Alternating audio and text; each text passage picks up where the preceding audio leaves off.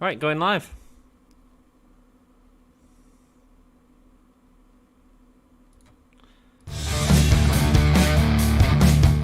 This is Got a lot of this ready, from the new day. Give me that whole yeah. Give it to me. I need it. Hello and a very warm welcome to the Gimme a Hole Yes. Yes. Yeah. Actually, Gimme yeah. a Hole Yes. You've got the audio on, aren't you? I can hear me echo. I hate it when I do that. Welcome. Hope you're all having a great day. Thank you so much for joining us. This is my dude, Dom. I am the dude. I am your dude. We're best friends. We've established it today for the first time. We actually said it to each other. I was a love moment, you. man. You're my best friend. It was a moment. It was a beautiful moment. You might need to pull your camera up now. I've got you to put it too low. Sorry. I'm an asshole. I've been moaning at him to put his camera down, and now it's putting it up. Lovely to see you all. Thank you so much for joining us. Ivan says he was watching the Eve stream. I was watching the Eve stream. Excellent matches. Excellent matches. Love the one with Kaylee Ray and Tegan Knox and Rhea O'Reilly and Nikki Cross. Yeah, great matches. Make sure you subscribe to them and make sure you see. We are going to be joined by Dan from Eve very shortly. We've got Matt Riddle and Ali happening on the kickoff show, Dom. Should be cool. I'm looking forward to it, actually. It just feels a bit like. I like Ali. Yeah, I like it. I think this match could be great, but like it's a kickoff show, and we know what. I like Riddle. Yeah. I like Ali. I think that they've, both been well. Riddle's been massively pushed. Ali's been completely underutilized. Absolutely. So I'm hoping, against hope, because it's not obviously happening, that Ali takes it tonight and gets a U.S. title win. I assume it's going to happen at Mania, personally, but we'll see. You think Ali and Riddle are going to go head to head at WrestleMania? Maybe kickoff show again, yeah. Emma says, "Hey guys, hello Emma. Hope you're having a great day." Dom, say something nice to Emma, please. Hello, darling. Nice to see you. Hello, darling. Nice. Hello, darling. You're amazing. You're amazing. Love you. Totes amazeballs. How are you doing? Hey everyone. Who do you think is causing it to be late today? I'm thinking it's Ant because it's never Dom, says Emma. Well, I did go to the bathroom. I emptied my bladder. Yeah, I brushed my teeth. It was both of us today. Had my vaccine on Friday, so my arm hurts. I'm glad you've had it, Jack. That's awesome to hear, my dude.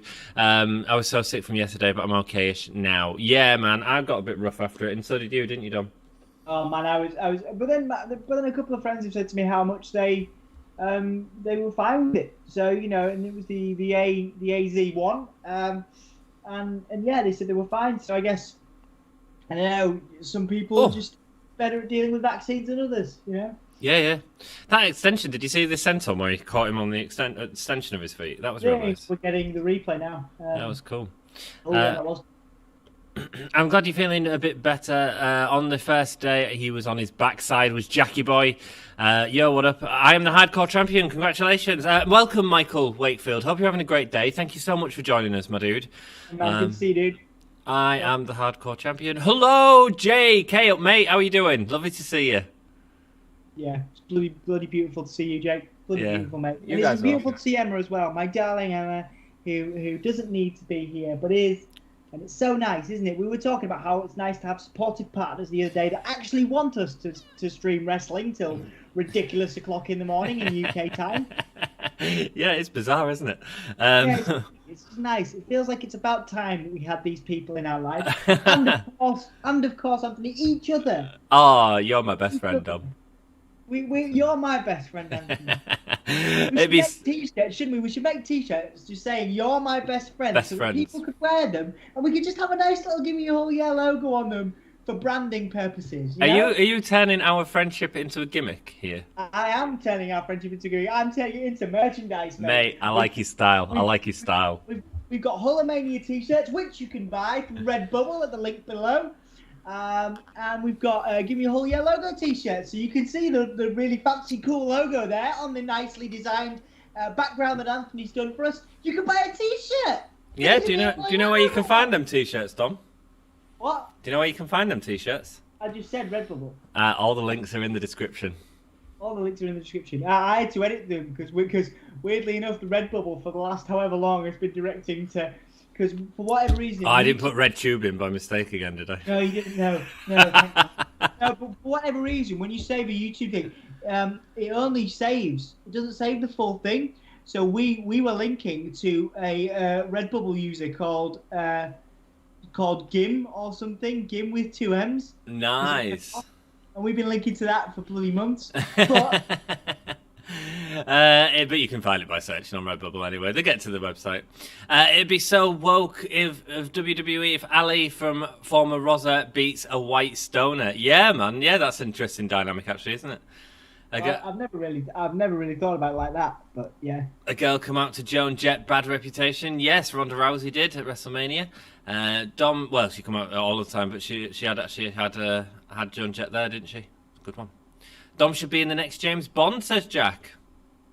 I mean, that's cool. I mean, I'd like to be in the next James Bond, you know. I could definitely make that work.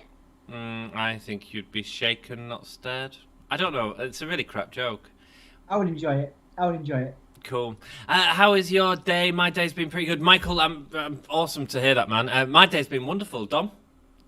Yeah, my day's been really good, mate. My day's been really good. I was at work this morning. Well, it's been long. I've been in college most of the day, which was stressful. But yeah, you know, it's nice to be here with you guys watching some wrestling after a long day of self-reflection and creative therapy work, which is what I've been doing with my weekend. And dudes, please stay with us because we need help getting through this. You know that. Me and Dom both have the AZs. Yes, we did. We both have the AZs. Did you have the AZ as well? AstraZeneca. I mean, I call it by the actual name as opposed to I was just trying to be hip and cool, you know. Down with the kids. Down with the kids like Seth Rollins. I was trying to have some drip, you know, like Seth does. Excuse me. Well, that's what. Is that a reference to his wife? What? What was this reference? The drip thing that Seth Rollins is talking about. Seth Rollins is trying to be down with the kids by saying, "Look at this! Look at my Seth Rollins drip, Seth dripping Rollins." And I was just trying to be as cool as Seth now. You are so cool. Dom is Elton John from the Rocket Man. Jack says a great singer. Dom, watch it. Have you ever seen Rocket Man, Dom? Rocket Man, the documentary? Well, no, the movie. What, the most recent one? Yeah. No, I watched a bit of it. Oh, nice powerbomb, picking up Ali there. The back suplex, that was cool. Yeah. Knee to the face. Knee to face! Devil, what if I get a partner who doesn't want me to stream? Behind you, mate. Oh yeah, right. Well, we'll wait till we'll do the then now forever, and then I'll pause it. I've just got the knee from he's just pinned him and kicked out. Okie dokie. I'll pause it when we get Dan on, and we'll do the then now forever. I'm not actually that bothered by this match. I'll be perfectly honest. I am. If Ali wins, I'll be super buzzed. But if Ali doesn't win, I would suggest that Apollo might beat Big E. Right.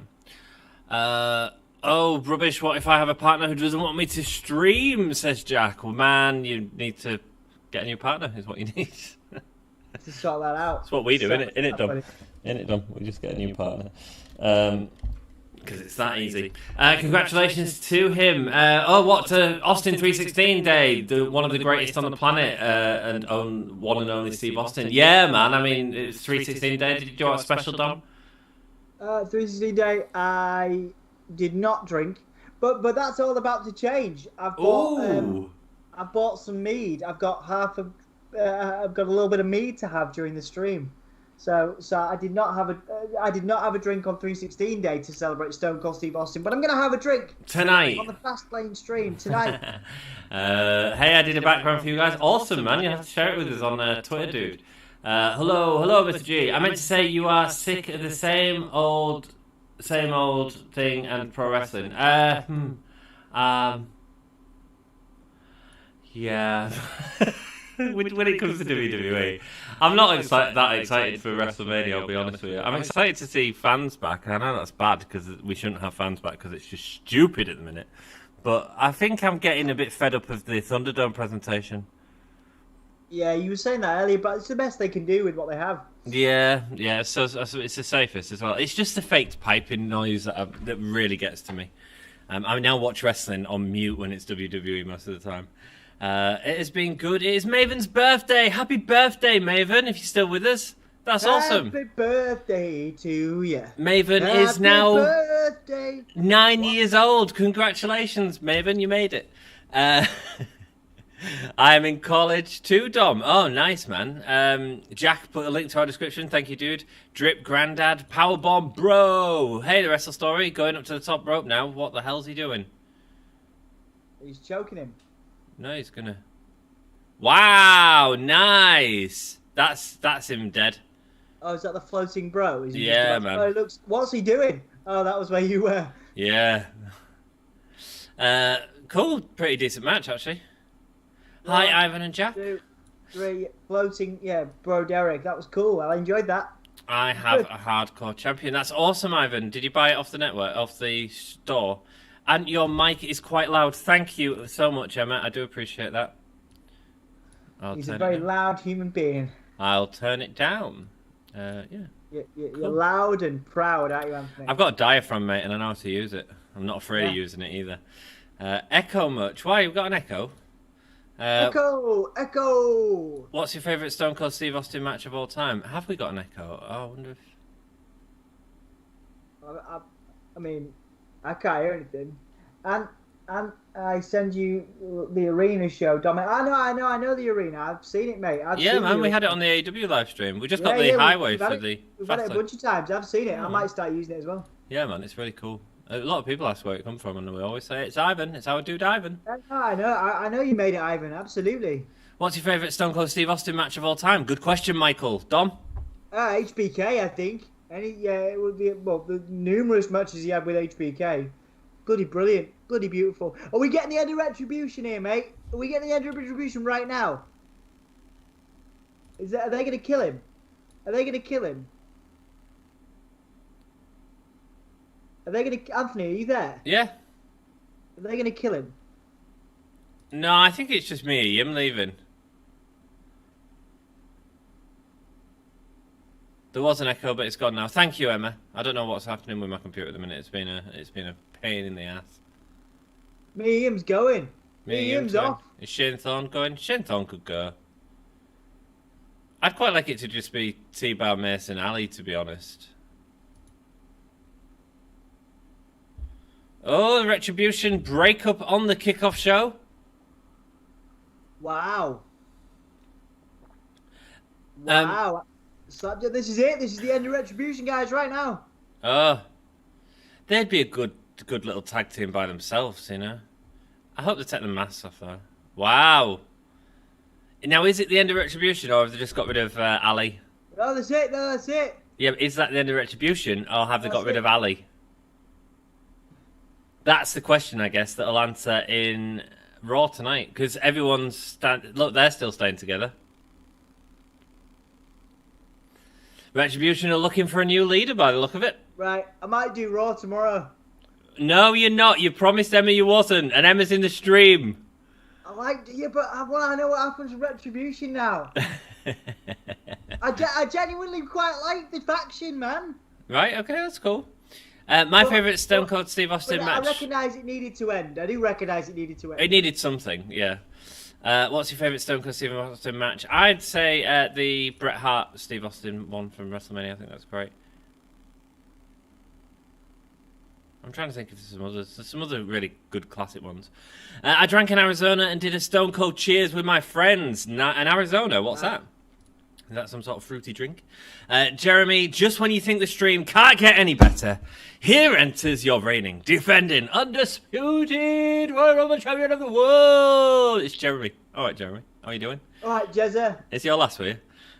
Michael 2 versus Brett at WrestleMania 13. I'm on your wavelength, Jackie boy. I'm 0 and 1. Hello, welcome, Snazzy. How are you doing, my dude? Lovely to see you. Yeah, I'm 0. I'm 1-0. I said Riddle was winning. Dom says Ali was winning. Yes. Yeah, cool. You're up 1. There's no prediction punishment though, so we're all right. So you're all right, you mean? And I send you the arena showed. Yeah, man. Yeah, I showed him it, Ivan. It's all good. It was great, bloody great. I showed Emma it actually. I showed Emma how proud I was that you made a Gimme a Whole Year Arena on 2K, 2K20, I believe it was, or 2K19. But it's so cool. That's awesome. It makes us feel special, Ivan, when you do things like that for us. It's lovely. Absolutely. Thank you, man. I open up a can of whoop-ass on everyone, says Jake. Nice. I do that every day, man. What's the point of blaming Retribution when it was all Ali's fault? Yes. I don't know. Well, that's the thing. It's like the cult leader, isn't he? Ali's like the cult leader, and we're all waiting. It's another tried and tested WWE trope. Is the cult leader that eventually gets his comeuppance because the people he's been leading turn against him. Mm-hmm. It's very overdone in WWE, but people still love it, don't they? Still love it. They still give them their money. Jeremy especially. My favourite Stone Cold Steve Austin match is going to be Stone Cold versus Vince McMahon. Another good match. It's great to hear all of your. Jake says Stephen Austin at Rock Mini 17. Oh no, says Futuristic. Raw tonight. No, I got my Riddle figure. Nice, cool. Nice. Michael Wakefield, do you see me with my new haircut? And also, tell me if it kind of looks like Dean Ambrose's haircut. Kind of. Yeah, that you look very similar to Dean Ambrose in that shot now, dude. Very similar. You'll regret it, says Emma. That was quite threatening, actually, Dom. I don't think Emma meant it to be as threatening as it sounded. I think she probably did, because she didn't put anything after it that would say anything different. No, she didn't. It just says you'll regret it. You must have taken that off, Anthony, because you're a manipulative weirdo. Stone Cold Stunn's Trump favourite moment. Nice one, Ivan. Yeah. You did. You deleted it, you muppet. Yeah, I did it. No, I didn't. I don't know what you're on about. You evil person. Oh my God, Emma, right? If you're still there, he deleted the comment that said, wow, that sounded threatening. That's not fair, Anthony. Don't stifle people's speech. Don't stifle people's speech. That's our community. That is our community. Never mind that Emma's my partner. That's part of Emma's part of the community, and you're deleting comments that don't need to be deleted. No, I never delete comments, Dom. I don't know what you're talking about. I can see that the comment that follows immediately the "you'll regret it," which was "wow, that sounded threatening," was deleted by you, because I can also see that, Anthony, because I started this channel too. Stone Cold Stuns Trump, the favourite moment. I'm good. Had a busy day. It's going to be like that for my spring break. Nice, man. 19, you should show the UFC thing I made. There we go, man. Yeah, we can do. Just share it on our Twitter. Put it in the message and we'll share it. Stone Cold passing out bloody in the sharpshooter is my favourite Stone Cold moment. Yeah, man. I said the same as the Bret Hart match. I think the entire thing is outstanding. It's brilliant. Echoing again. Am I still echoing, guys? I don't know what's going on today. There was the Crimson Mask spot in that match with Shawn and Stone Cold, which was echoed most recently on Dynamite, wasn't it, Anthony? With the Are you on about Bret and Stone Cold? That was the famous. Was it Bret and Stone Cold? Yeah. Oh yeah, sorry, Bret and Stone Cold. Yeah. It was. Brit really knew how to find the camera. She was outstanding, man. My t-shirts are on the way. Awesome, Jack. Hope you enjoy them when you get them.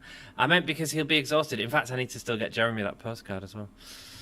Good evening, my fellow Honeymoonians. Danny Hargreaves has joined us. Hello, my dude. Hope you're having a great day, mate. Dom versus Anne at La Mania. Yeah, absolutely. People always want that. But you know what? We gotta keep it. We're gonna keep it chill, man. We're gonna keep it chill. We're best friends. Best friends. It's still here for me, says Emma. Yeah, it's still there for Emma. So I don't know what you're on about. Put it back up. No, Stone Cold Stuns 45 is a great moment. Yes, it is. And red card and apologise to Emma. Screw off, Jack. I'll be in and out. I'll definitely be here for the aftermatch and review. Oh, it's all good, my and review. Thank you so much, Snazzy. We do appreciate it. If you could all drop a like on the video, dudes, it really helps us out. Lets more people see that you're coming to hang out and watch Alexa Bliss versus Randy Orton with us. Dan's going to be joining us in a minute as well. For the review. I'd never delete comments to look better. No, I do. I think it's hilarious. Yeah, Anthony does all the time. You get a raw, no pun intended, a raw and honest stream with me, whereas Anthony likes to manipulate things and chase things round. Oh, shut up. Manipulate. Janelle's joined us. Hello, Janelle. Lovely to see you. How are you doing? I was expecting a reply then for some reason. I was like, oh yeah, how's Janelle doing? I'm sure he's going to reply. But I was actually just giving you a little bit of space to say hello to my friend Janelle. Hey Janelle, nice to see you, dude. There we go. Ivan Anderson, I shared it to you, and Dom replied, Stone Cold Tyson, one of the favourite moments. Nice, man. Awesome shirt you're wearing, Ant. I really love you, baby. Thanks, Jeremy. That's awesome. Yeah, I'm a big Kiss fan. Jack, how did you find the quiz? Easy to navigate. Quiz? Was this on Discord? Have I missed something? There's a whole like society of people like on the Discord. There's loads of stuff that just happens. I quite like it. We don't really call them society, Dom. We call them the Illuminati. We live in a society. Which was did anybody watch the Justice League? Did anyone watch the? Has anybody seen Snyder's Justice League remake yet? Somebody, well, in the comments, let me know if you've seen it and what you think. I don't know why I keep sort of call and responding this. I don't know why I must be really into it because like I seem to think in my brain that someone's going to respond. Until Dan comes on. I haven't seen it yet, my dude. Dead easy. Sweet. Might keep doing them in the future. Thanks, Danny. That's awesome. I'll have to check that out later. Sorry, I've not been on Discord today. I've been working. Dom manipulates all the time on his streams, not like our honest aunties. Thank you, Jeremy. Thank you. You see, Jeremy doesn't even like bloody AEW. He comes on and he knows where the honesty is coming from. At least I don't do like your bloody nipple poems where you just like steal a poem all the bloody time. Dude. They're always original and you know it. Stop stealing lyrics from songs. Dude, the rest of the chat call you out for it, man. So it's okay. It's all right. It's all right. If COVID wasn't a thing, I'd be in LA right now watching WrestleMania at Sophie Stadium. Oh, was it due to be this weekend? All right. Would have been better for me this weekend, actually.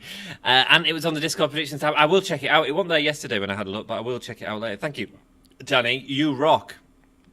Yeah, you do. Yeah, you do. You all rock. Ivan's wearing a Kiss t-shirt. Nice. Me and Ant are brothers. Yes, you are, my brother. Yes, you are, Ivan. Rock and roll. Right, the last stop to WrestleMania is about to happen, Dom. It's Fastlane.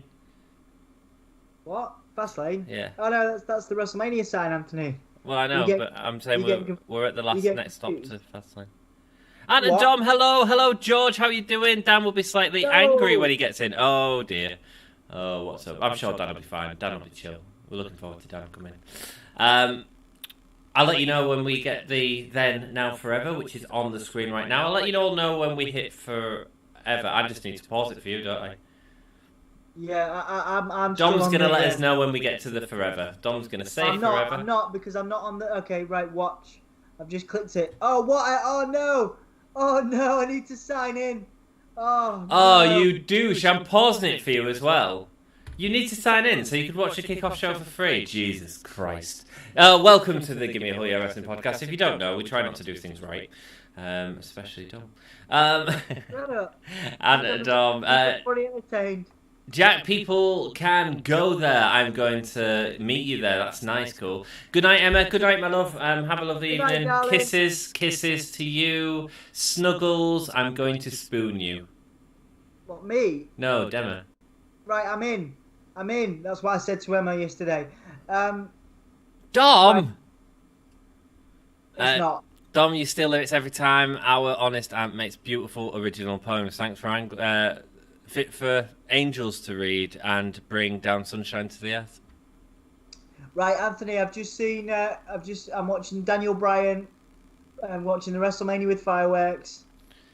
Oh, dude, you're ahead of me now. Oh, for God's sake, this is the most unorganized stream of all time. Once again. Do you want me to pause it now? No, don't pause it. Let me refresh my stream because I've paused it. Play live. Cool. Another famous Dom botch is it a Raw stream? I've caught a couple of your Raw streams, dude. There's a few botches on that, mate. Yeah, there is. There's always some botches.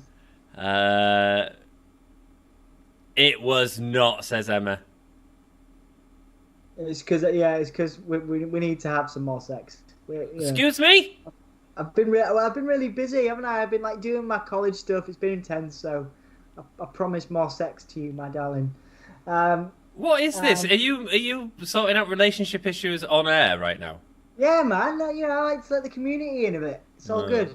Let the community in. Jesus, please don't. Let them in. And what match are you looking forward to today? Great question, George. I'm looking forward 2-0. Bliss and Randy Orton, you said you were. Yeah, Alexa Bliss and Randy Orton. I'm just intrigued to see what they do. I don't think it's going to be good, but I'm intrigued to see what they're going to do.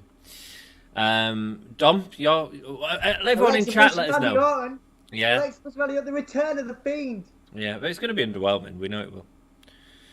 LMAO says Jake. Yeah, Jake's learning too much about Dom's sex life again.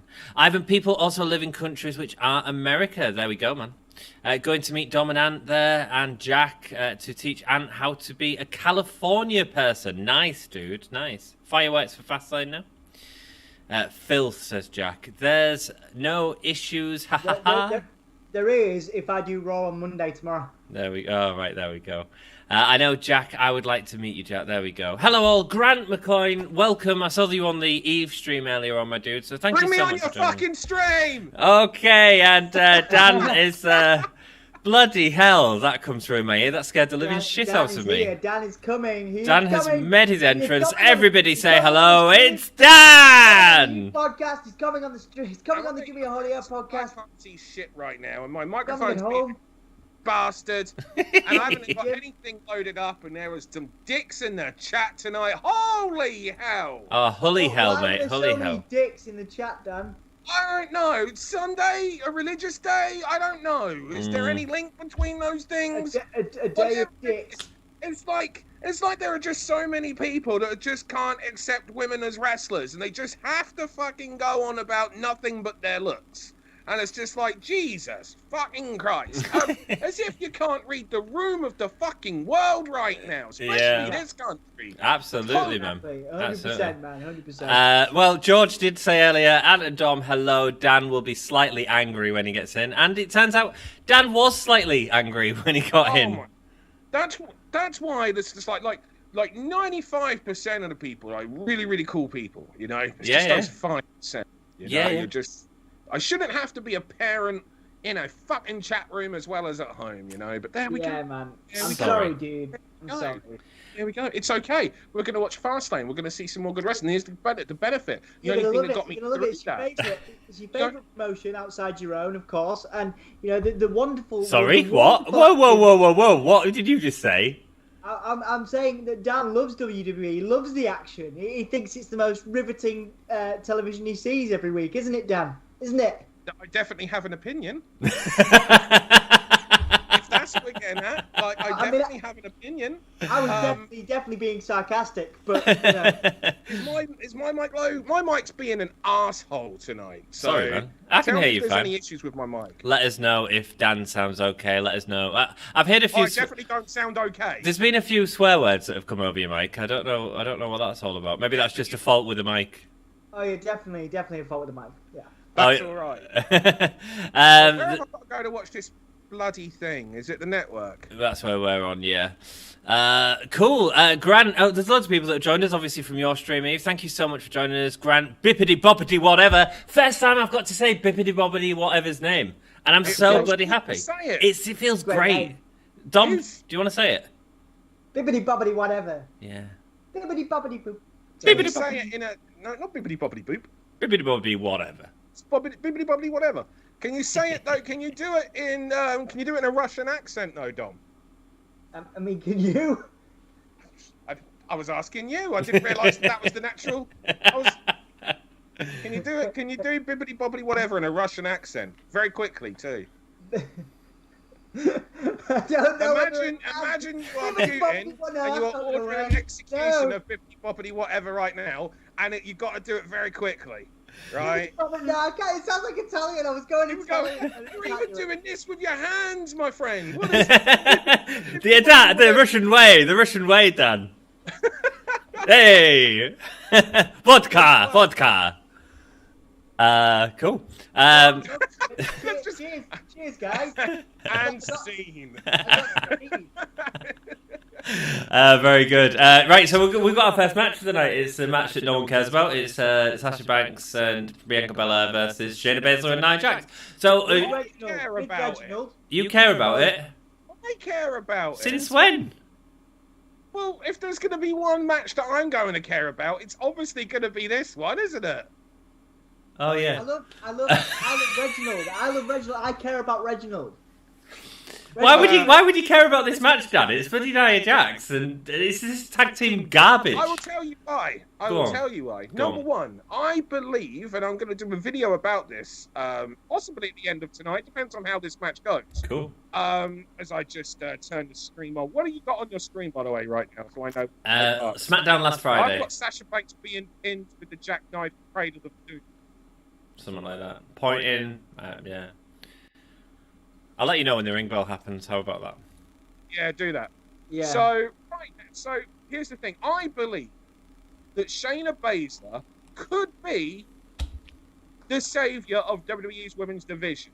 Okay. When it I like comes that. to generating interest, genuine emotional interest. Now, it does take more than one person to create that because wrestling is a partnership at the very least. But the fact of the matter is that I am scared that they are going to suddenly realize, almost when it's too late, that they need Shayna Baszler, just like what happened with Bobby Lashley. Because it is very difficult to create legitimacy in a wrestler. Yeah.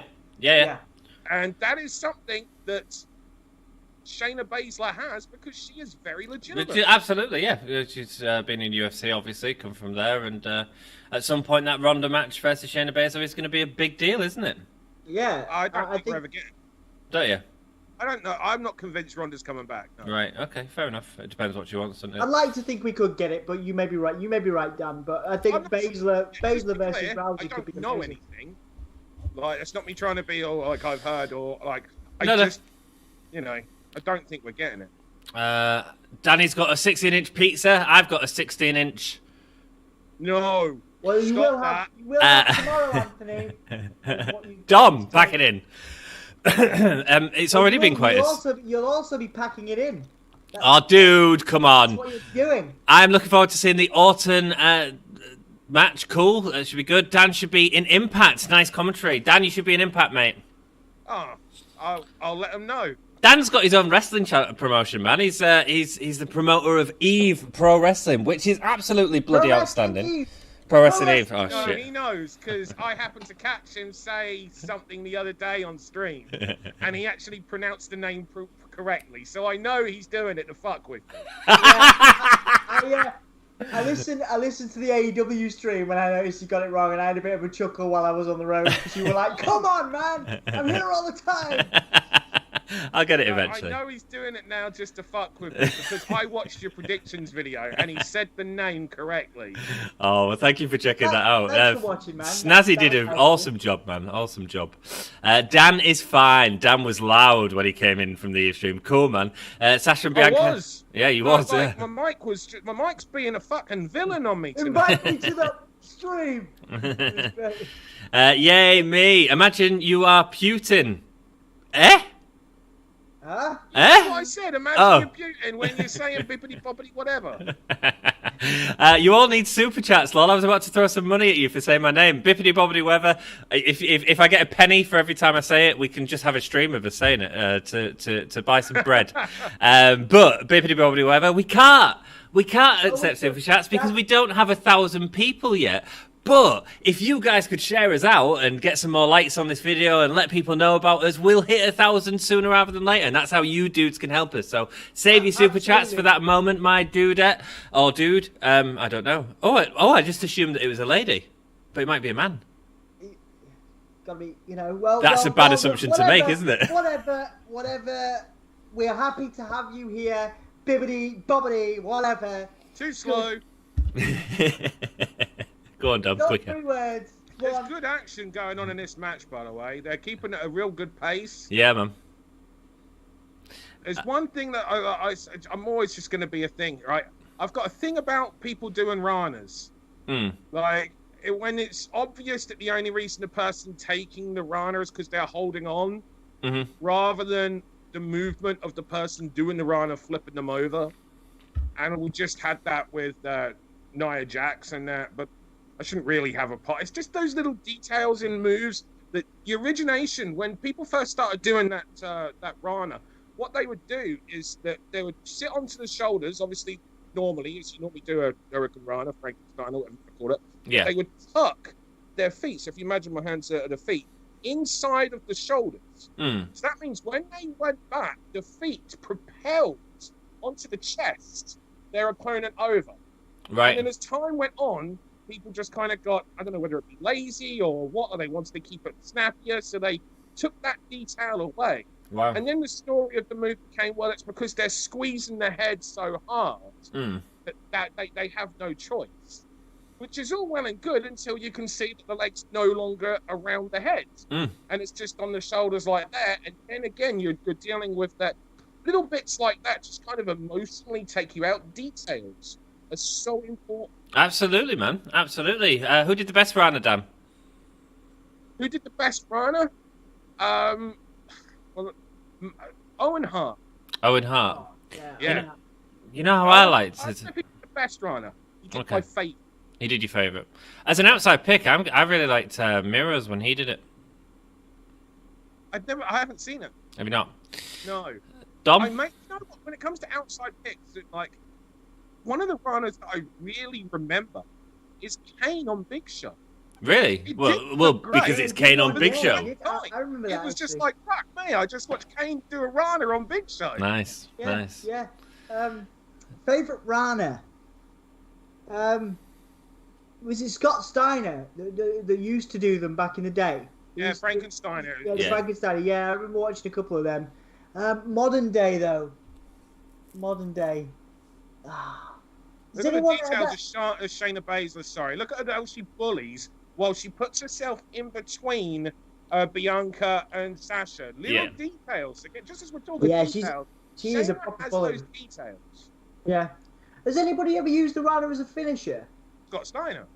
Yeah, Frankenstein. Apart from Steiner, I mean. Apart from Rey Steiner. Mysterio when he would do the springboard version. Oh, nice.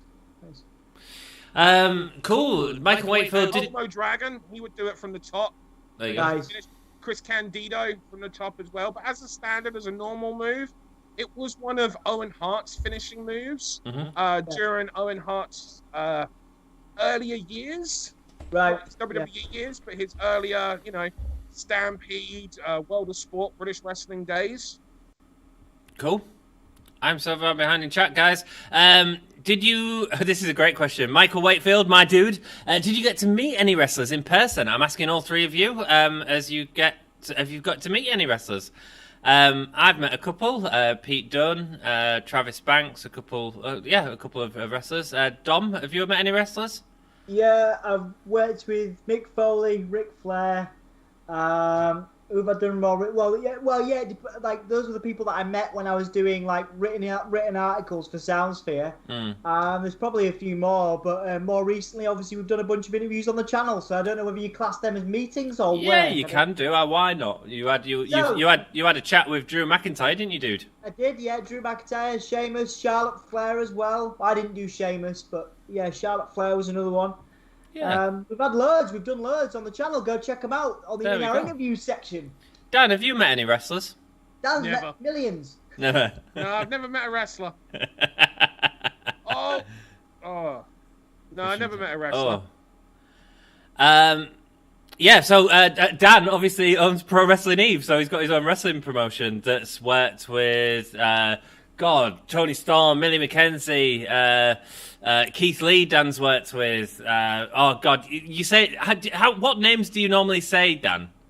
Well, I normally say I've worked with everyone from Aja Kong and Bret Hart to There you go. like Mick Foley and Yuka Sakazaki and Kota Ibushi and I always try to find the names that like later on in the alphabet. I always try to go with like A and B to like later on because I've worked with. But I can never remember names like that late in the alphabet. I suppose like, I don't know. I think part of the issue is because I've worked with so many that it kind of blurs. Do you know what I mean? Yeah. Absolutely. Because if you think beautiful 450. Wow. Oh, that was nice. Reginald and Sasha now. Oh, this is the end of the match. Yeah, we're at the finish. There we go. Putting the Karakuda clutch on. This has got to be the dissension between Sasha and Bianca, though, hasn't it? Well, I assume that's what they're going for. They've got to. Oh my God, that was awful. Women's tag title. I think they're going to win. I think they're going to do the Austin Michaels thing. I think they're going to win. That knee to the face. They're going to have to do a women's tag title match at WrestleMania, so I'm sure No. They're doing Sasha The thing and... is, right, they're going to find a place for Nia and Shayna at Mania. Oh, God, And yeah. I hope it's not just a women's battle royal. You know, No, you've got to get at least 2 women's matches on each night of WrestleMania. So, you know, you've got your Raw women's title, your SmackDown women's title, your women's tag team title, and one other. Oh, here we go. Yeah, here we go. Oh, I'm like a fraction of a second behind. Push from I hate Sasha. this. Yeah, it's so obvious. It's a bit over the top, isn't it? The problem with it is it's obvious because it's been done to death. Yeah, yeah. So again, we're seeing the same storylines. It's just the cast has changed. And there's the pin. That's Dom's second prediction that he's got wrong. And my second win. It's too obvious, man. I'm going to refresh to see if I can get up to the same place as where you guys are, because you guys are... I'll try and pause at some point. Just when we get. I'll tell you when the Then Now Forever, shall I? We messed up that as well. And what do you mean no one cares about it? Everyone cares about Sasha Banks matches. Yeah, I mean, it's just too obvious, man. It was a well-worked match, though. Let's be perfectly honest. Bianca Belair is a star. She's every time I watch Bianca Belair, she's so good. Her facial expressions are really good as well. Imagine what the pop would have been now if there'd have been an actual crowd when she did that. Yeah. Oh, yeah. But would it? Because it's so obvious, isn't it? No, but how many women do you see do a 450? Oh, the 450. Sorry, excuse me. The first woman I ever saw to do a 450 was Emi Sakura. Oh, Emi Sakura rocks. And I will still maintain her 450 is best 450. the best. Like, because she just gets so quick, like the speed, the velocity. Because that's the purpose. The purpose of doing the flip for the turn, the idea, the story behind it, to get more adding velocity. Yeah.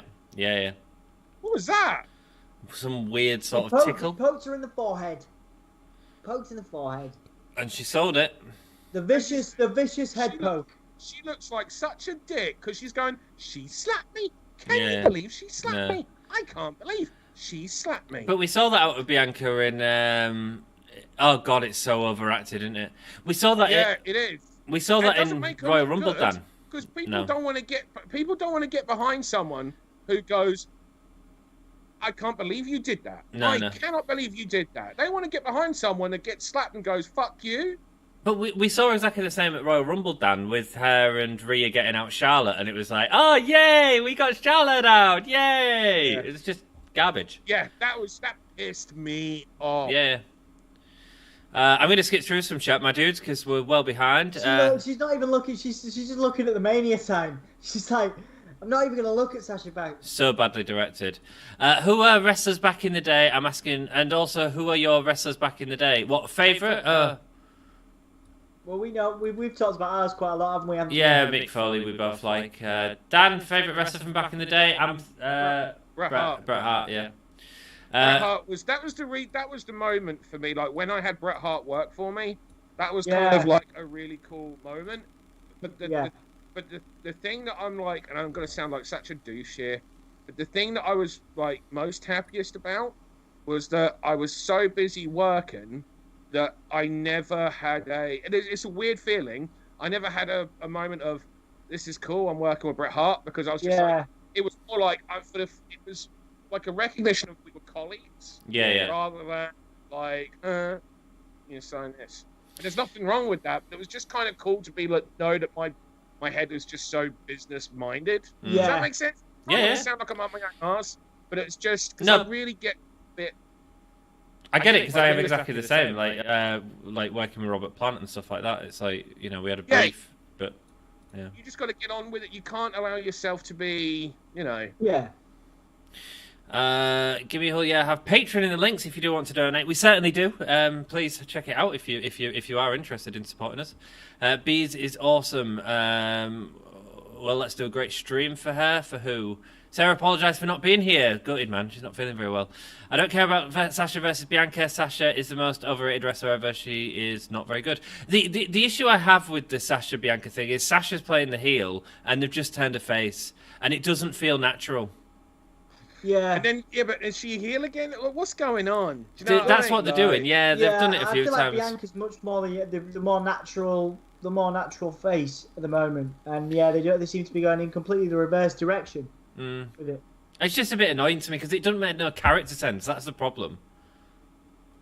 Danny thinks I'm too lazy. Oh, Stupid Express he's put on the Strowman Express. Wow. Yeah. And he's now faking an injury. They're just doing the big show. It's the which way did he go? Which way did he go? That kind of thing with Shane, but he's playing the villain this time. But that's what they're trying to recreate. They're trying to recreate a variation of that big show Shane McMahon feud that they did many years ago. I'm too lazy, and I am planning on going up a membership level on Choco Pro tonight. That's awesome. Supporting Choco Pro is great as well, Bippity Bobbity, whatever. Yeah, absolutely. That's great. But we do. Hey, look, honestly, you're supporting us just by being here. We do appreciate all of you. I will say as well, there's Bippity Boppity. I don't think this will actually matter to you.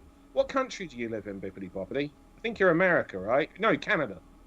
Canada. Me and Crazy Jake and Dan. 340 more subs. Yeah, man, absolutely. Sasha is just botching around and can't got a promo. Yeah, the promo's not the best. How many matches are there still going on? That's what I meant to say. There's a link in. If you look in the description, I put all the matches on there, so you can have a look, Michael. There. I completed Dan on the stream today. Nice, man. Ginger, how? Sorry, someone's saying Dan stream UFC. I did watch UFC, but I'm not going to stream it. No. Have you seen Dana White's press conferences? He gets very angry. Hold on, are we on the actual show or are we on the pre-show? Oh, this is the actual show, yeah. The actual show. Is this the actual show? Yeah, really early, isn't it? Shit. So what was the pre-show match? Ali versus Riddle. Good, decent match again. Oh, I'd expect so. I'm assuming Riddle went over. Yes, but Retribution broke up as well. Well, Retribution broke up. No, they all left Ali, basically. Yeah. Well, no, Slapjack and Mia Yim left, and the remaining members, T-Bar and Mace, chokeslammed Ali. See, people just don't like Antifa. Yep. All right, thank you for letting me know. Ivan, I went 9-1 on UFC. Nice. Scott Steiner's Frankenstein and my D says, was cool just to see him do it. Yeah, man, there we go. Owen Hart, hell yeah for Albertan wrestlers. Sounds like you're buying a beer. Jeremy, blah, blah, blah. Who were your wrestlers back in the day? I'm asking. Who are our favourite wrestlers back in the day? We've answered that. We just said. Blackheart Jared Reed has joined us. Hey, up. How are you doing? Yo. How are you doing? Nice to see you.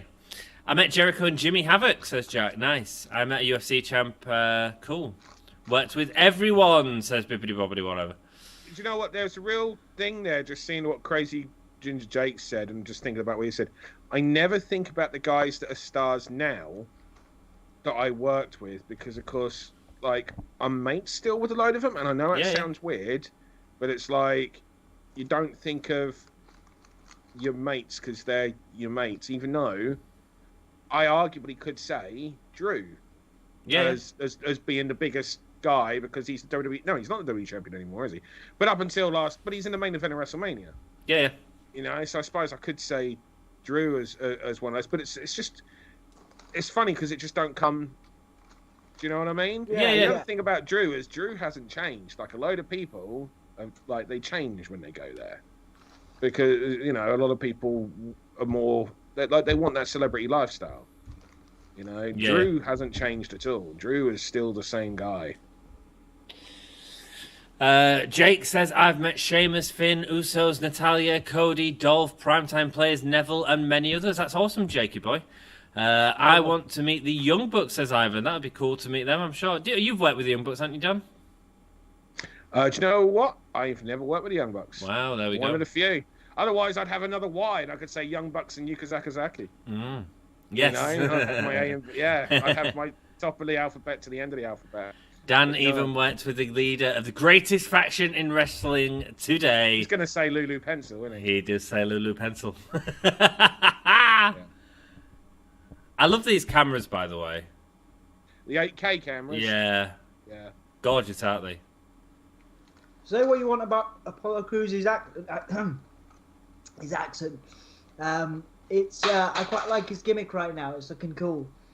It's I better. don't know if I like the fact that it's a villain, though. Like, it's kind of like there's a part of this that just screams like racism from the writers in WWE. I know what you're saying. Do you know what I mean? If we're gonna have a proud black guy going about his ancestry, then we've got to make him a villain. Right, yeah. You know, Which now is I a could be WWE reading too much into it. I could be being a dick. Like, you know, at the end of the day, I'm not black, so I can't talk as a black guy. No. But, like, it's just something that makes me... there are several things that I'm never comfortable about making someone a villain. Mm-hmm. Like, heritage is one of them. Mm-hmm. Where, you know, and whether it be your nationality, your country you're from, or... I'm more of a big believer that your morals and ethics are what define you, not... You know, I mean, it's going to be easy to turn though at some point as well. It's a WWE thing, though, isn't it, Dan? It's a WWE thing. They've done it for years, wrongly. You know, with people from different countries, for example. There was a time when that was just the thing. You know, your GI Joe era. You know, like your Action Man era. But it just screams that, like, you know, it's 2021 now. Yeah. And it just feels like any person that's doing something that is, you know, more based on heritage and coming down with, you know, like, to me, that's the kind of thing that should more be celebrated, especially with it's because of the world we live in right now. Yeah. You know? Yeah. Absolutely.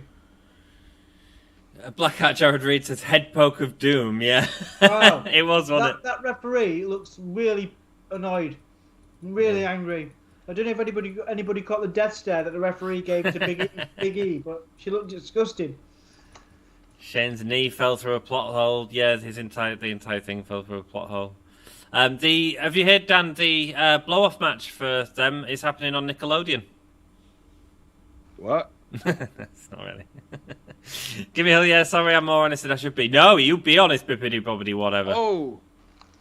Quick start to the match. Canada for the win. Canada! Here's only 5 matches now. This might be early. Yes, end early. Yes, that'd be cool, wouldn't it? How bad is the change in accent in Apollo? I don't care too much because I didn't hold on to anything from Apollo because they weren't doing anything with him. That's true, that. It's almost like he's, you know, gone away, come back, and that's perfectly fine. Yeah, well, he just wasn't there, was it? Do you know what I mean? He's sort of had this bland gimmick for where he just smiles for such a long time that I don't put anything onto Apollo, so I can get over the accent change quite easy. Yeah. What about you? I'm never a fan of big changes like that personally. I just think it's very cartoonish, but it is what it is. I'm not going to lose my, you know.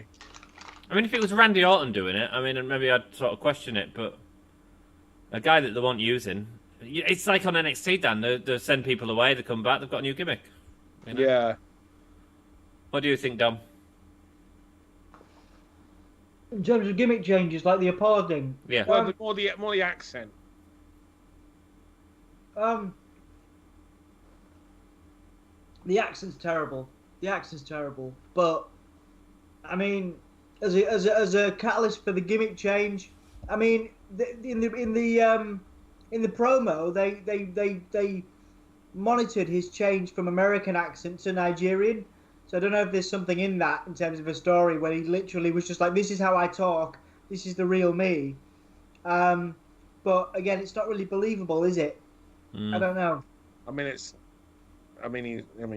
know. I've never heard him talk like that before. I'm not saying he necessarily doesn't. Maybe like I know a number of my friends when they go back to or when they're beautiful. A number of my mates who are Indian, for example, when they're chatting to their mates or when they're at home chatting with their family, their accent completely changes. Fully, yeah. You know, so I wonder if it's I wonder if part of that is what's being brought up. I don't know, but again, I feel almost without it being fully explained in a way that, like, I almost kind of feel a bit, awkward. Cheating. To talk about. I understand that. Yeah, I understand that. One thing I will say, just focusing on this match, is it feels very booked into a corner because Big E shouldn't be losing the title this early. No. But Apollo, if he just loses this, then he's just lost. He's gone through a gimmick change and everything, and he's just lost again. Yeah. And he's lost for the last few weeks as well, as far as I'm aware. Which is just like, so no one goes anywhere from this match, really. You know, either Big E gets stalled in his run, or Apollo Crews is still in the exact, well, maybe not the exact same place, but he's not really much better off. Yeah, it's tough, man, because like I can see why you'd put the belt on Apollo right now to just have him lose it back at WrestleMania. Because I think on our prediction, Snazzy made a really good comment of a 4-man tag, a 4-way Mania, which is probably going to happen. And you put the 3 heels against Big E, so you put Sammy, Apollo, and Corbin against Big E, all people that they want to get on the show somehow. And Big E coming on top of that. So maybe that is the right time to take it off him now just to give him it back at 3 weeks, you know? Yeah, but like, I just hate that whole mentality of doing that to get like the pop-up Mania or... Yeah. But then, because the thing is, who's really gained anything? Well, I suppose, no, that is a way you can do it. Is as long as Apollo goes on to something and isn't like, that was your... But we all know that he will just be forgotten about again. Just saying, Grant McGloin, I didn't know Apollo had a fake accent, so I don't remember him saying anything before. Yeah, so true. I mean, yeah. He didn't really have any decent promos or anything, did he? But that frog splash was decent. Yeah. Apollo Crews is They're both great. They're both ridiculous talent. Yeah. Like, here's the thing about Apollo Crews. Like, this is how good Apollo Crews is. Apollo Crews wasn't a name on the indie scene, really, you know? No. He was just a very, very talented indie guy. It's not like a load of people are going to buy tickets, with all due respect to him, to go see Apollo Crews. No. That being said, he was so good that a load of UK promoters would come together, club together, to pay for his flight and create like a couple of weeks schedule where they would all book him on their shows. Because he was such an incredible wrestler, and he got over in every town. Right. And to, you know, if you're an indie guy, you know, working for some of these shows that aren't, you know, bringing in like that indie hardcore smart audience, you know, like it's a big deal for those promotions. Was that a 4 count? What was that? That was messy. Was what that was. What the hell was that? Was that a 4 count? No, what it was, it didn't. I get what their plan was. It didn't quite work. Are they doing the double shoulders down? It seemed like they were trying to go for that, tell that kind of story, but with Big E winning or a count, whatever it was they were going, it was so messy. Yeah. And the thing is Apollo loses again, and okay, he's doing a beatdown angle, but it just doesn't feel like that flowed. It doesn't feel like I agree. Yeah, I agree too. Bippity boppity whatever. I met Booker T and my father, who has a brain injury. They literally asked him if he knew my dad's Afro-Canadian friend. Booker is so chill. I thought he was going to kill my dad for a minute. Wow. Bloody hell. Do you know, Apollo, I'm so glad Apollo has gone from doing that that over-the-shoulder powerbomb into the angle slam. Yeah. Because that over-the-shoulder power slam, it just takes too long. Mm-hmm. Whenever you've got a good finisher move, it needs to be snappy. Either snappy, yeah. Either snappy like that, as in just like an RKO, or it needs to be like a quick sudden, like a Blue Thunder Bomb, for example. Even the pedigree, you know, like there's the flow into the pedigree, but there's also ways of countering it as well. Whereas his over-the-shoulder powerbomb, he'd have to hold him there and then run and then turn, and it's just like, that's not a baby. You can't suddenly do that as a baby. You know, because it was you lose impressive. the momentum and the pacing of the match. Impressive looking, but not quick enough, not snappy enough. Yeah, it's not a finish. It's a move, but not a finish. You know, whereas like the angle slam, we've been conditioned to believe that's a finish. In addition to that, we've seen numerous counters to that over the years. So you can tell a good story. You can tease that move. You know. And you can do different types of counters as well, different severity to the counters. Danny says, it's like Lana just dropping the accent. It's awful. I'm trying to suspend my reality. Yeah, that's fair enough.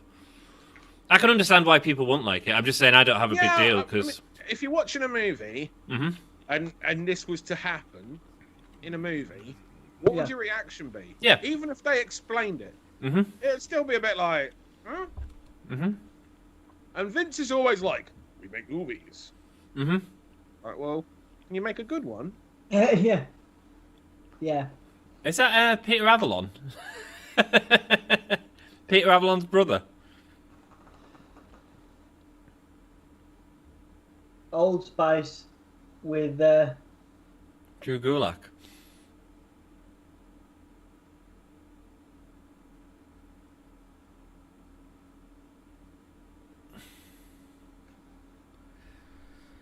Oh, what a load of crap. Of course, our truth's hiding in the Old Spice.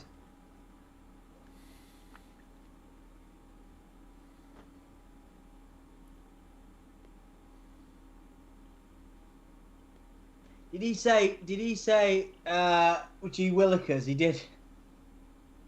Did he say what? G Willikers. The Old Spice guy. He used like a. I think it was a Scooby Doo. Oh, Doc, what is this crap? Oh my God! The Old Spice guy just won the 24/7 championship.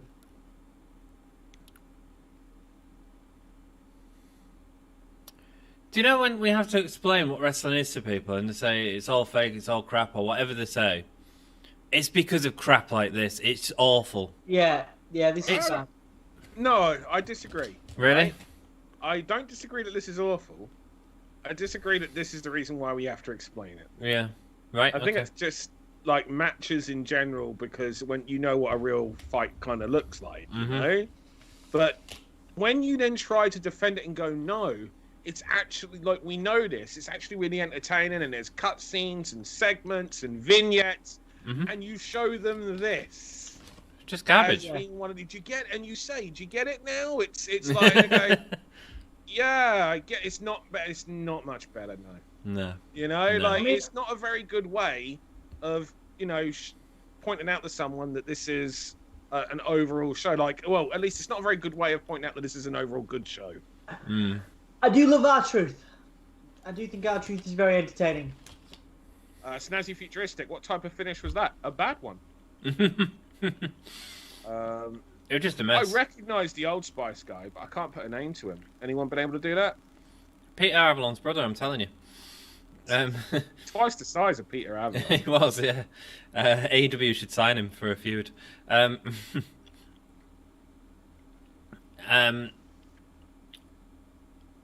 everyone. Welcome back, George. Hope you're having a good day, my dude. Yeah, it's Elias in the ring. He's going to see. Elias against Elias in a handicap match with Gunner against Braun.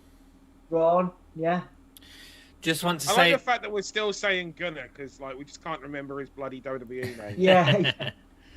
And I've said this before. I know he got into a load of heat, but man, when he worked for me, he was just an absolute pro. You know, and it's not like I spent any real time with him. I only spent the day. Do you know what I mean? And it's just like it's not like we were around each other the whole day. He turned up, did his job. We chatted for a bit. I had to. It was really awkward because he wasn't booked for me, and I remember saying to him, "Look, this was at a point when no one was really watching TNA over here, right?" So I just literally saying to him, "Look, you know, because he was actually in tour for the UK. It was an off day, and he'd messaged me and just basically said, "Hey, is there any way you can make a space for me on the show?" And so I was just like, you know, I've got a Rumble, I've had someone get hurt. By all means, come down. But like, I don't know what your regular deal is, but obviously, like, I can't advertise you, and I'll be honest, I don't know if anyone's going to know who you are for this audience that we're in front of. So, you know, we would need to work something out, you know, financially, basically, that's benefits to both. He was a complete and total pro, easiest in the freaking world, and we did business, you know? Good, yeah. I don't think anyone really did know who. I think, like, you know, there was like 900 people in the building. Maybe 20 of them, 30 of them knew who he was. but it wasn't. But this was at a time when like no one was watching TNA, Right? Yeah. you know, over here. So, like, which is funny because I actually had Aldous and Doug on that show, and people nice. did know British Invasion, but British Invasion were names when TNA was popular over here. Gunner wasn't. Oh, cool. I'm chatting to Doug tomorrow, actually, Dan. Are you really? Yep. Tell him that you know me, because I will do. me and Doug are good mate. I was literally chatting with him yesterday. Oh, nice. Yeah. There you go. Awesome. And you can check that interview out on the channel in the next few days. We've got Doug Williams for a chat with Dom. He's a good... honestly, Doug is quite possibly the most underrated wrestler of the past, like... I don't know. A lot of people say that, Dan. Yeah. Yeah. A lot of people, a lot of Brits say that. He was supposed to have main evented a TNA pay-per-view against Kurt Angle for the title. They had a little really? but plans change. Mm. But like they had a tremendous match on TNA TV, which is about as good as they had. It was only like a 5-minute match because it was like Russo era. Nobody does long matches on TV, you know. Mm-hmm. But it was about as good of a 5-minute match as you're ever gonna get. Like, there's 2 matches of that caliber for that time that come to mind. One is 1, 2, 3 Kid versus Owen Hart, King of the Ring 94. Oh, yeah, man. Yeah. And Doug Williams versus Kurt Angle was on that level. Wow. And it was so good. And Kurt loved Doug. Mm. Like, everyone that Wonderful to wrestles hear. Doug loves Doug. Everyone I've spoken to when we've had shows come in and stuff, love Doug. Yeah, he's ridiculous. Like, an absolute pro. And also one of those people that you can just... Sorry, we've got Eli... No, what's his name? Elias. Well, Eli, Elias is Braun Strowman in the ring right now. And you can tell by the fact that, you know, we're not talking about it. That it's just garbage. This is a Raw match. Yeah, it is, yeah. Would it have been better? And here's the thing. It's not even a good Raw match. No. Would it have been better if Apollo joined the Hurt Business? No, I'm quite happy with Apollo where he is. I mean, I wanted it to happen at the time, but I prefer this now. Mm. He'll get more out of it than I think joining the Hurt Business. Yeah. And it'd be too similar to Lashley, I think, as well. I think this is a way to get Braun Strowman on the pay-per-view. He's still quite a popular name, isn't he? So I guess that this is nothing more than having Strowman on Fastlane, as far as I can think. I don't know if you think what you guys think on that one. Dan, your thoughts on having I feel Braun? that we've seen this match before on Raw many times. Yeah. Absolutely not interested. Absolute garbage. Yeah, and now and here's the thing: we've seen Elias get squashed numerous times as well in this kind of situation. But the idea that I'm now getting a semi-competitive match is just... Well, yeah. not just that. Braun just looks like an idiot. On Monday Night Raw, he got this awful segment with P-Suit. Now he's just getting beat up by Elias. And it's just crap. Hello, Apex Alex. How are you doing? Elias, but I wish they'd figure out something to do with him. Something that wasn't just teaming him with another bearded dude. Because I think he's really talented. But he's just had no direction for a long time, in my opinion. He feels like a guy that can be on the lower mid card, no problem, and just with a gimmick it works for me. Observing stuff that was confusing, and Apollo Crews finisher doesn't look like it should be a finisher. I quite like the angle slam. Oh, so it's the angle slam, isn't it? Classic.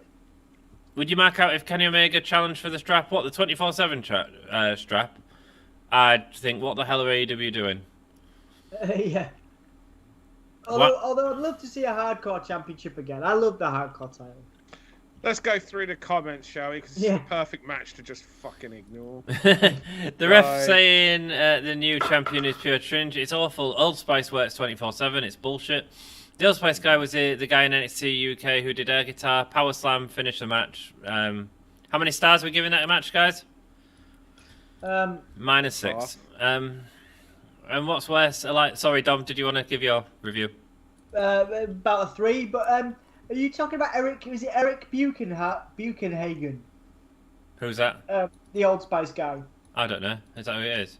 The guy doing air guitar. I think he was NXT. I don't know if he was NXT UK, but he kind of reminds me of him looks-wise, so he could be. Max Caster is at least entertaining. Jackson Riker sounds like the first officer on TNA or TNG. Hard to answer, Bippity. They're both so bad, lol. And check Twitter on Gimme a Hull Yeah page. I sent you something for the stream. Thank you, mate, but I can't use it for this stream, Ivan, because we're streaming. And I can't do two things at once. I'm male. I watched Gunner in Impact. I stopped watching Impact around that time while he was there. You don't know Jack? Yeah, the racist officer on Star Trek. Matty D, I like Doug Williams when he was on TNA. Thank you for joining us, Matty D. It's lovely having you here, man. Absolutely, lovely to see you, mate. Racist, how? Doug has one of the most brutal finishes in the business. What's his finisher, Dan? It's Chaos Theory. He innovated it as well. Wow. Jack Gable does it.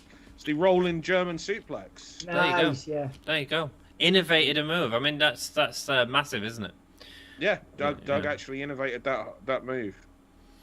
You don't know Jack? He called Black Lives Matters garbage. Who did? I'm lost in chat. We'll move past the politics for now. Yeah. Zondervan 666, the devil's in. And when are you coming down here?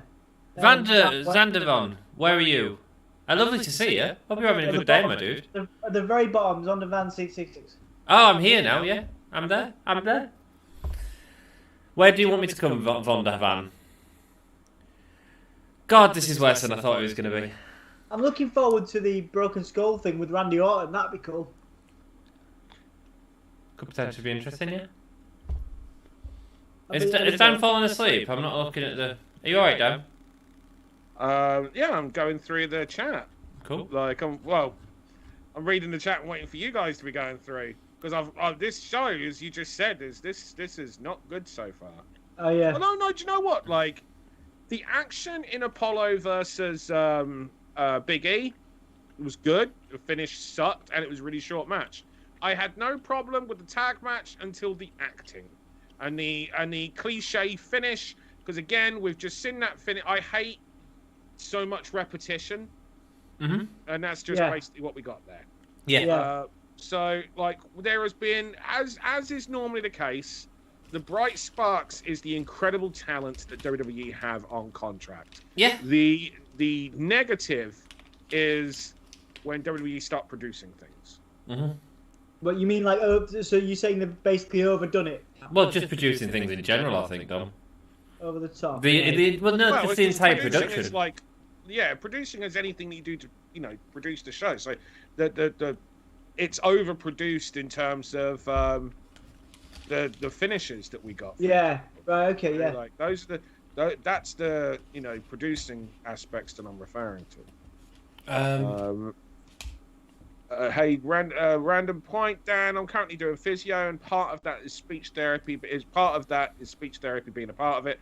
I think that copying your cadence is helping. Well, that's very kind of you. You don't know, Jack. Best of luck. I missed that comment. Sorry, man. Ryan Butters is here. Howdy. Butters! Butters! Butters is my boy who's hooked me up with Fastlane as well. Oh, has he? Oh, he's, Yeah. oh, sorry, Butters. You're not able to watch this because Dan's watching it, but you won't be disappointed. Oh, Butters is watching, but my God, Butters, it's so bad. Yeah, it's not been great. But at least it finishes earlier than everything else we've done for ages.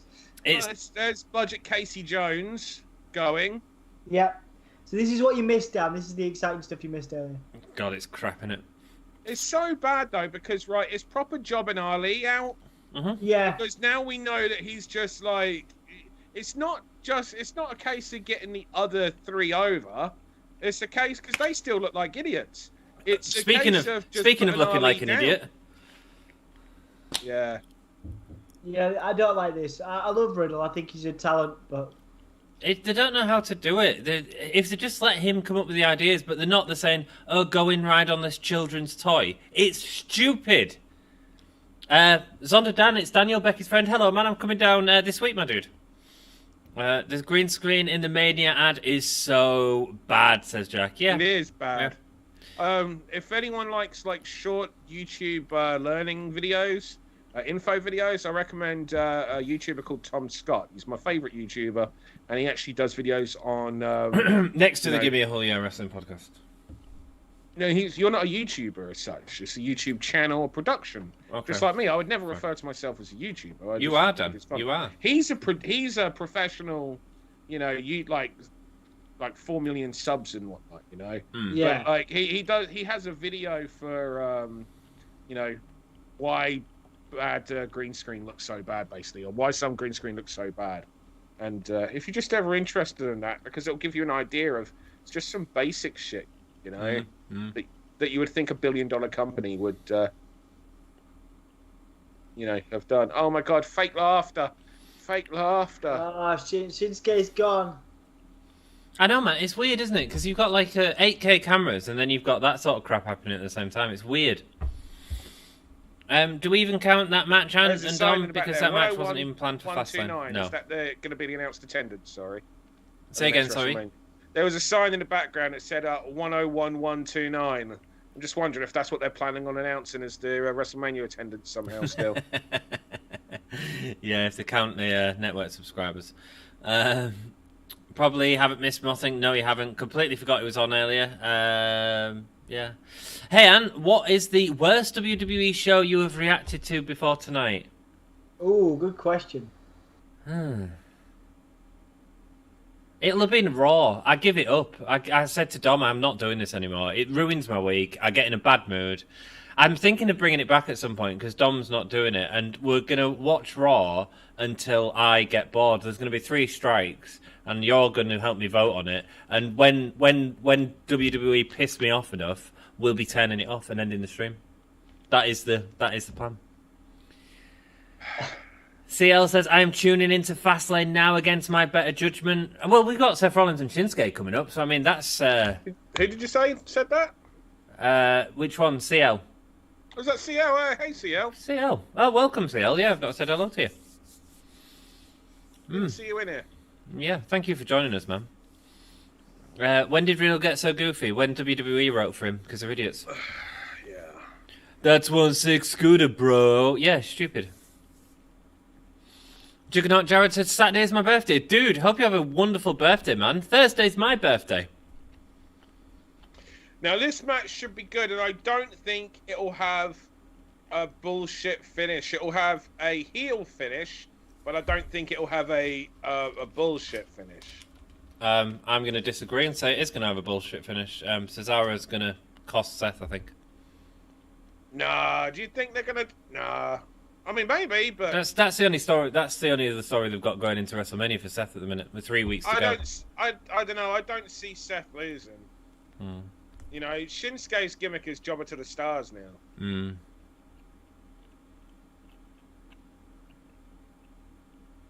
I love how Dan has pretty much become a regular on the channel. It's so good getting Dan's insight. Good, Jake. Good. Well, you enjoyed it before Dan, though, as well, remember, when it was just us boys. But no, Dan enjoys hanging out with you guys, you know, it's cool. True.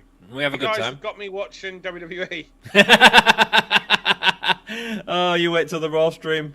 Uh-oh. Yeah, so I have agreed that, you know, I'll be a part of a Raw stream, whether it be the one leading up to Mania or the one after. I don't know. I'll do select ones with you guys. I'd love to do like Raw after Mania or Raw before Mania. That'd be cool. The reason why I'm thinking I'll do the Raw before Mania is because it's so I know what's going on into Mania. Well, not just necessarily know, but just kind of get a feel for what's going on into Mania. And then the Raw after Mania, like, there's back to no audiences. I don't understand why they don't do Raw at the stadium as well. Because they could probably fill that 3 days in a row. I don't know, 25,000, you know, gimmick. Yeah, maybe with the 25,000. There'd have to be cheap tickets though for Raw. I don't know. It's the Raw after Mania. You know, that's like the Raw. But who the hell's going to come down? You can't travel properly. You can travel into Florida. There's no restrictions. We can't. US. We can't.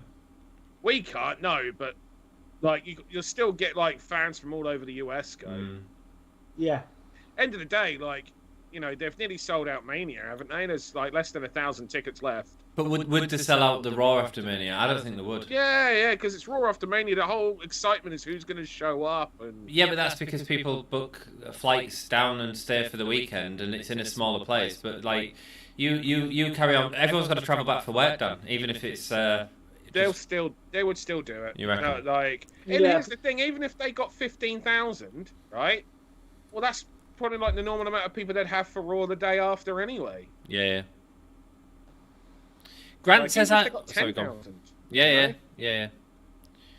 I only watch Raw for Asuka. Well, that's a very good reason, in all fairness. Just a shame you barely see her. When you do see her at the minute, she's been put in this awful gimmick with terrible matches with Alexa Bliss and a story with Charlotte Flair that was just garbage. That was so bad. Yeah. What else? Knee to the face. Matty D, AEW's last episode of Dynamite had the Britt Baker versus Thunder Rosa. Awesome match, was so much better than WWE's pay-per-view. WWE seriously need to step their game up, says Matty D. Do you know what? It's an unusual day because it's actually warm and like it's normally cold. So I'm actually going to take the denim off. Whoa! Dan's getting naked.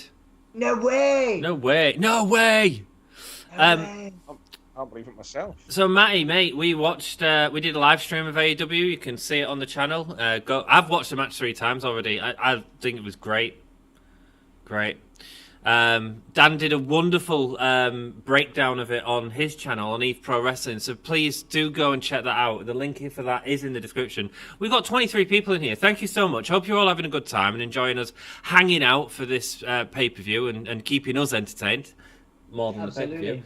We do Although appreciate right now it. we do have two of the best wrestlers in the world in the ring right 100%. now. With Seth Rollins Yeah. and Shinsuke Nakamura. Yeah. You But it's know? the wrestling of WWE style, Dan. I mean, we've seen what Nakamura can do outside of WWE. Yeah, but here's the thing, right? WWE style doesn't necessarily mean it's a bad style. Not all the time, no. We've seen so many incredible matches. Yeah, absolutely. In WWE, doing the WWE structure, and there are a number of guys as well. I mean, let's think about that SummerSlam match between Seth Rollins and John Cena. Like, what a freaking match! Several years ago. And that kind of broke the mold as well on what was going on and what people thought, like the pacing, the structure. That was such a fantastic match. Shinsuke Nakamura's had some tremendous matches in WWE. It's like the issue isn't so much like always the structure; it's the repetition of the same thing over and over and over again. Yeah. Sometimes it'll be that the guys in match B. Or match 4 or 5 or whatever, have just had the same structure as the rest of the matches. You need to, freshen things up. Sometimes you need to cut out the babyface shine. Sometimes you need to cut out, just go jumping straight into the heat. Or sometimes, you don't need a big dramatic, finishing sequence. Although we didn't get that. To be fair, we did not get that with Apollo and Big E, which is one pleasant surprise. The negative was it just felt like a SmackDown angle rather than a pay-per-view match. Yeah. But we're living in a different world now where WWE aren't thinking of it from a pay-per-view perspective. They're now seeing themselves as content providers for outside streaming platforms. So it's not so much about, selling tickets or selling pay-per-view buys. It's just about providing content for the people that are purchasing it from them. Yeah. The era of pay-per-view in many ways, as far as WWE is concerned right now, is now dead. Yeah, great insight, man. I agree. Yeah, it's interesting, isn't it, from a business model, what that means for them, Yeah. Do they need to do out, or do they just need to give people... We're all watching it, Yeah. I don't know why. CL's, Asuka and Shayna. Yeah, I'm with you. Okay, cool.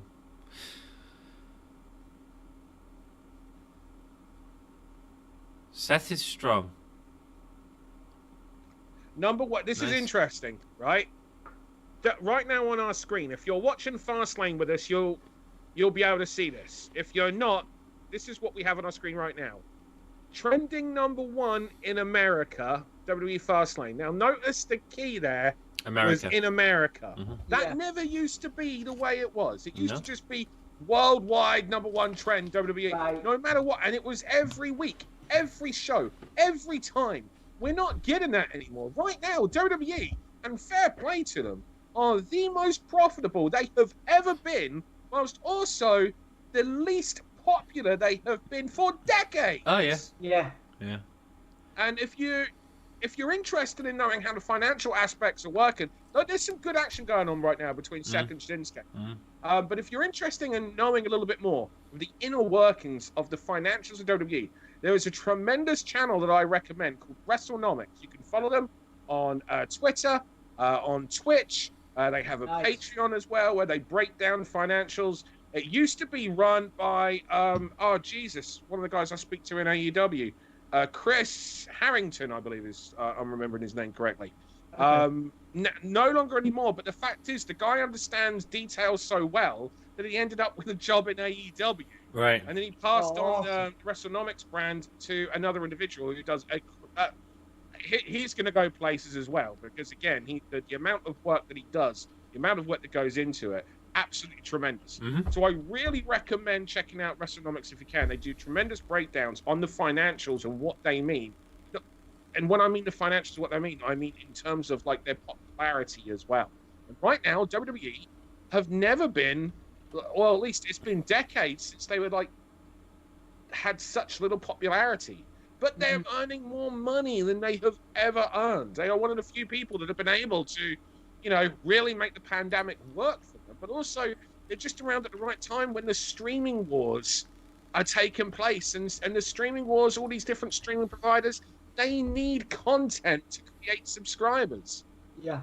And I'm scared from one side, because it was really nice when, Netflix and Amazon Prime were pretty much your only ones. Now you're going to have Prime Video, Netflix. You've got Disney Plus, which I have. You've got Paramount Plus coming out. Nice. HBO Max. I really dug that, because that was more, he turned sideways. And I much prefer the suicide dives where they turn sideways and use their bodies like an actual missile. As opposed to just hit them with a couple of fingers at the top there. I hate that. Oh my God, 3 more matches. He's always nice. I like that Seth Rollins. Seth is great. I think he's so he's one that he's a wrestler that we always take for granted. Oh, very much so. It's interesting because he's actually doing almost like a babyface comeback here. It's like this series of moves, very, very good. Like and fresh and different. It's what you would normally see. Yeah, definitely. It's been some interesting spots. You wouldn't see Randy Orton do a fast, successive series of offense there, as a villain. But you are seeing, and which is nice, because it means they're different characters, they're different things. But it's one of the things that makes Seth matches, more enjoyable, because the action tends to be a lot more faster paced. He's slowing it down now, but at least we know it's going to pick up a notch. Yeah. So the stream will end after the first segment of Raw then. Bryan Butters, you are not wrong. CL, hello guys. Hello my dude. Lovely to see you again, as we said earlier. I've lost my spot. Happy birthdays, bros. Yeah, man. So come and say happy birthday to me on Wednesday as we do an AEW stream. I feel like WWE worldwide leader in bullshit finishes. I'm with you. It'll have a bullshit finish. It's WWE. Yeah, I think Seth will win. I agree with Dan. No interference. Cool. Dom, Ivan sent you something on Twitter. Happy birthday. Thanks, Grant, man. Thanks, dude. Just responded, Ivan. There you go. It's very cool, mate. It's your Matt Riddle figure. That's awesome. Down do Raw after Mania. It's the biggest one. Or as I call it, Cake Day, says Grant. I don't think them two are related. And I sent you something on Twitter. Thanks, mate. Never skip Cake Day, bro. It's on the Gimme a page. Thanks, man. I'll check it out later. Americans are insane. They will go. Sorry, Americans in chat. Yeah, no. I to be honest, I don't think necessarily the people here. Everyone's got a difference of opinion on it and stuff like that. But yeah, it is a bit crazy. Well, saying that, Bristol was pretty crazy here in the UK tonight. Why? What's happened in Bristol? Oh, have there been protesting anti-vax? Big riots. Really? Like lots of people hurt. Oh no! Yeah, really, really bad. Missiles thrown. Just like old school riot almost. Not good.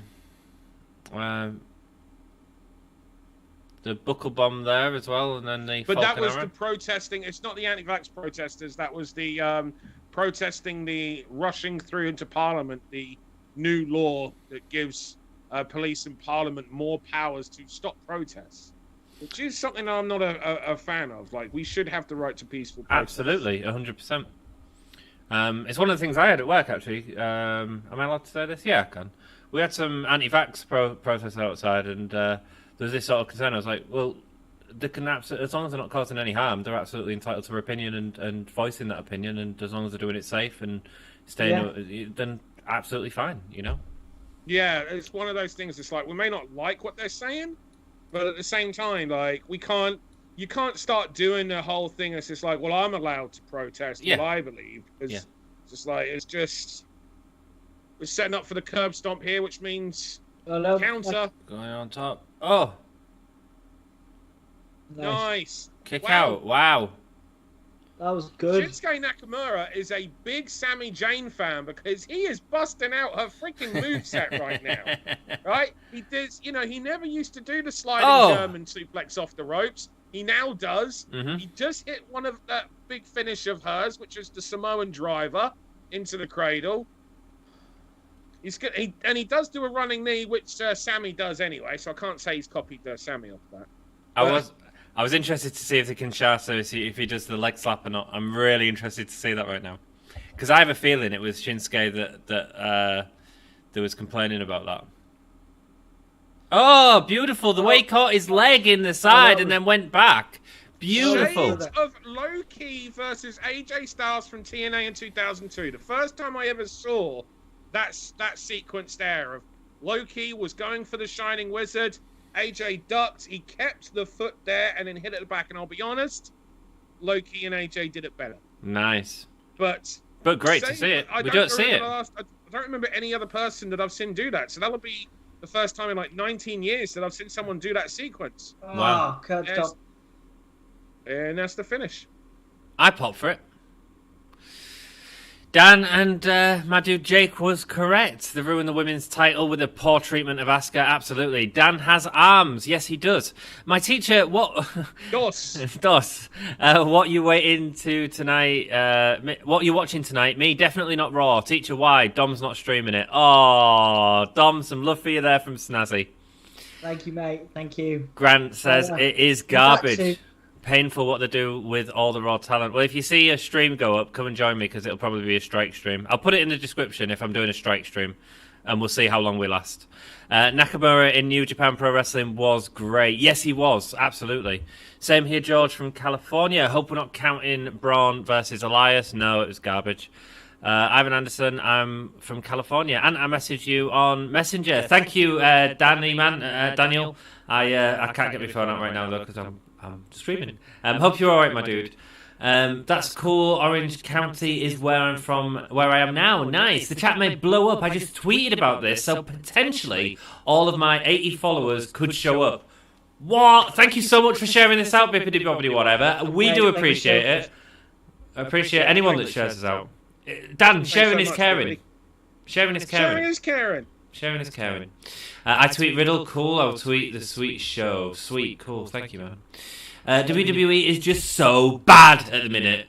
But like he said, financially, the best they've ever been. The Peacock deal is insane, as they effectively get $200 million a year for 5 years and then get the network back under their ownership.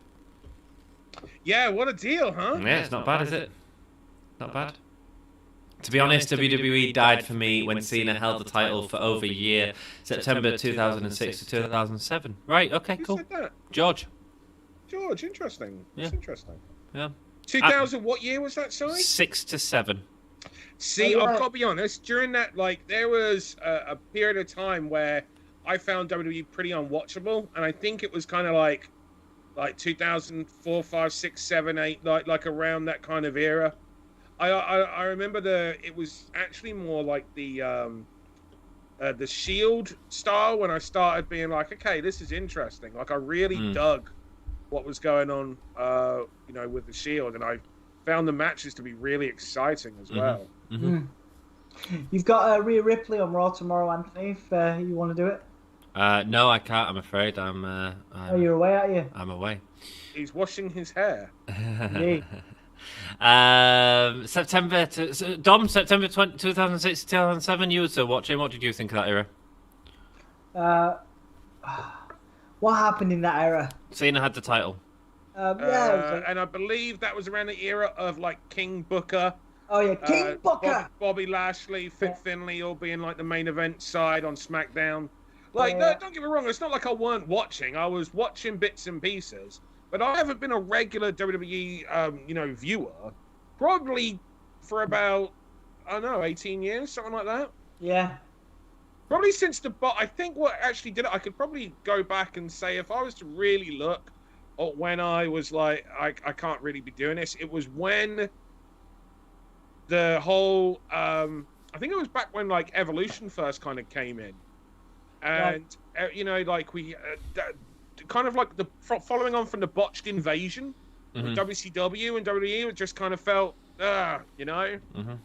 And actually, now that I think about it more, I think I can also time it with maybe like the end of Heyman's involvement creatively and things going back. Because I definitely gave ECW an opportunity when that was brought back. Right. I definitely watched ECW One Night Stand Mm-hmm. and Yeah. freaking adored the living daylights out of it. Mm-hmm. It was and that pay-per-view was one of those shows where I was actually able to show Sandman's entrance Right. to some non-wrestling friends of mine, and even they were like, yeah, to be honest, that is pretty freaking cool. Yeah. Because it had that live gig atmosphere, Mm-hmm. about it. Mm-hmm. And as someone that's, Sandman's worked for me, I've worked with him and toured with him. Yeah. I told that Sandman story on told Sandman stories. Yeah. Wednesday night. Sandman's entrance does feel special. It does feel cool. Absolutely. You know? Absolutely, and certainly in line with the spirit of Eve as well, and some of the sort of Eve stuff that you do as well. You can see influence in that. Yeah, I mean, there's ECW. Eve is highly influenced by ECW. Of course it was. Yeah. No doubt. It's that ECW was more metal. Eve was more punk. Yeah. But the things that bring them together are obviously intrinsically the same. Yeah. Let's go through some more comments. Grant, Crave TV here in Alberta, Canada. Thank you so much. We've got people from Canada watching today. This is amazing. Wonderful. So, what matches are left after this? Orton, Bliss, Reigns, Bryan, McIntyre, Sheamus. That's correct, Ryan. That's it. Yeah. So Sheamus next. You versus Dom, says Ivan. To you, don't know Jack. Seth was good when he was the architect, but since then he hasn't done it for me. Ever since he had the beef with Ospreay. Oh, okay. The beef with Ospreay was a bit silly. Hoping for no interference, but not holding my breath on that. Happy spring, Ant. Happy spring, Ivan. Prayers and thoughts to the people in Sendai after the earthquake yesterday. Saw it happen while watching the New Japan Cup semi-final. I did send some messages. So obviously I've got a lot of friends over there, and it was all, positive news, basically, for at least the people that I know, which I was very grateful to hear back from. The world's a weird place. I have no problem with peaceful protesters, keyword peaceful, and who also don't criticise other peaceful protests when they disagree with. Absolutely, Jake. It's the same rules we have on the channel, Who just said Will's name? Because was your ears burning? Because I've literally just got a text from him. Have you? Well done, you, for... it was bippity bobbity whatever. Was it bippity boppity whatever, was it? Mm-hmm. Well done, mate. We try and keep everything civil on the stream, don't we, Anthony? Going back to what you were saying before. Absolutely, Dom. And you guys do that. You all have differences of opinion. We all have differences of opinion on stream, but we talk through it and we respect each other's opinion. Absolutely. Sorry, go on, Dom. No, there's a couple of comments in here that are really interesting. I know Ivan tweeted out to Joey Ryan to join the stream, and correct me if I'm wrong, Anthony, but I'm not particularly interested in having Joey Ryan on the stream, but we appreciate your support, Ivan, and tweet as many other people as you like to tell them to come on the stream, for sure. Yeah, if Joey Ryan can go fuck himself. Yeah, if Joey Ryan's on the stream, fuck off. I eat stick from vaxxers for having autism and say no, it's not because of vaccines. Don't be an ass, but they're entitled to peaceful protest. Absolutely. Yeah, absolutely. That's the thing. you don't. This doesn't take a fucking genius, in my opinion, to do that. Otherwise, you end up becoming the fascist. Absolutely. Well, you've got to give people the right to be able to voice their opinion. If not, how can we voice opinions? Absolutely. Yeah, and here's the other thing, right? If you don't, right, it's number one. It's like the attention that you give. You know, in my opinion, should the media be, you know, giving attention to people like that? No, I don't think they should, because I think, you know, like, in my opinion, the media's job is to look at facts and facts only. And we know that's not what happens in the media, but in my opinion, that's what the media's job should be, is to cut through the bullshit and focus on the facts. But it doesn't mean that they shouldn't have, you know, the right to report it. Yeah. Well, not necessarily, but it doesn't mean that those individuals don't have the right to, you know, protest and believe. Like I say, fascism is fascism, no matter what side it comes from. Yeah. There we go. Big words from my dude Dan. Dan was right, no interference, but it was still a bullshit finish. Yes, it was. Was that Bippity? It was, yeah. Of course it was. 3-1, 2-2. Right, I'm off. I'll see you soon, guys. Have a good evening. Thank you so much, Dan, for joining us.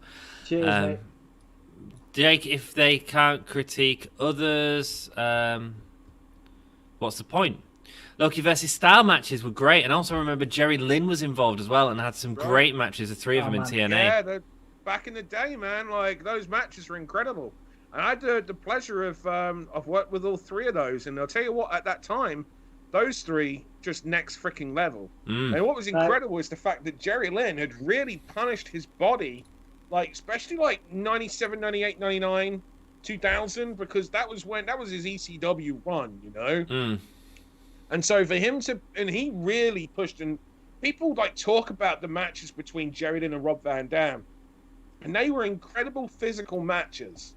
And people specify like, oh, their match at Heatwave, or their match at Living Dangerously, or their match at Hardcore Heaven, or you know, the matches they had on Hardcore TV. Yeah. They talk about how great they were, and all the chairs, the tables, the fact that these were doing 25, 30-minute matches constantly.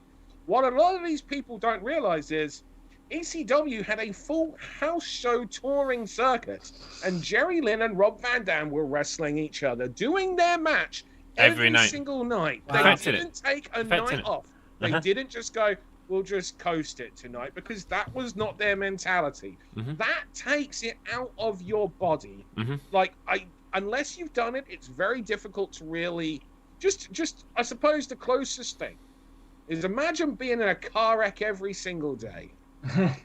You know, just even if you think that's going over the top, imagine falling down the stairs every single day, you know, and getting up the next day and doing it again, and the next day doing it again. Eventually your body's going to go, the fuck are you doing? Stop it. They did that, and Jerry Lynn was, oh man, I just cannot say. And Jerry Lynn, like, when the few times that I got to work with Jerry, number one of the nicest guys you could ever meet in your life. Like, absolute freaking pro.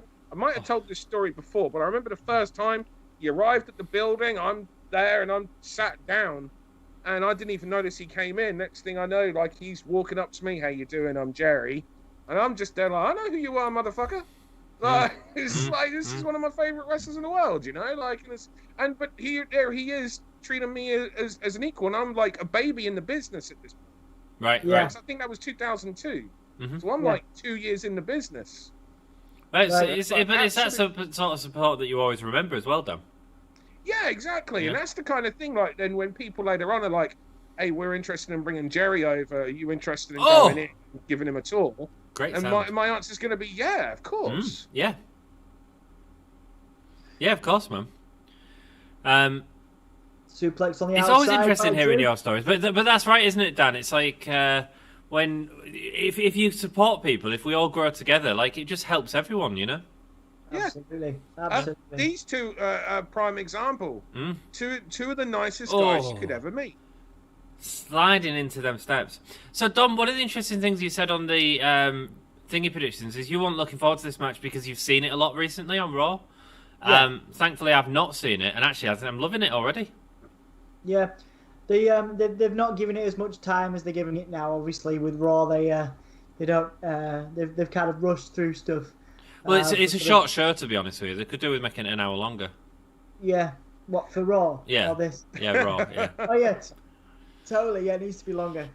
My dude Scott Frame has joined us. Hello, good evening. Rollins versus Cesaro will steal the show at Mania. I don't know if you guys have followed Scott Frame on Twitter, but he's the smiliest, happiest dude. I always smile whenever I see Scott Frame. Yeah, so. always really cheery. It's great. Jack, because of your peaceful protest, you should not tell other people not to just because you disagree. Everyone is allowed their own opinion and voice. Absolutely, I agree with that. Even when it is stupid stuff to say. Yeah, but I can have a conversation with people that are peacefully protesting. That's the thing, isn't it? It's a very simple thing of just don't be a dick. Yeah. You know, Yeah. it's not a difficult freaking thing. Yeah. That's the reason why I was just fucking banning people left, right, and center tonight. Because I was just like, look, I ain't got time for Don't be a dick. Yeah, exactly. Well, You come to an Eve show, right? When we go through the rules at the start of the show, and like it all breaks down as don't be a shit cunt. Yeah. That's what we always like. Just don't be that. That's the number thing. We always have people saying, "Can you please put that on a shirt?" Never did. But it is like it's my number one rule, man. If ever I go and do like a talk in a school or something, or a college or uni about like the industry and stuff, I'll be like, just don't be a dick. People will genuinely help you out, and I guess it's the same in the wrestling industry. Just don't be a dick, and people will be all right with you. People will help you out. And you're gonna meet. The thing is, you're gonna meet dicks, but it's just like it's up to you as to whether or not you are one of them. Yeah. You know. Yeah. Great points, both of you. Absolutely, and I'm sure we can all apply that because I see it in my profession as well. That's because I'm handsome. I make great points. Yeah. Well, you need Dan. You need to. I've got a friend called Darcy who can get you a T-shirt made up. Darcy. Yeah. I remember that name. Oh. Jesus, that shot of Ireland was beautiful. Ireland is beautiful. Cena, you can't see me. Me, I'm not watching. Brilliant. That should be a T-shirt, Grant. I always... Sorry, go on. Yeah, I was just like, Drew just hit a headbutt and a big boot. I was just trying to get back to the match. But carry on, Anthony. No, that's all right. No, this has been great. I've really enjoyed this so far.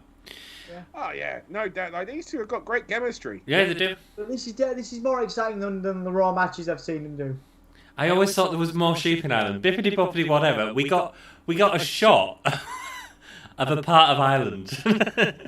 They're not overrun with sheep in Ireland. There's 4 sheep to every 1 person in New Zealand though. Is there? Wow, I didn't know that. Yeah, which you know, freaking hell. It's a lot. Like share the love.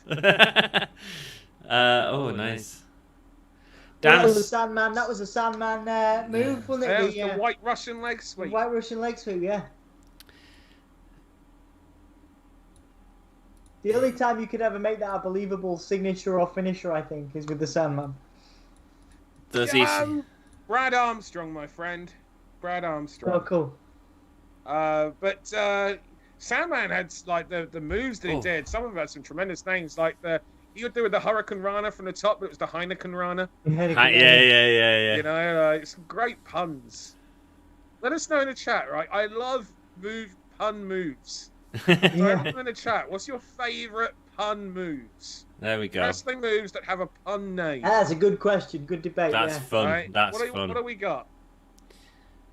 Drop to hold into the steps there. I've given a lot of people like their characters and their names, but like very rarely would I come up with comedy style names, you know. So like with Rhea, I named her move the readjustment, you know, because it was just like I needed to come up with a name and that was an easy one. Yeah. But there's got to be some great comedy pun. Or just some really good, clever pun wrestling. Moves, you know? Well, you know our channel likes puns, even though none of you probably get the Hull, yeah. But Hull's where we're from, so there you go. There is a Hull in Massachusetts. It's not that one. There we go. It's not that one. Is it North America? The Hull in Massachusetts. I don't know where Massachusetts is. My geography's I terrible. remember doing it. I did a. There was a very famous UFC fighter, and he's one of the biggest pioneers of mixed martial arts called Royce Gracie, and I did a seminar with him, and I just remember the seminar starting with him or someone was fucking up and they weren't really paying any attention, and and he was just basically, look, if you keep doing that, you're gonna get hurt, and I don't know where in the world I am. So I have no idea how to direct anyone to help you if I have to phone 911. Of course, it meant 999. You know, like, and it's just such a, you know, it was just, I've always remembered that thing, you know. Oh, there we go. Future shock on the table. It feels more like Sheamus is going to deliver a move rather than. I think the table's staying up. It was too sturdy because it was moving about a hell of a lot. Then, if it was gimmick to go, it would have gone then. I don't know. They were being maybe. They might go and undo the pins now, but that wasn't ready to go at that point. Smile for the camera. Oh, it's like they're playing that game we all play at Christmas where we put stuff in our mouth and show off our gum disease. I mean, what? Yeah, what? You don't have that game where you put the things in your mouth and you got to try and say it, and you're like, you'll just show your gums off. No. Can't say no. No, really? Yeah, really. Not even fucking with you. Generally don't know it. Yeah, not done that. Never done that, dude. I'm gonna have to find. Oh God, I want to watch a match, but I'm gonna have to find your picture now. Have we got a women's championship match tonight? No. No. You are shitting me. No. Wait. It. Asuka isn't defending the title. Why would she? She's not been in anything. She's not done anything. Oh my. Yeah, I know, it's garbage. Well, it's a proper empty arena right there. I don't think we've ever seen this side of the arena. Imagine, have you seen all the screens they've got? Like, that's a lot of wasted wasted screens right there that you never see on camera. I'm just stunned that there's no freaking. Yeah, it's a little annoying, isn't it, Dan? ECW One Night Stand was great, both 2005 and 2006. One, but then the others were bad. I like Seth Heel's gimmick. I think the Messiah gimmick is really good. Seth is a bad face and a great heel, in my opinion. I think his last face run was pretty poor. They only did 2005 and 6, and I don't think they never did a 7. I think they then became WWE One Night Stands after that, didn't they? I don't know. I'm trying to think. Like, because 2005 was a proper ECW show. 2006 was when we then got a DQ with, like, Sandman came out and it wasn't to enter Sandman. Balls Mahoney and Masato Tanaka went one chair shot. Sabu and Rey Mysterio had a count out or DQ finish or something from a DDT through a table. It was just like, oh my god, like, this is like the greatest. If you want to know what the difference between ECW and WWECW is, it's like we're going to show you all in one go. We're going to show you all in one go what the difference is. Oh, that nice. Was, beautiful looking. That was the Finley roll on. That looks like a wooden floor in there. That would have sucked. I'd say, yeah. Dom and Luchasaurus have the same beard. I mean, I'm cool with that. I'd love to be a dinosaur. Dinosaur with a master's degree or a PhD. You are a dinosaur to me, love. Thanks, man. It was me, Dan. We are wrestling soulmates. Says bibbidi bobbidi whatever. Crazy Jake Ginger Holden 2007 was alright. Extreme Rules was bad. Okay, Scott, I just wondered if he would come. Me and him are Angels fans. Oh, cool, man. What's a Joey Ryan? Says Jack. Yeah. Don't look up. Yeah. If Joey Ryan was in the stream, he would tell us about God's love. Yeah, probably. Oh, but then they do the stupid gimmick flashes. I need to see if I can catch up with you guys because I am. Drew's just done a Raw. He's done a Raw. He's it means business. They're piping in Drew chants. Oh no! I hate this. I just can't. Drew. Yeah. And they all sound Scottish as well. Oh, I hate the gimmicks like that. I hate them. Yeah. Just look. The effect is enough.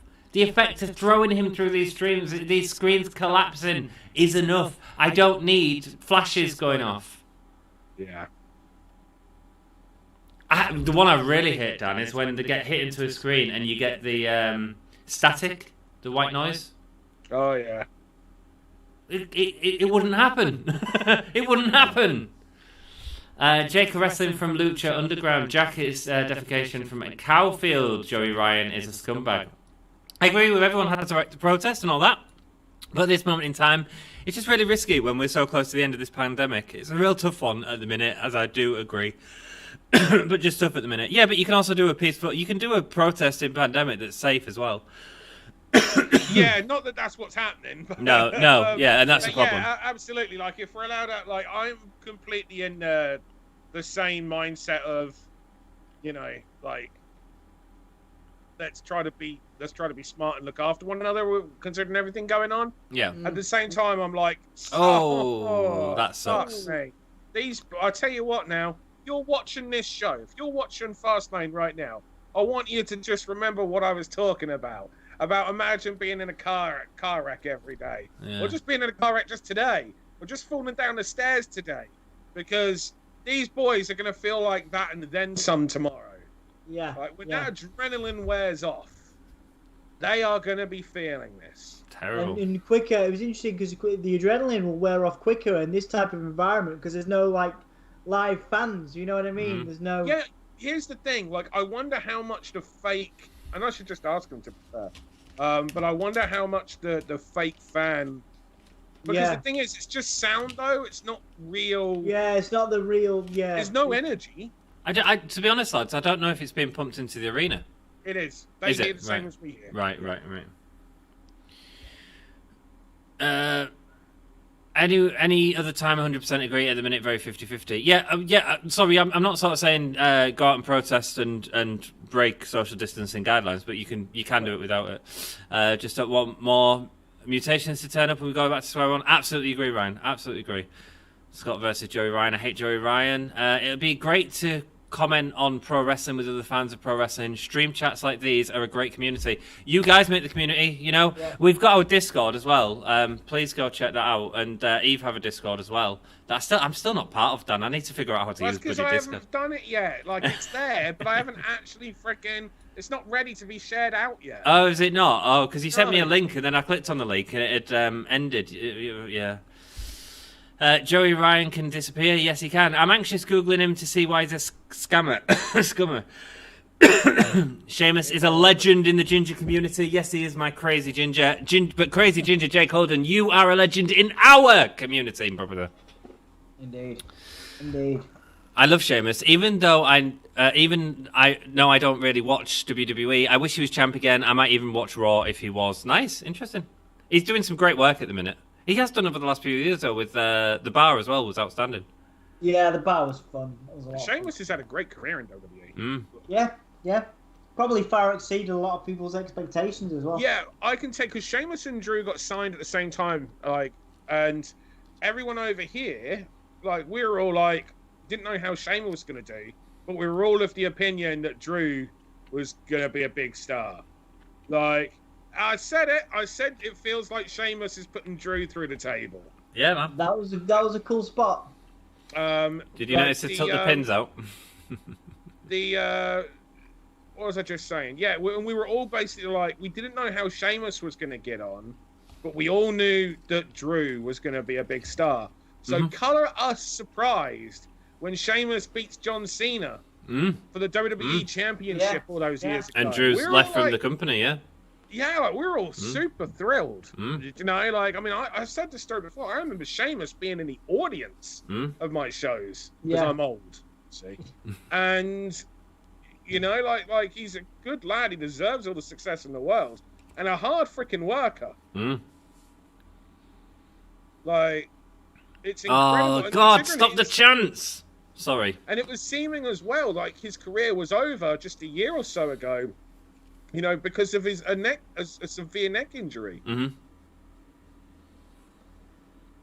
Dom, if you're doing Raw tomorrow and need moral support, I'll join you in the stream if you want me. You're not doing Raw tomorrow, though, are you, Dom? I'm not doing Raw tomorrow, man, no. But we've, like I say, either tomorrow or Tuesday, there'll be a new interview on the channel with Doug Williams, which I'm very excited about. And then Wednesday, you might be doing AEW. Friday, I'm going to be doing Ring of Honor. Yeah, it'll either be me or Dom doing AEW this week. Well, if I have connection issues, it might end up being Dom. And I assume Dan's hanging out? Yep. Yeah, I'll be doing it. I'll be watching AEW. We just enjoy it, don't we, man? I mean, it's just a fun wrestling show. Absolutely. I have been asked by another channel, so don't feel like you got to do AEW for me. If you can't do it, you can't do it. Oh no, it's good. You're not going to leave me in the lurch. You've been asked by another channel. Yeah. He's in demand, Anthony. You better not be bloody cheating on us, Dan. Good for you, man. Good for you. What channel? You can share. Oh no, maybe you can't on their channel. It's Kenny Bolin, actually, from OVW. Oh, right, nice. And his son Chris, they mentioned to me about doing that, and I was just like, I already do that, you know, like elsewhere. But that's absolutely fine. We'll have to do something together. Absolutely, another time. man. Absolutely, that's really cool. What a cool opportunity as well. And we can always work with it. Really smart. Like, I joined his. I was chatting with him a couple of nights ago. Him and his son Chris. His son Chris is a big fan of women's wrestling, a wrestler as well. For OVW. Oh, that hurts. And like big fan of Doug as well. Like he made a point. There's the finish. There we go. He made a point of saying to me, when I next speak to Doug, could I pass on, you know, his regards, because when he was, whenever he was in a locker room with Doug, he was like just wanting to sponge as much info off Doug as possible. That's another thing. I really don't feel fans understand the impact of Doug Williams. No. A good match, by the way, between Drew and Sheamus. Thoroughly enjoyed it. That was the best one I've seen from them in a while. Guys, I'm just going for 5 minutes. Darcy can't get t-shirts made. Her computer blew up. What? No way. She can. She's got a ways. I know something that'll make you very... Oh, no, I don't think it's actually going to affect you, Bippity. But it'll make a number of people very happy that Darcy's going to be producing soon. So, Dom, do you want to take up comments, my love? Yeah, sure, man. Where are we at? Darcy can't get t-shirts made. Her computer blew up. I stopped watching Raw, partially because it was the same thing as the pay-per-view. Yes, yeah, I agree. Happy to see this with fresh eyes and not for the 10th time. Yes, I agree, actually. It's the way I can consume WWE content easier, watching the pay-per-views. I can't set up. My eyesight's terrible at the moment, but I'll figure it out. Do you want me to do it? Oh, it's fine. It's fine, man. You can do it if you want, Dan. It's up to you. I'm just trying to figure out where we are. Well, I think you're in the hole, the name guy. Oh, yeah, clearly. Yes, yeah. Hey, check this out, guys. I've got a new gimmick. Ready? 1, 2, 3. Oh, yeah, boom. Oh, boom. You're not getting the full curtain. You're not getting the full curtain. What? Oh, he's gone. So we are getting the full curtain. Well, yeah, we're still seeing the full curtain. Yeah. We're still seeing the full curtain. I'm just going to pick up comments from somewhere random. I'm pretty sure that's not good etiquette, but lots about Fluffy Bunny and games about gums. I didn't really follow that gum game that Anthony was on about, Dan, but, you know, whatever. Let's have a look. Masters North America, Eastern Seaboard. I tossed myself. I see where you are. Yeah. Cool. Yeah. I'm pretty sure we're around there anyway. I tossed myself. Okay. From the top rope frog splash. Okay. Grab. Okay. Good. I can't get into this card beyond the production level. Says you don't know, Jack. I don't know. Yeah. It's been all right. Probably whatever said Perfect Plex was a good one. Yeah, that was. Yeah. That was a good... Sharpshooter for Bret Hart, yeah. Yeah, that was a good... I mean, that wasn't a pun, but that was a good characterization, a name of a wrestling movie. CL says, Asuka hasn't been on the last 2 pay-per-views. Well, isn't that a damning indictment of the state of WWE right now? Is it just 2? Is it not 3? It feels like longer. Probably, mate. Yeah, probably. I'm 6'4", but... Go on. So... No, was she on... Oh, I see. We'll be right back. The posting now, nice. Sabu and Rey Mysterio One Night Stand 2006 was a no contest. Fluffy Bunny has the stuff your mouth game, but no gums here, just piling marshmallows in and saying Fluffy Bunny. Okay. One Night Stand 2005 was proper ECW. One Night Stand 2006 was a lead into WWE CW. Yeah, terrible. Yeah, Terrible. yeah. It was one of those shows where it actually, do you know what? ECW's One Night Stand 2006 is a fantastic example for WWE's product in 2019, 2020, 2021, because it's really all about the fact that it's, or maybe not so much 2019, because I can't remember so much, but certainly 2020 and 2021, because it's a prime example of incredible talent having good matches, and then the finishers and the WWE way getting in the way and, you know, completely taking all the soul and enjoyment that we had for that show completely out of it. Yeah, over the top, isn't it? It's that over the top. Hey, we got your boy on screen right now, Dom. Yes, he's been burnt to a crisp. We're getting the Alexa Bliss, Randy Orton stuff. I'm assuming a lot of people are caught up on that, but we're getting the story of the burning of the Fiend, and then Alexa Bliss's feud with Randy Orton that we've had. Question said, technically you are correct, Dan, but on the network, when I go on ECW, it comes up with 2008 and 2007 One Night Stand, so that's why I got confused. Fair enough. Where's the Thunderdome going next? Baseball season's up soon. Okay, I don't know.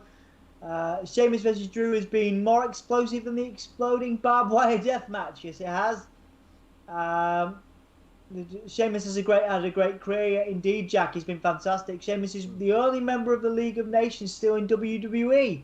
Interesting fact there from Scott. Wade Barrett is still in WWE. Oh, well, yeah, he's come back though, hasn't he? I suppose he came back, but yeah, he's... Well, he is. He's contracted to WWE. Yeah. He's a commentator, but he's still there. He's a commentator, but yeah, like I guess Sheamus has been the longest tenured, consistent member. Absolutely. What a flop of a fucking faction, that League of Nations. League of Nations, yeah, what a nightmare.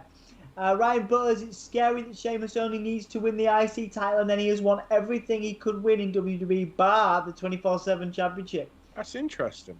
And stop the chance that part me. And the thing is where is the Intercontinental title? That's on SmackDown, yeah?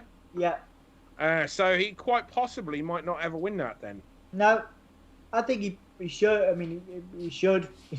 You know, it'd be good if he. It'd be good if he did. I think he'd be a great sort of, I don't know what they call that, but all-around champion. You know, it'd be awesome. The shit is this? Well, oh, you've not seen this, have you? No. Oh, dude, sorry. I should have recapped it for you. So basically, what we've got on screen for anyone not watching us is Randy Orton's watching a TV monitor. And he's watching a TV monitor of himself talking. Yeah. And it's like the idea is that Randy Orton's been possessed, and so Randy Orton is talking back.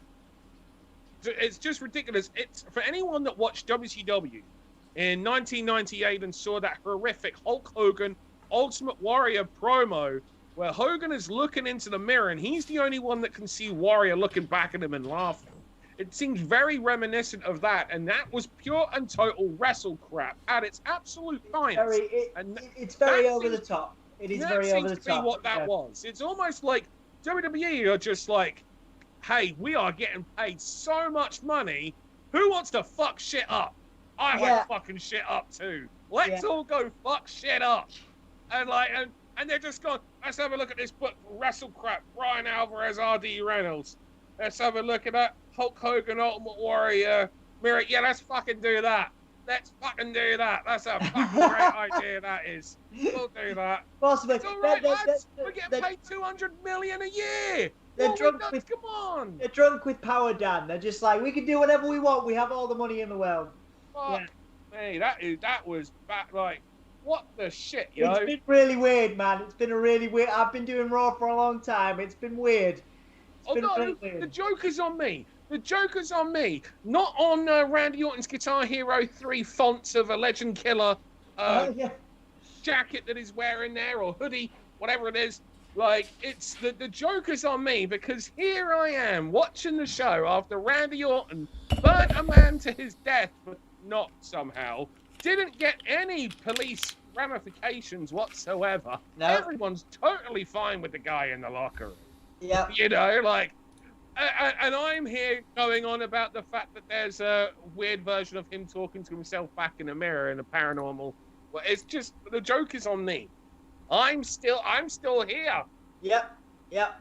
Well, it's cool. It's good to have you here, man. It's good to have your viewpoint. I'll try and get a few more comments because obviously I'm going to want to watch this match for sure. This is I'm into this, man. I'm into all the creepy, weird stuff, you know, even though it's so over the top and it is ridiculous. Hey, I like some of the creepy. Hey, the Ministry of Darkness shit. That was ace. I enjoyed that, but it was a product of its fucking time. Yeah. You know, like, this is just... Yeah. This ain't it, man. This ain't... And even then, we didn't have them killing a motherfucker, did we? Like, did we ever have that? No, I just believe they. Oh no! What's this shit? What's this Papa Shango shit going on right now? He's got the goo. So the goo. It's the fucking Papa. I saw this on Superstars in 1992. Don't tell me the lights are gonna go down. All of a sudden, we're going to see flames in the ring. Randy Orton is going to be lying there unconscious. The lights will come up and his boots will be on fire. We're just going back to the days of Superstars in 92. And hell, don't get me wrong, I like the majority of stuff. And it was fun. I was 10 years old. When I was 10 years old, it was fucking funny at that point. Maybe. But that was also a dire era for WWE's popularity in the United States. Like, don't go bringing that. Like, and everyone was just like, no, stop it. And the Papa Shango character just then disappeared. I love the Ultimate Warrior. Dan rants. Who need Raven rants when we got Dan rants? So Anthony, we got to Scott saying, "Ant, stop the chants." That popped me about midway up. Oh, I just hate it at the minute with WWE. Sheamus has won the world title like 5 or 6 times if you include the world heavyweight belt, and has almost won every belt apart from the IC belt. Oh my god, I got to sleep at a normal time on Monday. Yes, you do. You don't have to watch Raw. I don't know many Ring of Honor people. Biggest heel is Anne. Am I winning? Cool. That was a good match, but it better be in isolation. Yes, it was good. I thought it was a really good match. I really enjoyed that match.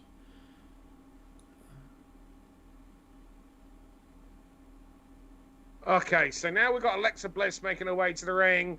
She's got extra makeup on tonight. Yeah, I like Very it. I like it. face. Yeah. She looks like. Oh my god! So the ring announcer then just Alexa Bliss. No. He put some bass. No, I think they did. Put some Alexa. I think they slowed down the track, Dan. Fuck off. They slowed down the track, Dan.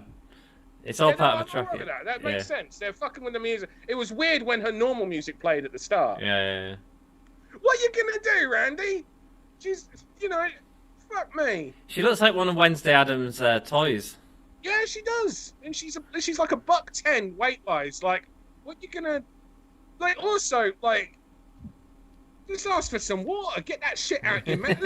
Just try to understand the mentality for a moment for a guy like, where the hell did this stuff come from? I'm bringing up this black goo. Oh, no.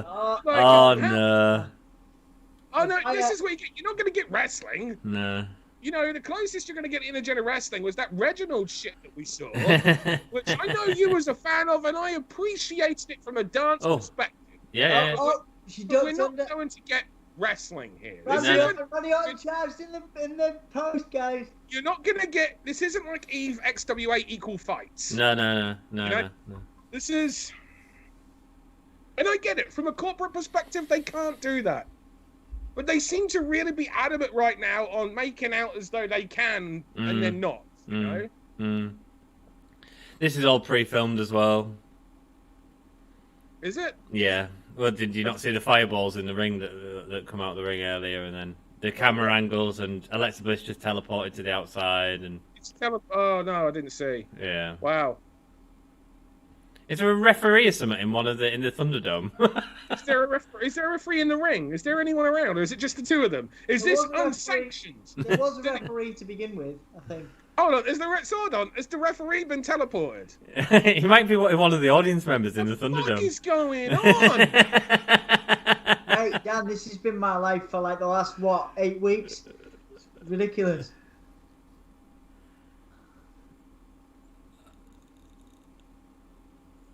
Oh my god. Oh my god. What a load of crap. Alexa, never mind anybody else replacing the Undertaker. Just just for a moment, try to comprehend. Randy Orton gets up this morning, he has his breakfast, says, hello, wife. She says, hello, Randall. He goes downstairs, sees his kids. He's like, hello, children. They're like, hello, Dad. Gets up, and they're like, well, what are you doing today, Dad? Gonna go and have another wrestling match. All right, Dad, don't forget your case. I won't. I've got my case. He takes his case.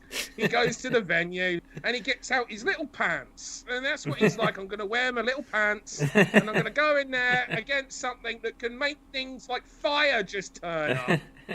It's like, can you imagine a horror movie where they do this? Because that's what they're trying to present this as. It's like a bad horror movie. Really bad horror movie, yeah. It's just like, but the wrestler character is such a moron that he's just like, I'm still going to wear my wrestling pants. Like, I'm going to be in a match with fire and all sorts like that. And the referee's just going to fuck off somehow, right?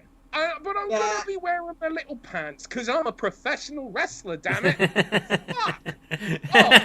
The absurdity over what I'm seeing right now.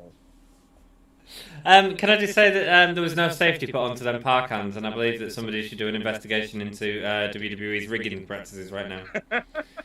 Fireball into the eye of Randy Orton. That was a CGI fireball, though. Was it? That was Liu Kang. I had what? You can. Is this sponsored by fucking Mortal Kombat? Which, by the way, that reminds me, we should do a watch along of the Mortal Kombat film. I'd love to do that with you, Dan. Mate, I am super hyped for the new Mortal Kombat. Man.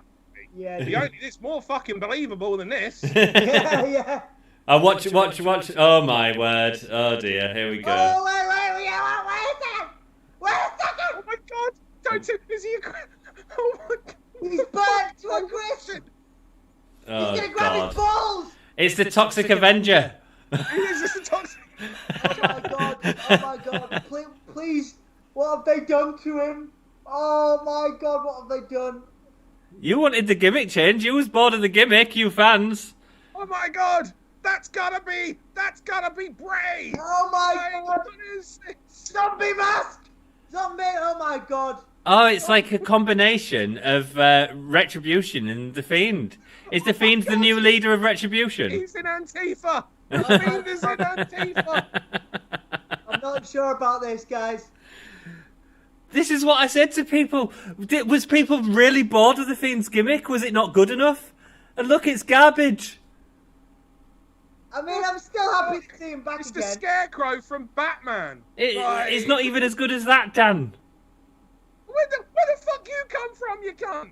No, you're gone again already. Like, it's just like a referee hand just comes out. Where you been? Alexa Bliss won the match. I love that, right? It's like, so you got all these supernatural powers, right? You can be burnt to a crisp, right? You can come back. You're looking like an American werewolf in Florida or wherever the fuck it is, right? You got this look for you, and they're like, right, you can drop things from the sky, you can throw fire. What you gonna do to beat him? I'm gonna grab him in like a reverse headlock, and then I'm gonna kind of like spin around, right? And I'm just gonna like drop it like so his face just like hits the mat, yeah. And then like he's just gonna be gone, yeah. And then she's just gonna like cover him, and that's gonna win. All right, yeah, cool. Randy so not the fire or anything. Like you're just gonna reverse little headlock. Yeah, I'm just gonna reverse little headlock. It's like spin and boom. Like it's really cool. Guys, I'm a Fiend fan, but I'm not sure about that. Like, it reminded me of like Tales from the Crypt or something. Yeah, it was proper fucking Tales from the Crypt. It's garbage. Right, so everyone had an issue with Roman Reigns' bullet vest. Now the Fiend has one. And people are going to be online, everything over the next few days is going to be, The Fiend reveals new look. Oh, blah, blah, blah. Oh, my God. Right, yeah. I might even end up with a reaction video for that moment. Do it. Fuck it. Yeah. Do it. Dude, The Fiend has a new look with a question mark or whatever. It's just garbage. My fucking word. What the fuck? I was real excited until I saw the arm. And I was like, they've done something bad here. That was right. I wasn't expecting. I was like, he's been gone a while. Like, what are we gonna? I like they've got him in a bodysuit. They've put him in a bodysuit, and it's gonna be though? I'm sorry, dude. The Fiend was like nearly doing blackface in that. I'm sorry. That's what it looked like. No, he wasn't doing it. It was crap. Like, It was what's crap. doing that, dude. What's next for like the Fiend? So he beats Randy Orton at WrestleMania. Fantastic. Now we got to put up with Zombie Fiend v Sheamus, and I love Sheamus. We're just like, but what the shit, yo? We got a zombie. Is that going to be his name? Zombie Fiend? Like, what are we getting? You know, Tom Savini. Fiend. Tom Savini designed that Fiend mask, and it's a beautiful mask. It was a beautiful piece of art that he did. It was scary. It was iconic. And now we've got this melted You know mess. what though? I bet a bunch of those masks will sell. The new ones, they'll sell them. Oh, of course. You know what? It's not so much the mask I had a problem with. We could see it was just a mask. Whatever. It's those fucking arm things. Yeah. Like, it was like... I'm trying to think, like Swamp Thing. Like the Toxic Avenger, man. Toxic Avenger. Yeah. That is what it looked like. That match was the most trauma match that WWE have ever put on. Right. Well. So what do we? I was so excited, guys, and I'm real disappointed. But that's what I'm saying, Tom. You're right. I was most looking forward to seeing what they were going to do with that match, and once again, it disappoints because the Fiend never pays off. It never pays off. I just didn't can't get over the fact that he's Abigail. I finished. like that. That was cool. What point as well did we get? Not that I should be fucking overthinking this. I am now literally here going. When was it announced that it was a no DQ match? I don't fucking know. Like that was the problem with it. Like, Jesus. Yeah. like what the shitting me? She hasn't defended the Raw's title in 3 pay-per-views. Sorry, I'm moving on because it was garbage. Love these intergender teas the WWE are having. It's just silly on their behalf. They just look like idiots. Yeah. She won the TLC. WWE's creative is so up its arse you could file a missing persons report. You Like, certainly seriously, could. what the fuck have I Certainly just could. seen? It's just garbage. They've clearly put a lot of effort into it, which is again quite sad. Clearly, Really? Tom Savini and everybody else Oh, put right. loads of effort into that, but it just No, Tom. I don't know if Tom Savini's designed a new mask. They've just edited it to this melted mess. it missed the boat. It missed the boat for sure. For It me, was really. always going to. Dan, Dan. guys, Sorry. I'm gonna need to go take a disappointed pee. Can you? Is that when you stand there and it turns out you waited too long and now you can't actually pick? Yeah. I feel like because I waited. I needed it before that, and I waited the whole time thinking I was gonna like be so excited, and then freaking Toxic Avenger, Swamp Thing, Zombie Fiend reaches out of the canvas, and now I'm just disappointed. I'm gonna pee disappointedly. Go cry tears of pee. Enjoy. Can you switch me off because I might make a brew as well, dude? Is that alright? Yeah, mute yourself, please. Yeah, we'll do. Thanks, dude. Thank you. And you're not going off. You're getting my new gimmick. So these two faced at Thanks, Tom. No Way Out or whatever the February pay-per-view was a few years ago, and now here they are again on the in-between pay-per-view between WrestleMania and the Royal Rumble, or Royal Rumble and the WrestleMania. I'm going to bash through some of these Here in comments. 2021. I can't wait to see what people are saying about that. She won TLC, winning the tag titles on the pre-show at Rumble, losing tag titles. Match got canned at Elimination Chamber, and then wasn't on the show. So 4 pay-per-views now she hasn't defended the titles. We've lost people in chat. That's probably because of the garbage. And by love, I mean hate it. We all know they aren't going to follow through. Will Alexa and Randy be a cinematic match? I wish it was. It could have been better. I'm going to have to skip some comments. If you like Intergender, then watch you've got Choco plenty Pro. of time. Go through the comments. Come on. If you like Intergender Wrestling, watch Choco Pro. Absolutely. Choco Pro, great. I do sometimes, not as much as I should though. I love it when I catch it. And Eve Pro Wrestling CL as well is outstanding. I'm assuming that you've come over from there tonight. It's on the 15 minutes, and it's the last episode before the greatest wrestling event in history, Choco Pro 100. Nice, man. Nice. Yep. Wrestle Crap. 2 That days is spectacular. Wrestle Crap. That is an incredibly funny term. It is. Put it on a shirt. It's probably a podcast already. Bippity boppity, whatever. It's a book. Oh, is it? Brian Alvarez. Yeah. Oh, yes, he did. Yeah. And I will. Harvey Reynolds. Yeah. Did you read it? Got I feel bad because I actually know Bryan, and the answer is no, I haven't. Oh, I haven't read sorry. it all. I have actually read bits because it was kind of passed around the locker room. Yeah. Back in the day. I I do recommend it. I should, in all honesty, pick it up. But there's this part of me that just, right, a lot of people get that enjoyment from that wrestle crap, and there are some wrestle crap things that are wonderfully terrible, like because you look back at them from a nostalgia point of view. Yeah. You don't then try to fucking replicate it, like, which apparently is what we're seeing now. You just go, oh my god, can you believe they did that? Like, instead they're literally looking at it and go, oh, we did that. Let's do that again. Bruce Richards, you've seen the Toxic Avenger. The Fiend should have come out in a ballerina shirt, in a ballerina skirt, with a mop. Dan swears only slightly less than me. Well, yeah, he was upset there. This thing with Randy Orton is weak. If you want to see how it can be done well, look up Psycho Mike versus his conscience on YouTube. Psycho Mike also has a great match against Orange Cassidy on YouTube. Very cool. I've not seen Psycho Mike, I don't think. So I'm now doing his cadence of sweat as much as him. Lol, Dan, that burn about Guitar Hero. Danny Hargreaves said, so the Fiend showing up? Well, it wasn't really the Fiend, was it? I never noticed, but he's right. Randy is wearing a Guitar Hero 3 font. He is, yeah. Dan freaking out is popping me LMFO.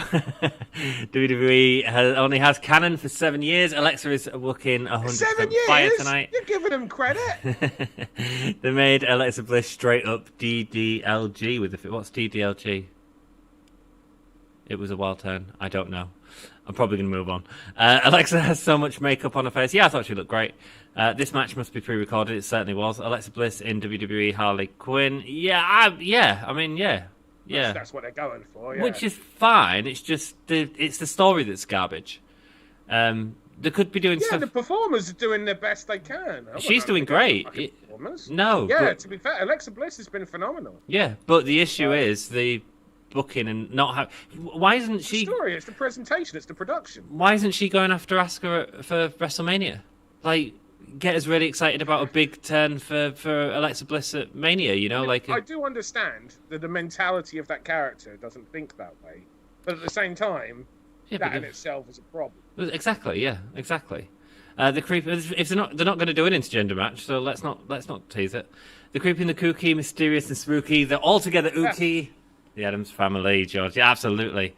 Always preferred the monsters myself. There we go. I like both. I like for different reasons. For different reasons. I found the monsters to be funnier. It is funny. It is. Yeah. Dracula. Fred Gwynn, outstanding. Amazing. Loves the monsters. You don't know, Jack, this match is not pre-recorded and it's 100% real. Alexa can control fire for real. For real. Lol, bibbidi, bibbidi, boo. Bibbidi, bobbidi, whatever. FFS, they are acting. Brian Butters, ... Yeah, right. I've seen better, mate. I know, mate. I know. I've seen better acting in special adult films. I'm going to see more special acting in special adult films. I have seen live special, better acting. I can't talk about that on that stream. I don't know. I probably can. I've sworn my fucking. You have, yeah. You can do what you want, love. So about the time where I was asked if I'd like to be in the UK record-breaking gangbang. No, you've not mentioned that. I'll tell you what. That'll be a whole after dark or whatever. We'll do a secret stream. We'll talk about. There we go. So stay around for the secret stream at the end of the stream to find out about Dan's gangbang experience. Got to keep them views coming, Dan. Got to keep them views coming. Lol, Dan, too much. One of those streams that I fucking am going to message you one day and go, mate, can you take that down? Dan's lost it. He absolutely has. WTF. Here it is. Jesus. Oh, God, your guys' reaction's hilarious. They should just end the Fiend character. It was ruined when he lost Goldberg. Now it's just silly. Yes. He's going to grab his balls. Yeah, they did. They fucked it when they had him lose to... to be fair, I actually quite was enjoying the Fiend character back then. I had nothing against it. I've got nothing wrong with being I've spoken about this before, about if you ever... fight. Ever been in a fight with someone that's just on a shitload of crack? Yeah. It's just a whole different thing. There are some people that are just freaks of natures that don't feel pain in the same way, even if they're not on shit or what. But so I don't think you know, I got nothing against the Fiend character. Life is full of some, you know, wacky individuals. I feel like. But, Sorry, go on. But you just got to be consistent with it. Yeah. And when he like lost to a float over suplex. Yeah. You know, it's just like nah. The thing is, Dan, like first of all, the interesting thing about the Fiend is the Firefly Funhouse character, and the Fiend is the special event, and they should have definitely done it the other way. We shouldn't be seeing the Fiend. We should be seeing Firefly Funhouse Bray. And I'll be honest with you. I hate the Firefly Funhouse. Yeah, right. I hate the idea that there's another world. Mm-hmm. That's where they start losing me. The other world shit. Yeah, but then he should. But then you just think about it like again. I made the remark earlier about Randy Orton getting dressed in his little pants to go fight this paranormal being, right? And it's the same thing. It's just like everyone's, you go to what do you do? Someone meets their wife's friends, for example. One of the wrestlers meets their wife's friends. They have them over. What do you do? Oh, I'm a wrestler. Oh, I bet you meet some interesting characters in the wrestling business. Oh, let me tell you about this guy called The Fiend. So actually, he has a whole nother dimension. Well, it's the whole product was that. Fine, Dan. I'm not against that for products at all. I've seen. No, but it's the inconsistency. Exactly. Yeah. It's trying to both be, something that's in the real world and something that's not, and that doesn't work. No.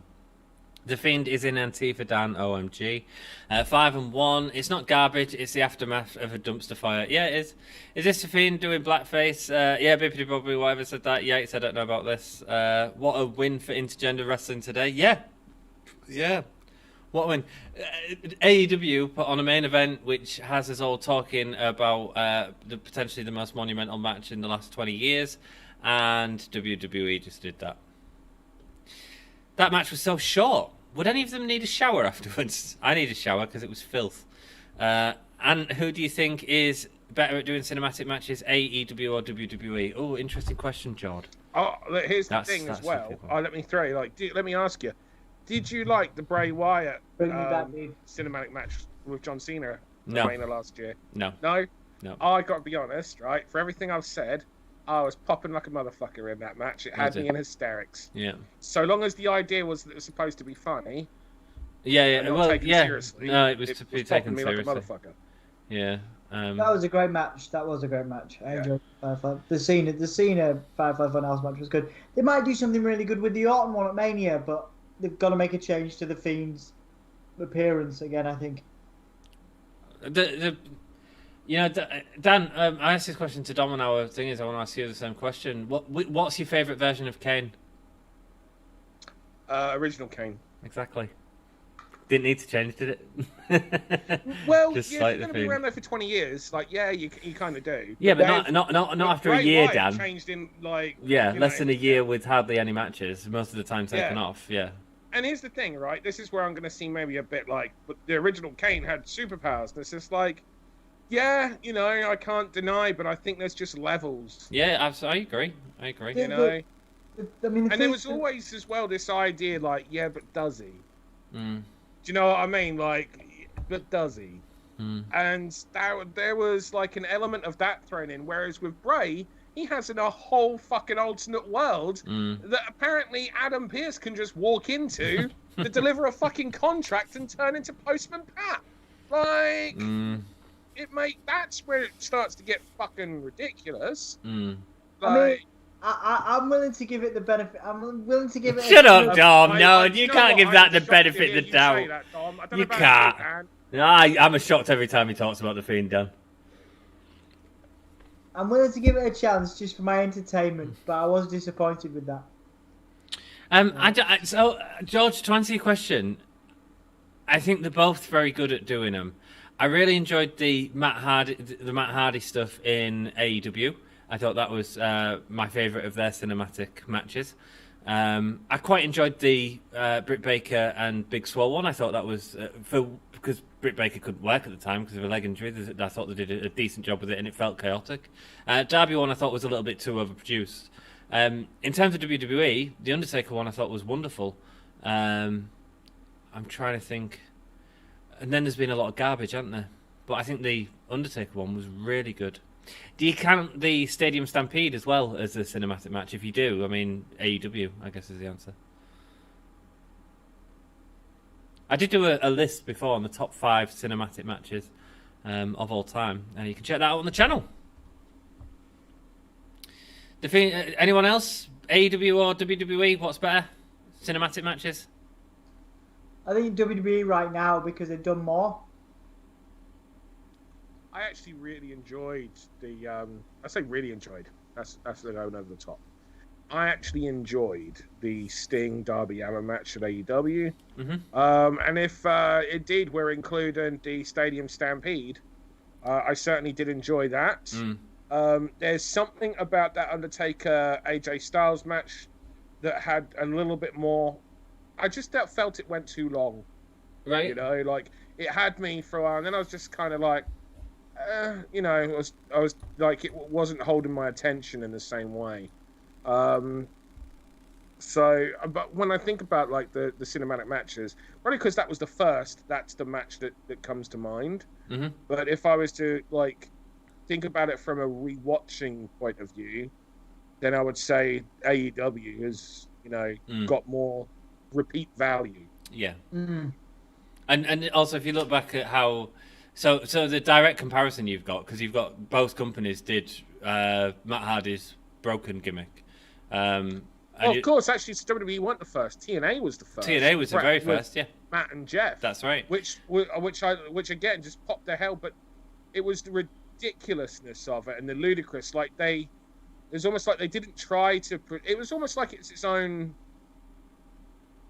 thing. Yeah, I don't think they even tried to make out like it was real in the real world sense, like WWE tried to with a number of things they've done here. Mm. Like it was almost like the absurdity of what we're seeing in its first place of this absolute psychopath. It was a company that had nothing to lose, and they went out there and did something creative and said, "Go crazy." And yes. the WWE. So what I was getting at is we've got Matt Hardy as the comparison between TNA, WWE, and AEW because he has had cinematic matches in all three. And if I was to be ranking them, I'd say TNA did it best first, but that could have been novelty because it was first as well. Then AEW and then WWE. So, yeah, the hard part though is the Spring Stampede actually a cinematic match, or is it just a match that was filmed in several takes? Because you know, is that what a cinematic match is? The cinematic match between the Spring Stampede version to the match where we're going to camera angles of a fucking drone flying. Well, that's it. You know, is the greatest wrestling match ever a cinematic match? Was what we just watched a cinematic match? I mean, in theory, yeah, because it was all pre-cut. And you know, Edge had several takes. Exactly. They did a load of it in one take, and then they reshot bits. Yeah. Is that a cinematic match? I would say no, but I also wouldn't say that it qualifies as a match that you can put in the same, you know, comparison. But I'd say that last match was a cinematic match because it had moments of. That wasn't a match. That was a fucking. That's what I thought about the Firefly Funhouse, to be perfectly honest. So. Yeah. No, I wouldn't argue with that. I wouldn't argue with that at all. I didn't like the finish to the Firefly Funhouse match at WrestleMania. No, my problem, Dan, was it was all about the Fiend. Sorry, it was all about John Cena. It was nothing about the Fiend. Yeah, but that was the point of the Fiend. Yeah, well, I think you're going to get the same at WrestleMania, and I think everyone's going to be saying this, going to be noticing it more after WrestleMania when they go, "This wasn't about the Fiend. This was about Randy Orton." It's almost like the Firefly Funhouse is becoming a career retrospective of whoever the Fiend's facing, as opposed to anything to do with the Fiend. Randy Orton hasn't had the variation of characters like Cena has. No. What else have we got in the chat? Where were we? Yeah, sorry. AEW Easy says Jake. The Fiend would need a shower since he's been chilling his charred ass for months. Bippity bobbity whatever. I want a Choco Pro cinematic match. I want it to be black and white and just something made in 1920s with music playing over it and subtitles. Nice, that'd be awesome. That looks so bad, it certainly did. The hand was that crap thing from Emmerdale. I didn't watch Emmerdale, No. so I don't. Did you, Dom? I never watched Emmerdale, no. No. Last time I saw anything to do with Emmerdale was when I was knee-high to a grasshopper and I was at my grandmother's And back then it was called Emmerdale Farm. Yeah. So, like, I don't know anything about... You know, it's not like I was watching it. It was just... I was at my grandmother's and she had it on, you know? Yeah. I thought they were bringing him in with a burnt mask, not that rubbish, says Ryan. The thing is that it was a burnt mask. It's what everyone wanted. Everything was... WWE give you fans what you wanted. You gave them exactly what you wanted, and it just didn't work because it didn't need it. It's a bit like Kiss. They didn't need to change their masks to become iconic. You know? I would pay to see that. This stream was super fun. I'm glad you had a good time. Glad I followed Dan here. Awesome. Thank you so much for joining us, Bippy or whatever. I will be showing up again. I also subscribe. What was that name? Bippy. He's not in the chat now. He'll have left about 20 minutes ago to watch Choco Pro. Oh. So you can mess up his string. You can mess up his name all right now. Whatever. Roman and Bryan faced at Fastlane 2015. Death of WCW book I read highly enjoyed. DGLG is double Dutch large granola. What? Oh god, I remember that story. This Fiend stuff is why people call wrestling fake, says Jakey Boy. Yeah, partly. Oh yeah, I'm staying for a gangbang, says Jack. Wow. Dom? Wow, things have got dark. Paul Heyman smells his own farts. Thank you, Grant. That's I agree. I mean, I don't agree. I mean, I don't know. Don't we all, though? you have lots of varying takes on this, don't you? I don't know what to say, Dan. He agrees, he doesn't agree, and he doesn't know. When it comes to the incredibly difficult subject of Paul Heyman smelling his own farts... Don't we all smell our own farts, though? has many unique takes on this subject. Depending on the second of the day. There's another world in WWE because they exclusively build ring portals to hell. Yeah, they've built the Thunderdome over Sunnydale. Nice, Anthony. Nice reference. Thanks, I popped for that. Thanks. Exactly. Way to point out the guys that were watching TV in the 90s. Exactly. Pick a side, either be realistic or be unrealistic. But trying to combine both, making it seem in the real world, but at the same time having silly stuff, makes it very hard to understand. I absolutely agree. You would never have a movie like this that works. One exception from Dusk Till Dawn. One exception. But even then, it sets its own rules between whereas WWE. I mean, WWE's rules are consistently changing.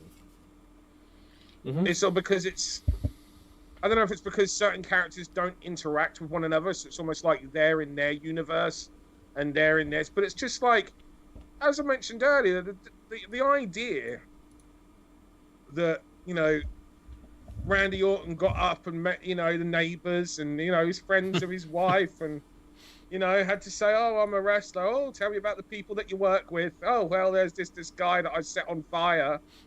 It's just, come on, man. And he has a portal to another dimension. Yeah. It don't work. Are you all right, Dom? Yeah. Sorting some stuff out. Thanks, dude. All right, man. Did you fall asleep? I thought you'd fallen asleep, to be honest. This is a good match so far as well. This will possibly be the best match of the night. It's hard to outdo Drew and Sheamus. Yeah. But these two could do it. They're just that good. And this is the point. WWE's roster is phenomenal. Yeah. Absolutely phenomenal. Quite possibly the best in the world. But what are we talking about right now? Anyone's going to argue about the quality of the talent. Am I paying attention to this match right now? Not as much as I should be. Is Dom paying attention to this match? Not as much as we should be, Dan, do you know what I mean? We're actually discussing the crap that we've just seen. Yeah, it was a lot to take in. I was checking some emails, but I was also doing... Your eyes But if you're checking your emails, you're not interested in the match, do you know what I mean? No, but I was also checking out the feedback, and actually more people than I thought are impressed by it, but there's a lot of hate so far for they're calling it the Jason, the kind of Jason Friday the 13th style look. Yeah. And there's a lot of hate for it at the moment. Yeah, but the point is, you've been taken away from this match because there's this weird talking point that is WWE making weird decisions. Yeah, that's a fantastic point. Yeah. Yeah. Absolutely fantastic. And I understand why you're doing it, though. You're doing it because you want to see the feedback, and you want to be able to talk about the feedback and understand the feedback, and you're excited to see what people... Because it will be a talking point. It was the same with the Christian Cage and Sting thing with me. That was a big talking point for us, and suddenly we missed a lot of the Darby Allin Sting match because of that. And maybe that's a podcast thing or not, but I still think there's an element of that remains with... You guys are watching a live stream of us talking about The Fiend and The Fiend still, you know? Yeah. No, I mean, this match is cool, but I'm disappointed Edge isn't, like, more active. What do you want him to do? It ain't been going on long. Well, I wanted to, I guess I wanted jump in and fucking spear the pair of them. Yeah. Spear the referee. Follow that, fuckers. Spear the referee and put on the referee shirt. That's what I want to see. Ah, there you go. We got time, bro, to see what happens. You know. Yeah, fair enough. We gotta let the story. Don't go getting all fucking WandaVision. Like, oh, they're doing shows once a week. What the fuck is this? What's this watching something once a week about? I want to watch everything right immediately. now. So I can talk about it before anyone else. See, the AJ Taker and Firefly Funhouse matches were awesome, says Ryan. Yeah, cool. I can see why people would enjoy both. I wouldn't say the Firefly Funhouse was a match, though. It was a good promo. This is Daniel Bryan title match, and I'm not bothered, and that's sad. Absolutely, and that's the other issue. You know, we don't... The Fiend Alexa thing should have headlined. Should have. Even if it was a disappointing ending. It should have done. No. Dan, we're not talking about this match. We know who's winning this match. There's no stakes in it. Headline. It just means it could have gone on earlier. Yeah, but the talking point of it is... Well, it could have gone on earlier, maybe. But then you need a garbage match. Maybe they've done exactly what they meant to do, guys. Maybe they've created the talking point of the night, even though it's one of the worst things we've seen. Yeah, but it's over talking this sort of title match between Daniel. Yeah, but if you had put that on at the start, there's so much content that would follow that you would move past it. Absolutely, I agree completely. But putting it on before the title match makes no sense. And the other thing is that where the other problem with it is. Again, as it just exposes that whole what's real, what isn't. Because we're following that with Daniel Bryan versus Roman Reigns that's in the real world. Yep. You know? Where do you even find... Here's another thing. Where did they even find The Fiend? Think about it from a kayfabe character perspective. The story of The Fiend. You know? Just like, where did they even get him? How do they do contract negotiations with The Fiend?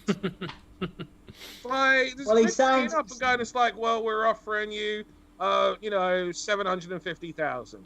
Yeah, but don't forget, it's been established that on 3 years, there's a 90-day clause. 90-day clause. I don't know if I'm okay with it. Can we drop it maybe down to a 60-day clause, Vince?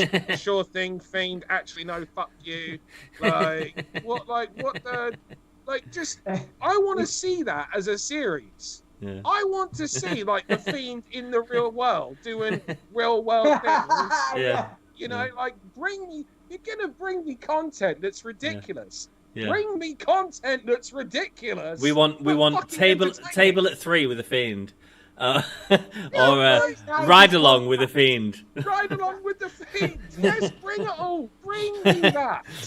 He signed his contract in blood, remember? He signed his contract in blood, right? Yeah. But don't forget, Adam Pearce got it because he can travel through dimensions, actually. Oh, apparently there's just a door that travels between... how does that work? It's a wormhole, Dan. Sorry, it's a wormhole. It's like, does Fiend turn up one day and just pick a random room? Right, I'm going to open the portal and that'll fuck them. Because last week this door was catering. So, now they've got a choice. They're going to think, I well fancy some apple pie. And they're going to walk in and they'll be like, I'm now a puppet.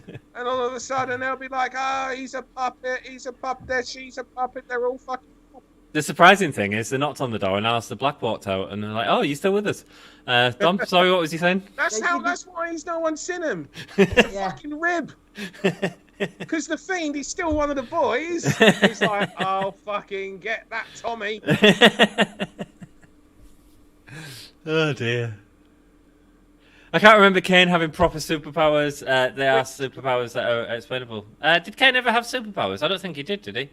Yeah, he shot some fireworks. Did he? Shot fireworks out of the ring post, right? No, that was the pyro setup. That's not fucking match. Yeah, I know. Yes, but that wasn't magic. He didn't have powers for that.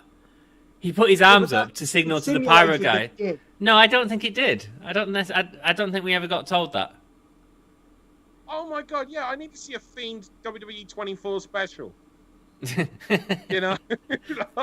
365 with the Fiend.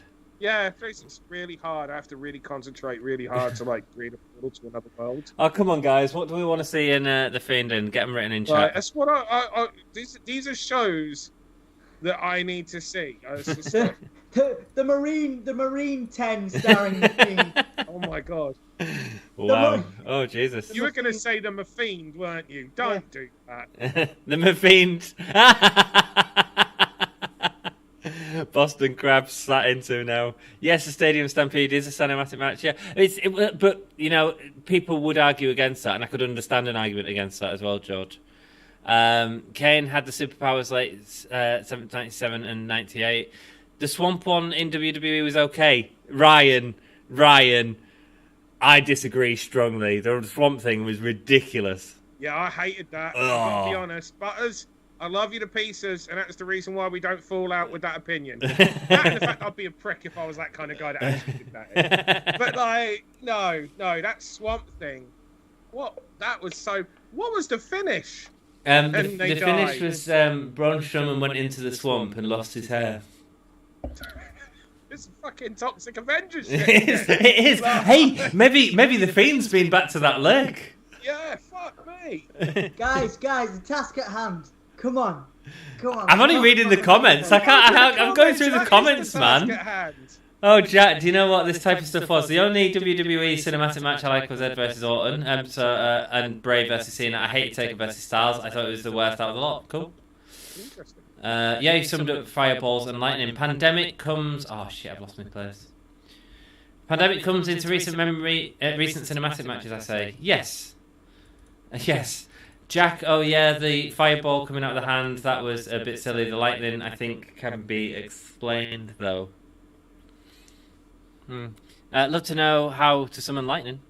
That last match was a dumpster fire in the middle of a wildfire. It certainly was. So, are we going to have a... Oh! Oh. Nice. Is Range just save him? Oh, but he's going to slip off the back, so that don't quite... That's such a shame. Because there's a thing into a power slam that's such a unique way of getting into it. Counter, and it's kind of cool to see. But that obviously wasn't the point. He was supposed to catch him, put him over the shoulder, and then we go back to where we are. And it's such a shame when stuff like that happens, because you're like, well, why didn't that hurt? Because I remember when I'd see botches like that as a kid. And I hate the word botch, to be honest with you, because, you know, I just feel like it feels a bit... It feels like you're saying they're not talented to me, you know? Right, yeah. But, like, you see things like that, and I did always wonder as a kid, you know, before, like, how does... Because no one ever told me what wrestling was. I figured it out because of stuff like that. Mm-hmm. Johnny B. Bad doing a giant sunset flip off the top rope, often missing, just taking the biggest fucking impact on his back off the top rope, and being absolutely fine because he hung on to the ankles eventually and pulled them down. Yeah. Not hurting. Yeah. But Ric Flair would be absolutely fucked if he went to the top rope and got caught and slammed. And he wouldn't get anywhere near the height and the distance that Johnny B. Bad did. Absolutely not, no. So it's always a shame when you know it's like... Because with the Johnny B. Bad thing, right, that's stupidity, you know? Mm-hmm. But with that is just, sod's law. Because what a great moment that could be in a future match that gets caught, and oh my god, he catches him, turns it into a power slam. Yeah. On the outside. Yeah, but you can't just recreate that easily. No, and also, like, you've kind of already had that, you know, he's able to push through it. But anyway, carry on. Through the chat. So we're going to have Chad Funhouse Bray? I don't know. Are you watching Raw tomorrow, Dom? You're not, are you? No. You're not after that. He's now thinking about it. He is thinking about it. I know he is. It was so bad that he's like, I've got to see what they do next. And here's the thing. I'm thinking the same thing. I'm like, that was so bad. Yeah. And also, I believe it or not, I'm kind of want to know what they're going to do with Retribution, believe it or not. You know? Hold on. Let's fucking hold our horses.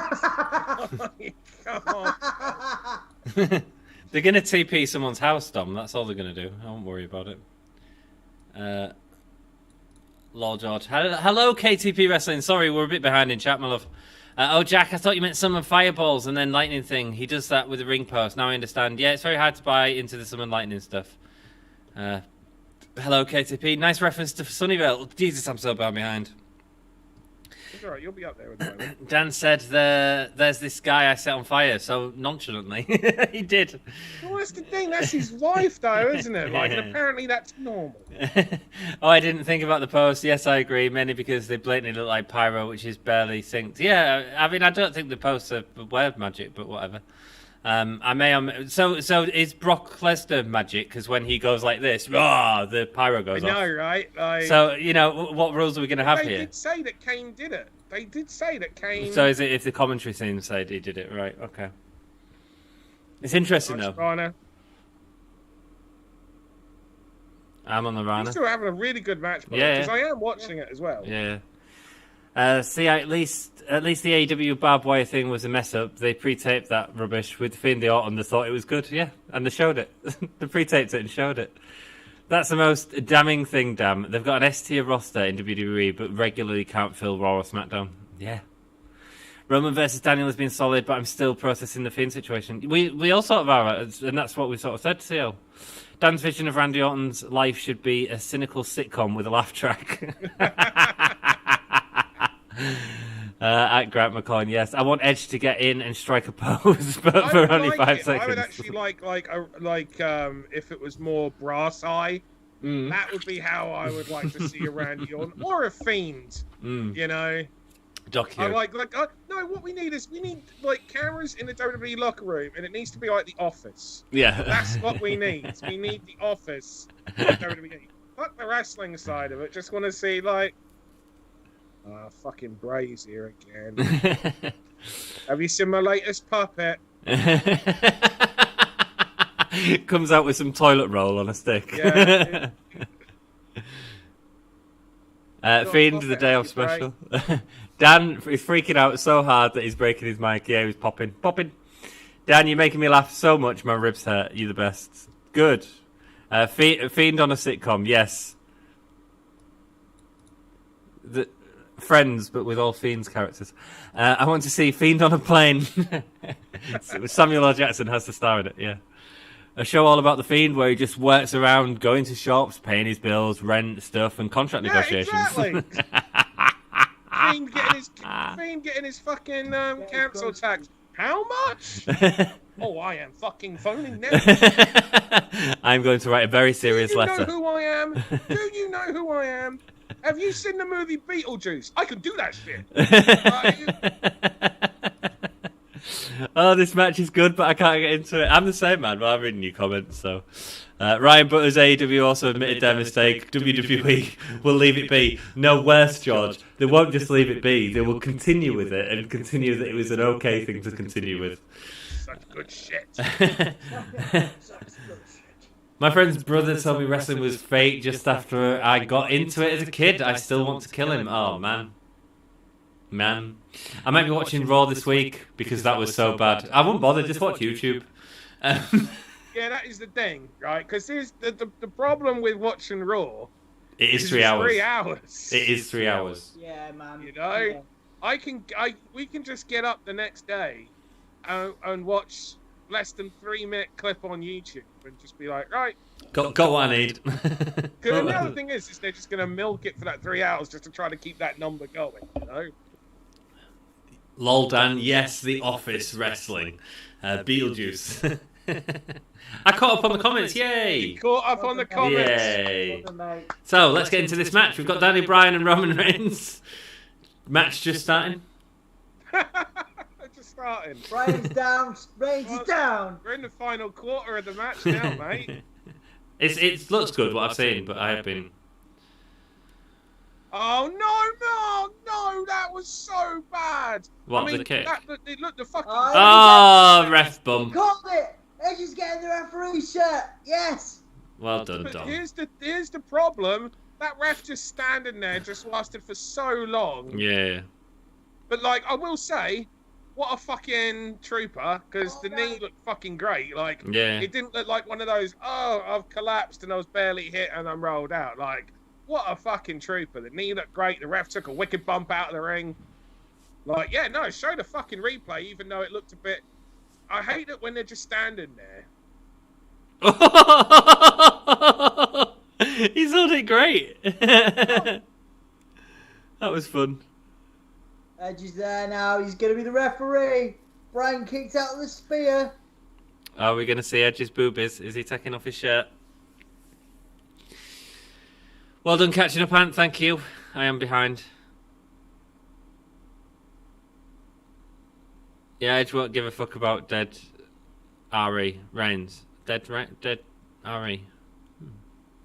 Resident Evil? Dead Resident Evil. Well, it feels dominant. Ref bump for the win. Well. Dan, you said you'd only done a couple of ref bumps, but you showed one on the live stream tonight. Yeah, I didn't even remember that one. No, there you go. I saw it and I was Probably like... because I obviously didn't, you know, write it in and they did it without me. Did they? Yeah. Oh, right, well. That's the reason why I started writing on the whiteboard. We'd have a whiteboard basically where you'd write down the matches, write down the times, and any notes on there. So you try not to, you know, have matches repeat the same thing. So, you know, working on the arm in this one, this is the finish, this is what we're doing. So you try to make sure that there's no repetition in the matches. And that's the reason why I actually I started writing on the whiteboard, you know, no ref bumps. Any refs asked to, you know, take a bump must come to Dan and run it past him first. And all the refs were just like, oh, we fucking love you. Because they didn't want to, you know, bump constantly, you know?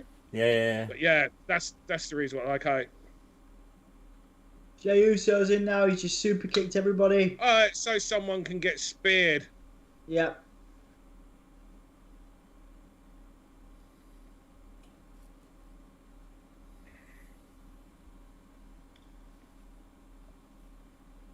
He's feeding his back.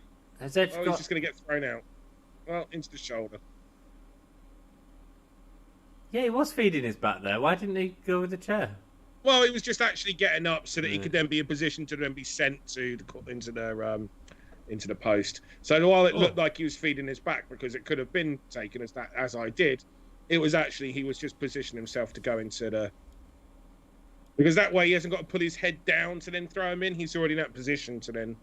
Oh man! Reigns is gonna duck the chair and he's gonna hit Edge. Yeah. Yeah, but this is all to set up your post-WrestleMania matches, isn't it? And I think Edge versus Daniel Bryan could be a build you could go to SummerSlam with easy. But hey, I tell you what. Hey, if we're thinking long term, you know, setting up post-WrestleMania matches, then I'm, you know, clapping for them. Yeah, I like that. Yeah. Oh, but it's so like done though, isn't it? You know what I mean? Like, What do you mean? Well, I've seen this before. So many times. Dom, you are funny. Yeah, of course it was going to happen. I know what you're saying. Finish him. It is a proper Mortal Kombat stream, this. Oh, nice. Oh, I thought he was going to do a variation like chicken wing mixed in, but this is a legitimate submission hold for those wondering. It sucks to, you know, be in. You know, obviously he's not going to talk as much as what he would in a legit, but it's it's you know, the thing about a lot of submission moves is they legitimately hurt. There are some subs that don't hurt, and you're just selling, and there are some subs that legitimately freaking hurt. Yeah. You know, and it's just the world that you're in. You know. Edge won't give a damn about a dead ref. Right, ref. I get it, Jack. Jack, religious education or whatever it was called in school. Oh, look, they're showing the tap. The ref has done the best selling all night. Edge, why did Edge hit Daniel Bryan? Oh, because he hit him with a chair earlier. So Edge just cost Daniel Bryan the match. It's booking for post WrestleMania. They better not do it between now and WrestleMania. Unless we're for some reason setting up Edge versus Bryan v Roman, which I am not here for. I just wanted Edge v Roman at Mania, and Dan was too busy with dumb comments on his stream. Yeah, he was, man. there was some. I saw. There was some just like I'm actually going to put a couple of words like in the blocked part for the chat, and I think I might put things like sexy and thick. Do you know what I mean? Like, there's one thing like we all can see. Do you know what I mean? We're not fucking blind. No. But we just don't need to keep going on about it. No. Oh, the ref turns up now. Do you need a ref? I thought Edge just had it under control. That he was doing a great job. Well done. Or is actually going to go up and say, "Well done, young Edge." Why do pre-WWE Eve streams get all the weirdos? Yeah, it was a rubbish finish. Yeah. That's a really interesting point. I did not like that finish. Well, that to me leads to that. There's a legitimate claim for Daniel Bryan to be like, well, let's make the triple threat. Let's make it a triple threat main event. There absolutely is. But here's my thing, right? 3 ways dilute singles matches. Yeah. So that is the reason why you don't do a 3-way until after you've done the singles matches. So I'm hoping we're not going down the route of. Unless we're going to get Daniel Bryan versus Edge on a SmackDown between now and then. No. Which again, I hope not. But at the same time, it just feels like Daniel Bryan has to address this with Edge. Oh yeah, absolutely. You know, and like so, because what else is Daniel Bryan going to be in? Is it Daniel Bryan and Uso? You know, maybe. Oh well, yeah, but we've seen that a million times, haven't we? Yeah. Guys, yeah, like so, what's going on with? And here's the thing: it's like he took 2 chair shots. Yeah. And that was him dead, like Roman Reigns did as well.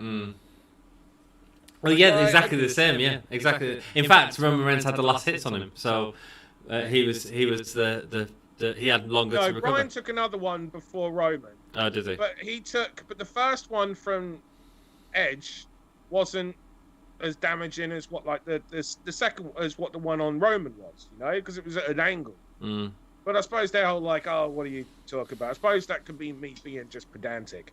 But regardless, you know, I felt that it needed a little bit more. I felt it was a weak... I know it sounds crazy to say getting hit with a chair is a weak to the back is a weak finish, but it's only because that's what we've been taught. You know? It's got to be a triple threat. I think we're getting... I think Daniel might cost Edge at Mania. Yeah, that's good. That's good booking as well, mate. I think that is it good booking, or is it just dealing with what you've got? Yeah, I think it's sort of... Is it just reacting to what is happening? But then you do Bryan versus Edge, and you keep Edge looking... Because people want Edge to win, you know? But at the same time, you should really give it as a clean win for Roman then, really, as it would be the argument. But then they also people want Daniel Bryan to win, and a lot of people want Reigns to win these days as well. Yeah, you know? But you got to. That title's not coming off him. Above all else, I think people just want to be able to care and enjoy, and at least feel that things matter. Yeah. And that there's actually some long term, because you know, who else is? What have we got going on SmackDown? I always say, what are the dream matches to make you watch a WWE show? Well, I guess Roman and Edge at the minute. Which has been diluted with all this Daniel Bryan involvement. Yeah, but that's just because they're trying to drag it out over each every week. I love Daniel Bryan, but I just feel that it's diluted Roman Reigns versus Edge. I think it's part of the problem with monthly pay-per-views, you know, as well. Because you've got to have these matches all the time. Yeah. And if you do it every 3 months and some special TV is a bit like AEW are doing it, I'm actually much preferring that format. And I'm not trying to just say AEW is great, blah, blah, blah, but I much prefer that format. Give me something special to watch. Don't give me a diluted thing. Do you know what I mean? I do. I was there and it was bad. Yes, it was, George. I saw you in it. Why do WWE Eve streams get all the weirdos? Well, tell me about it. Maybe it's the word WWE and that's what's getting them in. Either way, that's why it's so important for the cool people to be in there to fucking drown those cunts out. Absolutely, yeah, you know. And you guys do, and George, it's wonderful that you all say hello to everyone that comes in, and you always make me feel very welcome, so thank you. Not sure, only just started watching. Eve's great, Grant, wonderful. So what are we getting, a triple threat match at Mania, or is it going to be a slow Reigns cover now? No, I think Edge Reigns at Mania. Bryan might interfere and cost Edge, might do, might not. There might be an after angle that'll set up Edge and Bryan at SummerSlam. Because neither of them want to be wrestling every week anyway, you know, so it's not like you need to... You can tell that story and just hold it on the back burner for a while. There's a couple of comments that were just, appeared up, which I think are actually, really good points. Like Andrew 2980 says they're getting a rematch, I bet you. And it's just like, yeah, I mean, I wouldn't surprise. It feels like something has to happen next match-wise, and it's too much of a setup for a three-way. For them to, like, not do a three-way unless somebody else gets involved, and we get, say, Roman versus Daniel Bryan with Edge as the special referee on a SmackDown. Somebody else gets involved that leads to Daniel Bryan versus that person. Roman fucks over Edge somehow, and that's how we get back on. Because it all feels off track for a Roman versus Edge. I need to see this match. Yeah. I really need to see Edge defeat him. Do you know what I mean? And Edge also looked like a bit of a dick hitting Daniel Bryan from behind with a chair. I'm always a big believer that babyfaces don't hit heels from behind. It's like they may sneak up on them, but they'll spin them around first. When you hit someone from behind, that tells you what the ethics of that person is. Because you've hit them from behind. You didn't do it when they, You didn't do it to the face, yeah. Yeah, like it's a very different, especially when it's with a chair, when it's with a weapon, and it was on another baby face. I find that very. I don't like that if we're supposed to be getting behind Edge. Yeah. As the baby face making this big dramatic comeback, because here's the truth of the matter. Edge is the fucking man. When it talks about coming back from a career-ending injury to do what he's doing. Absolutely. Freaking hell. That's why people are behind him, yeah. Yeah, that's why people are behind him. So to then have him be a guy that attacks someone that we all love, who's finally going to dethrone the big bad guy, and of course, Edge would still get the title match. Yeah. So I get you want a bit of revenge, but from behind with a weapon? Not necessarily in his character.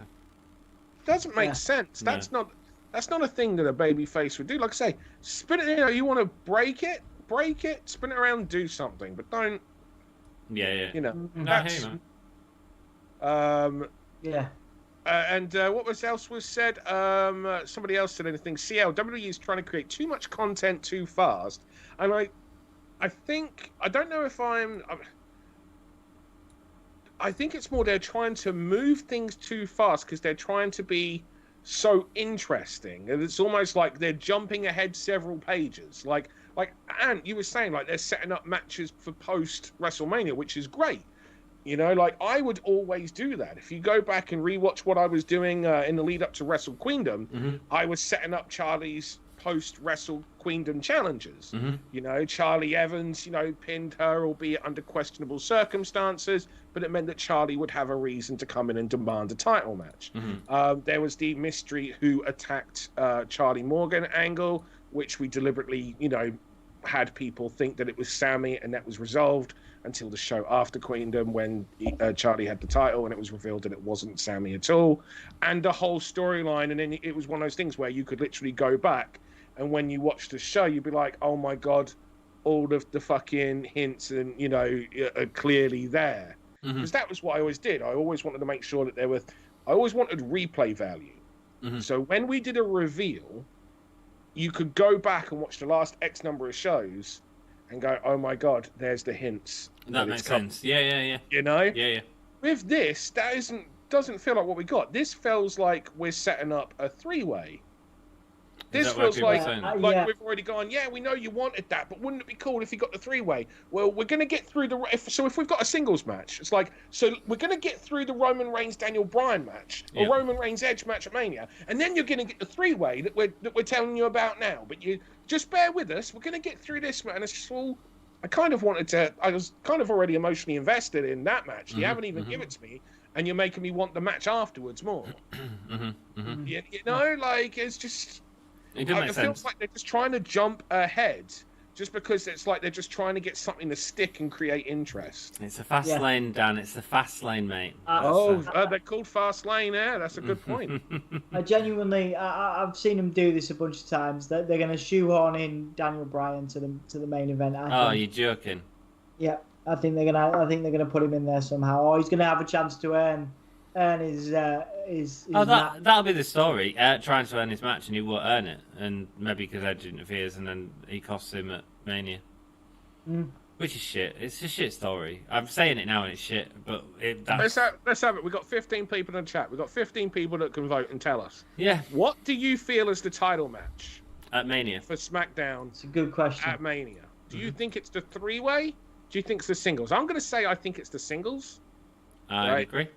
But I have more interest as a viewer in now seeing a 3-way than I do the singles. They've just for me, they've just massively diluted the singles, and they've only got 3 weeks to tell the story and make me go.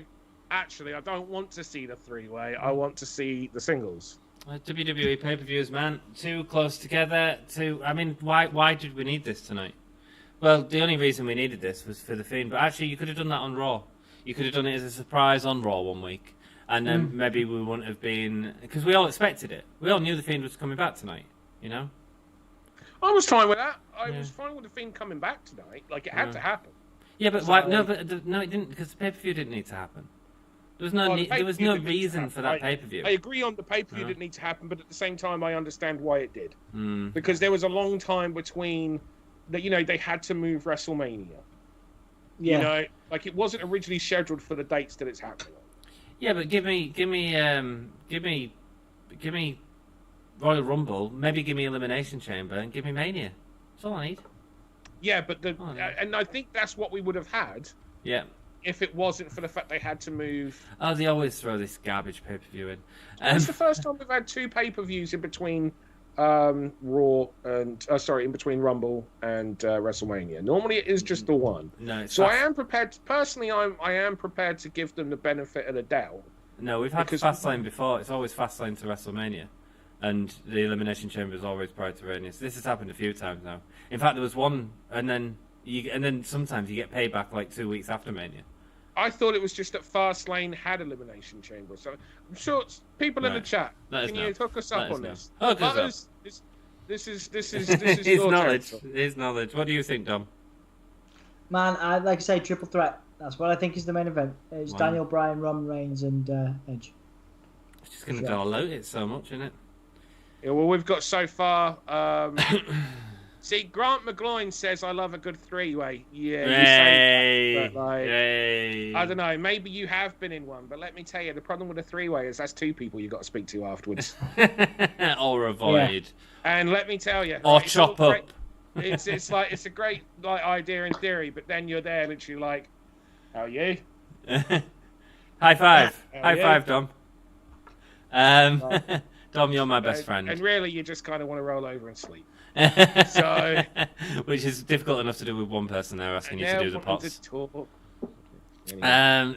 There isn't bar matches with Edge against New Stars, but even them are dream matches. Edge versus AJ, yeah, that would be a match that'd be lovely to see. Yeah. WWE trying to create too much content too fast. Hot garbage in a dumpster fire. I think there were some positive things in that, and I don't think it's, again, we say this about WWE all the time, I don't think it's any of the performers, because we got some good performances tonight from people. The issue is the booking, the production, it's just, it like the Drew match, I was really enjoying the Drew match, and then they do the stupid sparklers, and they... and it drags me out of it, and then they start chanting Drew's name, and it's all these little production things that are just The production dragging side, out of it. It's the production side I struggle with as well. Dragging me out of it. So guys, I thought it was an extra. I thought it was a solid show. 8.5 out of 10. The extra 0.5 for the main event, match of the night. Reigns versus Bryan. The psychology and storytelling was brilliant. Performer of the night, Daniel Bryan, was freaking amazing, says Alex. Alex, welcome, my dude. Was great. We'll do our review in a minute. I'll just get through these quick comments and then we'll go for a review.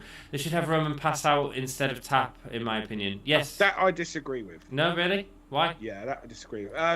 Number one, it makes a Roman look bigger too weak. visual for Daniel Bryan to secure the tap out, and that was the point there. Daniel Bryan can beat Roman Reigns because he tapped him out. Passing out, well, the problem that would be fine if he had a choke submission, but the idea was that Daniel Bryan beat him rather than Roman Reigns is such a badass that instead of tap he just passed out. Do you know? Okay. And the thing is, it's like there's different ways that you can tell that. Roman Reigns knew that the referee weren't there. The idea of him tapping is to just try and get, Daniel Bryan to let go of the hold. Mm-hmm. There's different ways that you can go down that.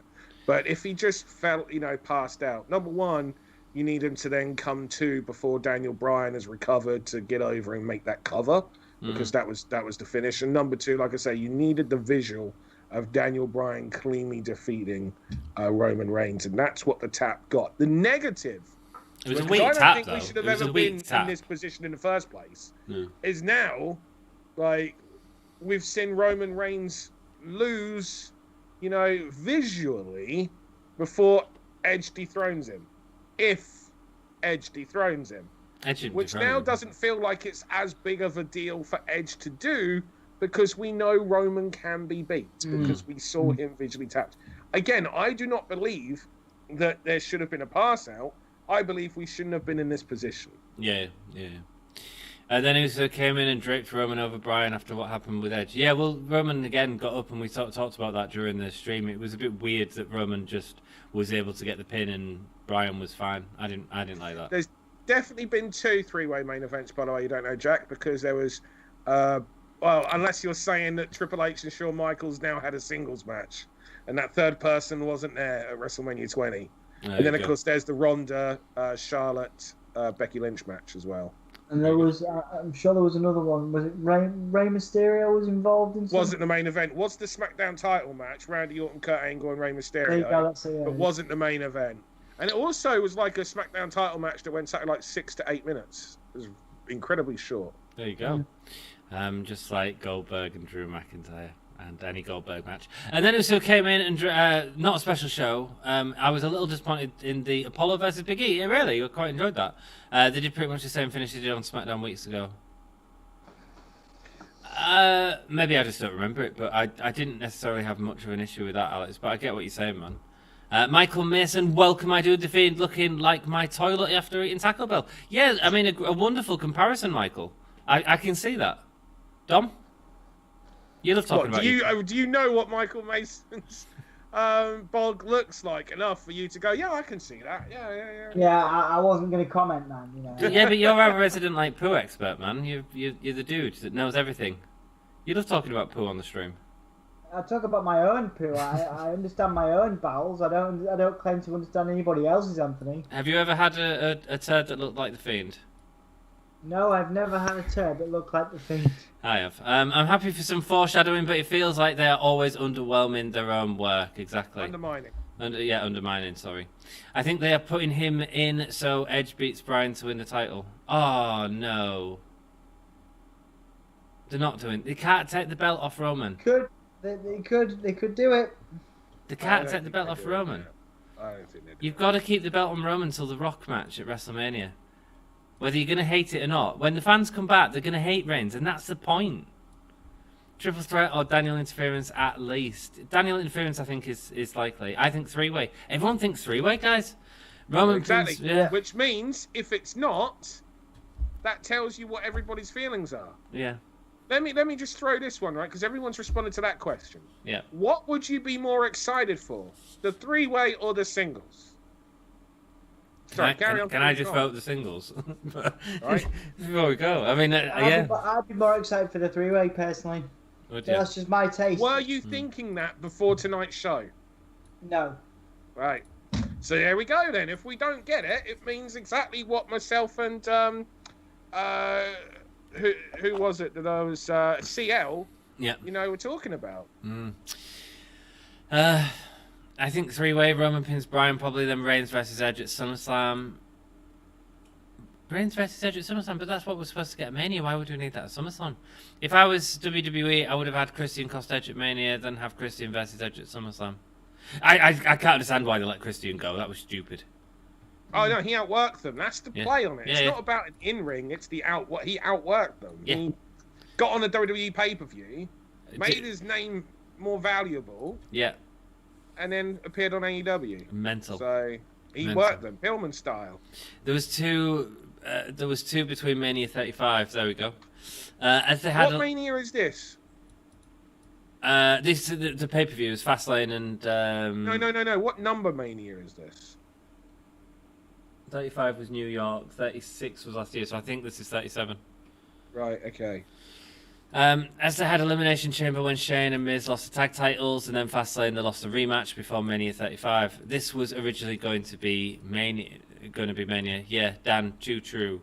Would a triple threat help Edge though through a longer match because he'd have time to rest between spots? He can do a whole match. Matty, I think Edge I think Edge could do a whole match. He wouldn't be back here if he couldn't do a whole match. We saw that in the Rumble, didn't we? We saw him go sort of long at the Rumble. Also, him and Randy Orton, what was that match, like 45 minutes? With cuts. Yeah, no, but they filmed it all in one, and then they went back and refilmed bits. Okay, so they did 45 minutes all the way through. Yeah. And then they went and refilmed bits, because it was on one of the retakes. That was the annoying. It was actually on a retake of the RKO, where he tore his pec. There we go. Yes, and AAA talent with B movie writing. Where's some B movie? It's garbage. It makes no sense, and it's annoying.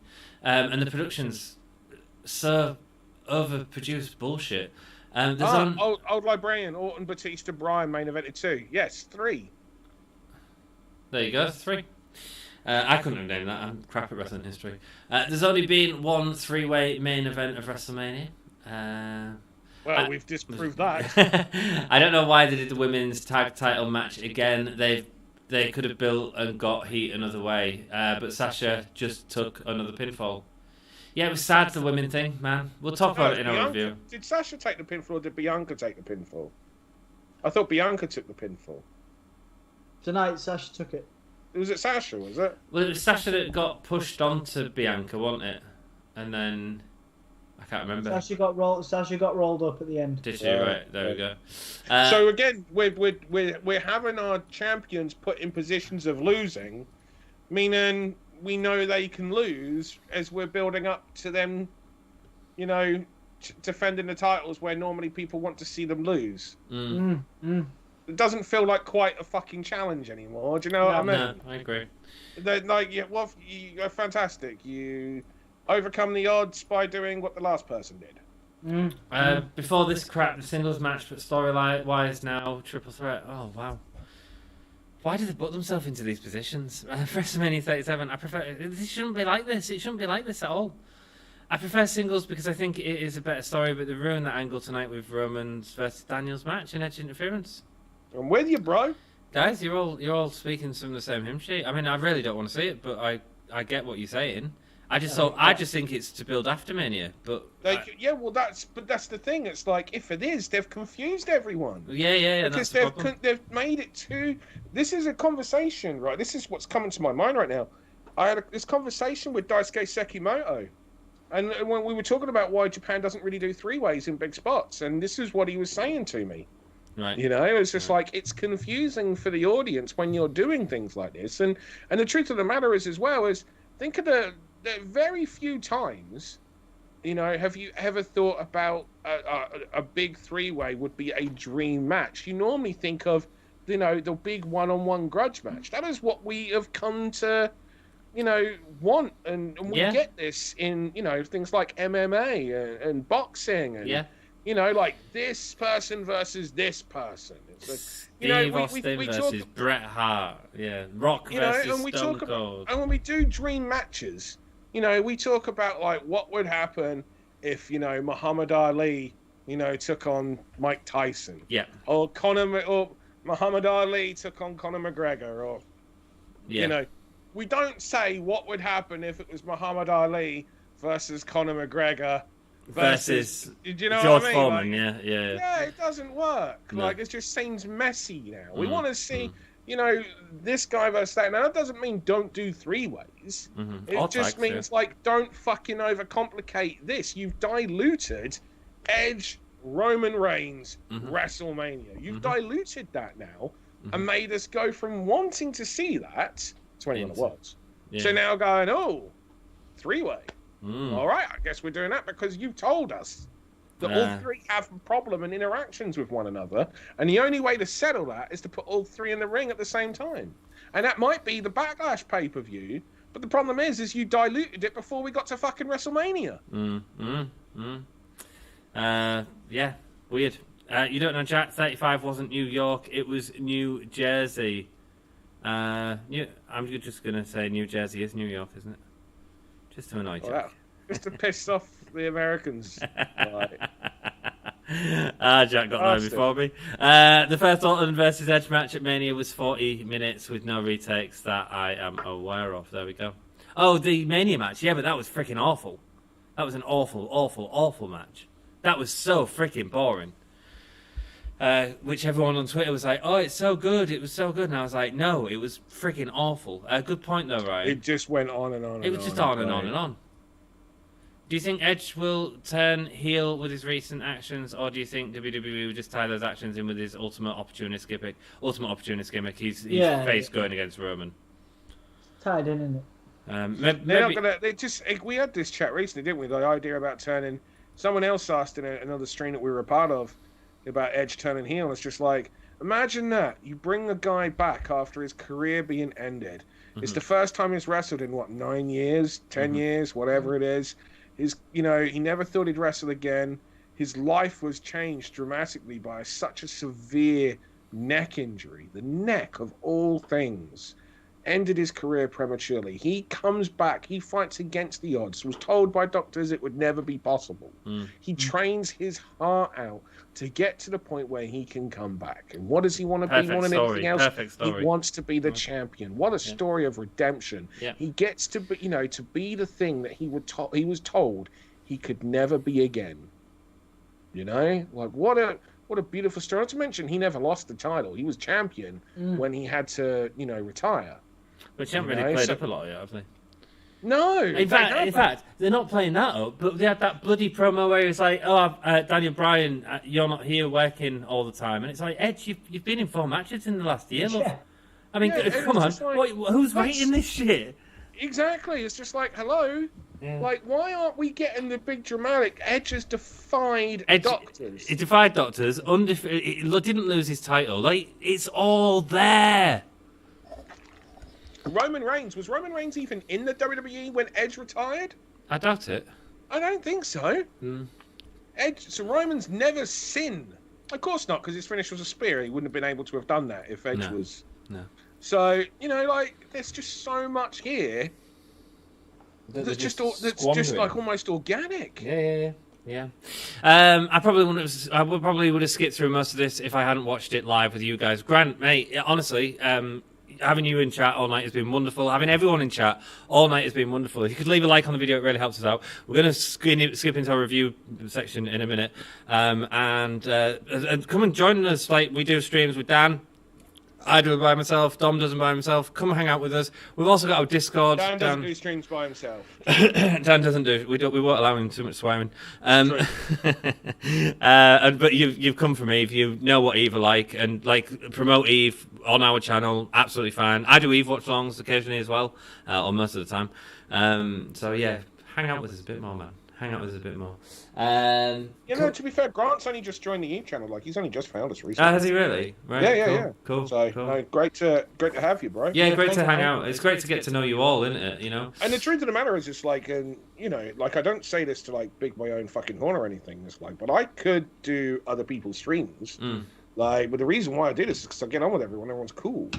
It's like, and that's not me trying to be like, oh, look at me, I could do other, or any bullshit like that. Hey, Dan. The truth of the matter Dan, is these guys go to them. They're not paying you as much. Yeah, well, there you go. But the truth of the matter is just the fact that I wouldn't be able to. Do you think I'd have watched tonight's pay-per-view? If I weren't watching it with you guys in the chat and with Ant and Dom, not a fucking chance in hell. No, I mean that. Yeah, I know, yeah. I genuinely, got to the point where the only reason why I was watching WWE pay-per-views is because I was being paid to by a company to host the pay-per-view shows at their venue. Yeah. Because I was just like, man, I am struggling here. And that was pre-pandemic. That was before WWE fell off the freaking cliff in terms of what we got tonight. And so instead, if I was already only watching because I was being paid, imagine how bad. So no, if it weren't for you guys in the chat, if it weren't for Ant and Dom, I would not be watching tonight. Oh, mate, well, it's a pleasure. It really is. Absolutely. Big Daddy Dan could be with anyone he wants, and he chooses us peasants. New Jersey isn't New York. I believe it is, Jack. You heated. Yeah, but he means heathen. If it's one triple threat match, then Bryan is the one eating the pin. Yes, he is. No, Roman debuted years after Edge left. Thank you, everyone here. Hey, great. No, thanks, you, man. Hope to see you around again. I think they debuted at Survivor Series and the Shield's first pay-per-view at WrestleMania 29, and then 28 was Edge's retirement. WWE ending before 2 a.m. Yeah. Thank you, U.S. savings time. Lads, you owe me 3 hours. It wasn't that bad. Let's go through a quick review of the show. Just quick one. Let's bash through it because it's. Dom, what was the first match? Riddle versus Ali. I didn't see this, so I can't comment. It was a decent match. You get the angle with Retribution at the end. That's the big sort of story point. Riddle did a top rope float Derek. Yeah, which looks really nice. I really like the bit where Ali did a senton as well, and Riddle with outstretched legs stopped the senton, which is a unique sort of thing that you don't often see. Yep. Performers were great, weren't they? Baszler and Jax versus Sasha and Belair. Now, I had no problem with this match. I actually quite enjoyed this match. Like, was it, up until the finish? And the problem is, it's not that I don't have an issue with them doing they're going to have a falling out thing, but it was just the same thing. It's the same thing over and over and over again. And that's my problem with it, is repetition of the same storylines. The same storylines being recycled over and over and over again. The more things change, the more they stay the same. The faces may change, but what happens between them stays the same. Yeah, I did have more issues with you, I think, than this match, Dan. I didn't like that Shayna and Nia was such an afterthought in this, and it really doesn't feel like it helped them at all, or gives them any sort of question to what they're going to be doing at WrestleMania. And I think they're the ones that are hurt by this more than anything else. This match happened at the last pay-per-view. They could have absolutely done this angle at that pay-per-view and give us more than 3 weeks build into Sasha and Bianca. I also don't really like the Sasha heel turn. Character-wise... Is she a heel, though? Because they're like, well, this 1 minute she's this, next minute she's that. But that's the problem. Like, the Bailey thing was beautiful. It was beautiful because it played out over a long space of time and it all flowed naturally. And Sasha turning face with the annoyance of Bailey all made complete sense. And we've gone through all this story for the last year in what's been a difficult year in wrestling. And I believe they've been two of the highlights of the pandemic era of WWE for sure. Yet now they're just turning the back on it because they put themselves into a corner again. This match shouldn't be happening. It should be Bailey versus Belair. I don't know about that one because we've seen it to death. That would mean going back and obviously changing the load of writing. We should never have seen it. Yeah, no, I wouldn't. Disagree with that. Dom? But they didn't even know if the stories are true. Who Bianca was going to be facing at WrestleMania when they had her win the Rumble, and that's a problem. Of course, it's a problem. Like I spoke earlier about. When I was doing, the build up to Wrestle Queendom, I knew in August, was it August or July? No, I knew in July what my main event was going to be of Wrestle Queendom, which was the following May. Yeah, of course you do. 9 months ahead. And you booked and towards it. I wasn't just thinking of that. I was then thinking of what was going to be happening. In January, from October, I set the seeds, for, onwards, for people to be ready to challenge Charlie after May. I literally had June, July, August, September. Do you know what I mean? It's like up until NXT UK came around and things started becoming more difficult. Because what a lot of people don't know is that NXT UK was a reaction to World of Sport being created over here. And so NXT UK, like the shows that they had booked were last minute bookings. The tapings and the training weeks they were doing were all very last minute. So I then couldn't plan ahead the same way. But up until NXT UK, I was always trying to work a year backwards. And I'd have to change some things because people would get injured. So-and-so would be offered a tour of Japan. And it's just what am I going to do? Say, no, don't go to Japan and improve as a worker and earn a shed load of money and make your name even more valuable so that when you come back and work for me, you mean more as a performer.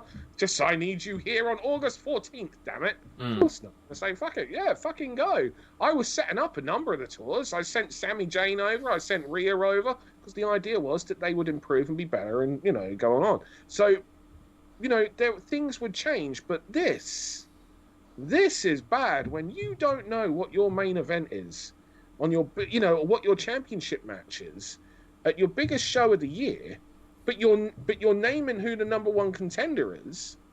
I mean, they could have given the title to Carmella for all I care and have Carmella and Bianca, but this is a lot of storytelling to do in 3 weeks, and I think they're going to struggle. And I don't know if I'm going to believe it. Dom, your thoughts on this match?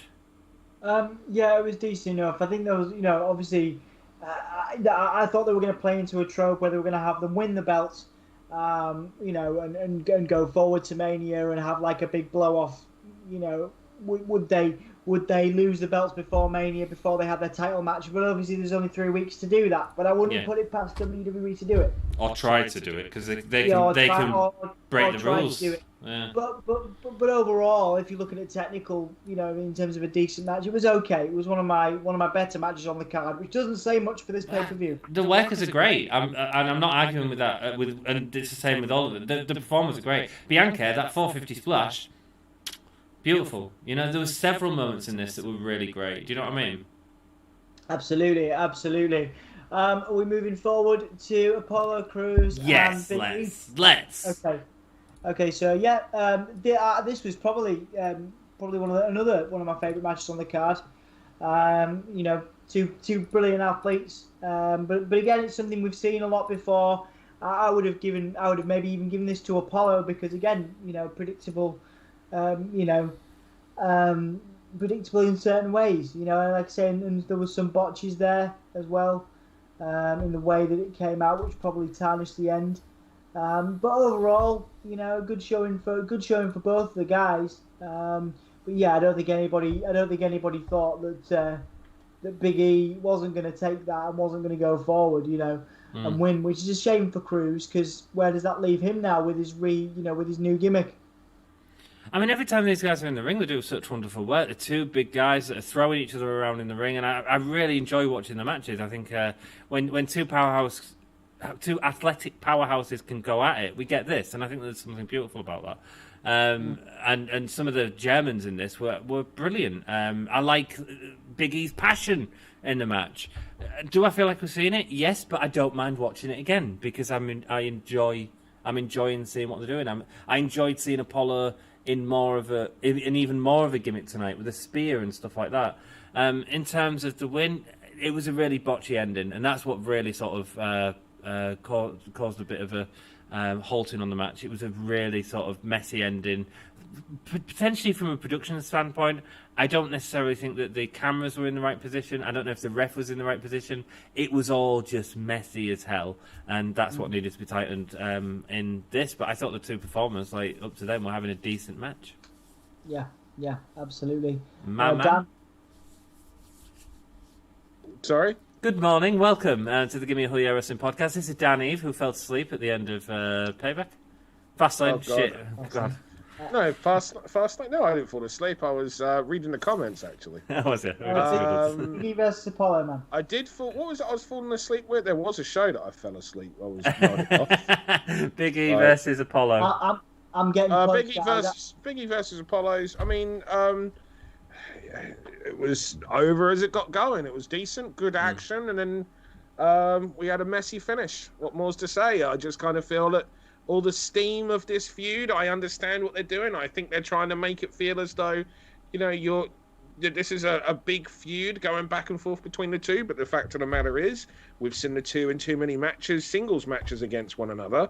There could have been more, the pair of them against one another and, other situations to, have them be in conflict with one another to build up to pay-per-view matches, even if it's even in a tag match or just something, But there's been too much of Big E versus Apollo to then get another messy finish. Mm-hmm. Yeah. I just kind of be like, I don't care now. I understand that we're going to get a clean finish at Mania, but I don't care. Like, you've just pushed me too far. I've just seen it too much. Mm-hmm. And here's the thing, it's not like it's a bad match, but it's also not setting the world on fire. Now, the truth is, those two can have those two have got an incredible match in them, and it'll be a great match too. But when you're already past the point of caring about a result, because that's the way you've been pushed by the presentation, then it doesn't matter. Yeah. It's like when you're watching a movie and you're like, and it has and you think you're at the end, and you're like, oh man, like this has been really good. But then it turns out that wasn't the end, and there's 45 minutes still left, and you're just kind of a bit like, and you just kind of like you make your way through that. That 45 minutes might be really good. Mm-hmm. You're just like, yeah, it could have actually ended a lot earlier, and it'd have been better. Yeah. Mm-hmm. And that's how this feels to me. That's fair, and that's a good analogy, man. A good analogy. Yeah, definitely. Would you like to move on? Yeah. Shinsuke and Braun and Elias. So I'll just let you guys do this one because I've got no feedback on it. I'm moving on. Shit. Oh my god. Well, here's the thing, right? I understand what they were going for. Shayna's actually been feuding with Elias to an extent. And so to an extent, there's been some things going back and forth, like prior to what's going on with Braun. So he's now so he basically fed, there was a little bit of backstory between it, but it was still shit, and it was a real horrible. No one wants to see that match.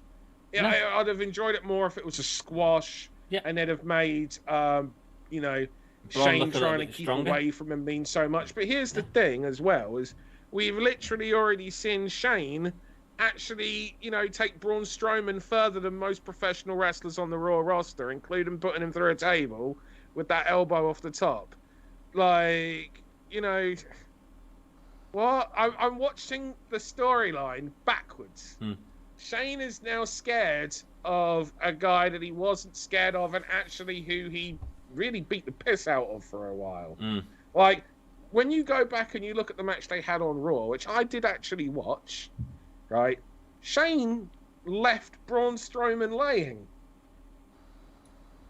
And now Shane is just like trying to do everything he can to get out of it. Just like, what the fuck, yo? I'm watching this backwards. Like, it's weird, isn't it? It's weird. I don't get it. And it's not entertaining. And I mean, it's just classic WWE. Like when you get the Hell in a Cell as the opening match in the feud. Yeah. It's very difficult to do right. Yeah, very difficult. No, it's piss easy to do right. What do you mean? It's the fact it's piss easy to write. Like the book. Oh, it's piss easy to write, but you can't do a Hell in a Cell because that's a blow off. Oh yeah, but that's my point is that I'm making. It's just like, the booking of wrestling. Right, everyone thinks they can do better booking in wrestling and everything along those lines. And the truth of the matter is, you probably can't. Like, booking isn't hard, or as hard as what a load of people make out. The hardest stuff is when you're working around injuries and other schedules. Yeah. And dealing with people that don't want to do, those are like the aspect that wrestling is very simple logical storytelling. It's not difficult storytelling at all. No. You know, there are some elements that is difficult in terms of trying to, you know, be constantly creative and fresh. Right? Like, there are some elements that's there, but that's why I'm a big believer in working with the talent, you know, and also being able to bring the best out of the talent because you know what they're good at, and, you know, and getting some more, just, you know, more people, more ideas. That's no bad thing. No. It's an ego thing to think that you somehow are the fucking person that can create some sort of brand new fucking, you know, thing for wrestling and create the new buzz and create the new boom and everything. It's just like, no, it's a, you know, it's a group effort, everyone working together. But like the fact that WWE seemed to take the easiest part of wrestling and make that difficult, I'm like, no, it's bizarre. Speaking of turd ideas, I really need a toilet. Anyone want a feeding doll? Sorry, Dom, go on. All right. Was that? Did I have another point? No. Go on. You sure? No, okay, I'm just trying to get out of it. Just let's go. God, that was crap. Right, Shinsuke versus Seth. I'll do a quick rundown. I thought this was probably my favourite match of the night. Brilliant chemistry between both guys. Real shame to see Shinsuke lose. I think the last thing that Shinsuke and Cesaro need in this feud is to lose to Seth, who everybody thinks is going to win anyway. So yeah, I would have had Shinsuke go over with maybe Cesaro helping, but maybe I think he's out, whether it's a storyline or not.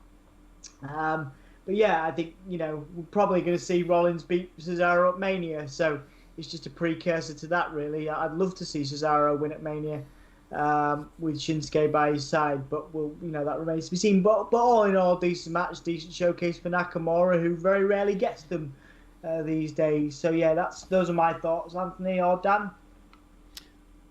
You go first. I thought there was a tiny bit too much of Seth on top. I thought they could have pulled that back a tiny bit. I know that when Shinsuke got that heat in the middle of the match and sort of got the babyface fire up halfway through, it was really exciting, and that became a really exciting part of the match. But I do feel there was a little too much of Seth getting that heat for that. But apart from that, I really enjoyed the match. These two doing new things. What was that where he caught his leg after the running the ropes into his thigh and then came back with the kick from behind? A move I've not seen before. I know you guys have seen it in TNA. But I was like, that's exciting, that's fresh, that's new, and these guys are innovating new stuff. And to me, that is exciting, and I always appreciate it when I see that. So I thought it was a solid match. You know what's really bad? Go on. Is the fact that I remembered that Loki did it on AJ Styles and TNA, and I've just remembered he did it in 2 matches, that he worked for me as well. Oh, really? So, there you go. There you go. Parker and James Ty. There you go. So, there you go. So that's my thoughts. I enjoyed it. Yeah, good match. Was pleased to see it on a pay-per-view. Had no problems. I understand that, you know, Shinsuke's role is what it was. It would have meant more if we'd have seen Shinsuke on weekly TV winning matches, but we haven't seen that. Therefore, that was what was missing. I didn't mind. I am a big believer that heels can win matches clean and fair. You know, I don't believe that every heel win needs to be a heel cheating. I hate that mentality. What this needed, I don't feel this needed Shinsuke to go over. No. I feel it needed Shinsuke to already have been better established, building up to Shinsuke versus Seth. Yeah. And by having Shinsuke be able to defeat people and I'm not saying he has to beat the main eventers. No. Because that in itself is part of the challenge then. You get behind Shinsuke because this will be a big win for him, you know.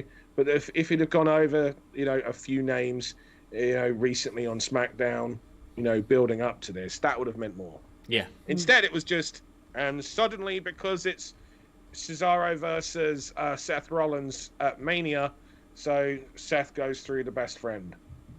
There was no reason to the ending. And I think that's what I also mean, Dan, that if they'd actually give Nakamura a little bit more on top of this match, and we could have come out of this match with better feelings for Nakamura. You know what I mean?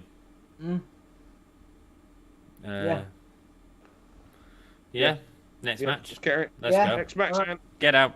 Drew and Sheamus, guys. Yeah, decent. Not as good as Seth and Nakamura for me, but probably the better match. These guys they've had a couple in recent weeks on Raw. Obviously, you guys have avoided Raw like the plague. Fair enough. But yeah, this has been the best version of what they've been able to do like in the last few weeks. It was nice to have the addition of no DQ or the kendo sticks, things like that.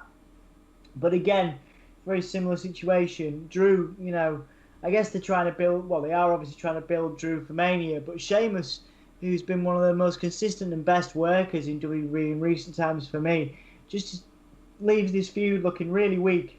And I'm wondering what he goes on to do next. So Drew gets the clear win here after a decent competitive match. Sheamus looks good, Drew looks good, but that's in the context of the match. To bring what the best. What does the Fiend's bed look like? Dom? Sorry, Dom. Carry on. It's like, not you. It's not you. It's me. I feel like I'm breaking up with you. It's all right, man. It's okay. It's been a long day. Right. I don't know what the Fiend... Now I'm thinking about what the Fiend's bed looks like. Right? Exactly. What does the Fiend's bed look like? What's his morning routine? Does he do Fiend yoga? Yeah, right. What does he do? Fiend yoga. Oh, man. Oh. Anyway. So this one... Yeah, sorry. Are you finished, Dom? Or do you want to Yeah, those are my thoughts. I'm happy with Drew, that Drew looks strong to Mania, but I'm gutted because I don't know what's next for Sheamus, really. That's my thoughts. I thought this was a really good match and an example of when WWE do these silly big matches that they quite often do. They did it at Royal Rumble with Roman Reigns and Kevin Owens, and to me that was a massive flop on many levels. This was much better than that. I enjoyed it. I enjoyed the match. The two worked really well. They put in a hard fight. You could tell it was a hard fight. Lots of really creative spots in terms of moves. It's just the production. The production is so freaking annoying. Send them through the video screen. That's fine. Let's not have jabs going off to create some sparks. I don't need that. The visual of them going through the Thunderdome is enough for me. That's fine. Same with a couple of other spots. I feel like they really put a hell of a lot into this match, man, and I enjoyed it. And chemistry is wonderful with these two. Yeah, absolutely. Dan? Action was very good. The two had a very good match. The issue, again, you can see my answer to the Seth Rollins versus Shinsuke Nakamura match.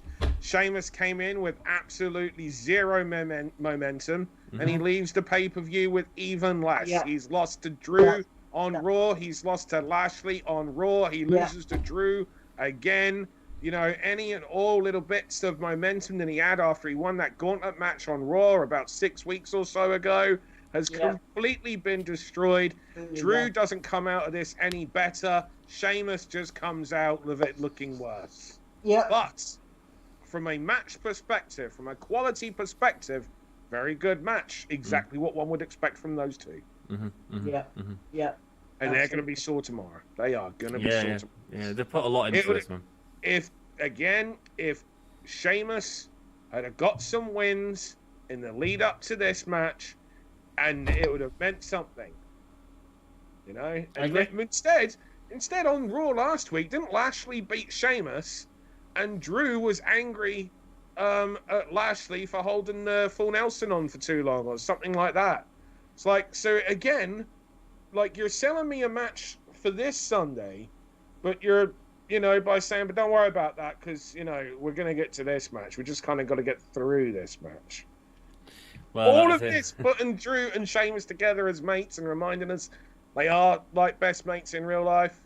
Yeah. For this? For Sheamus to lose every single week and then we're supposed to be surprised when he loses again on the pay-per-view? Especially after that sort of battle. Attachment. You killed it. You killed our emotional attachment to it.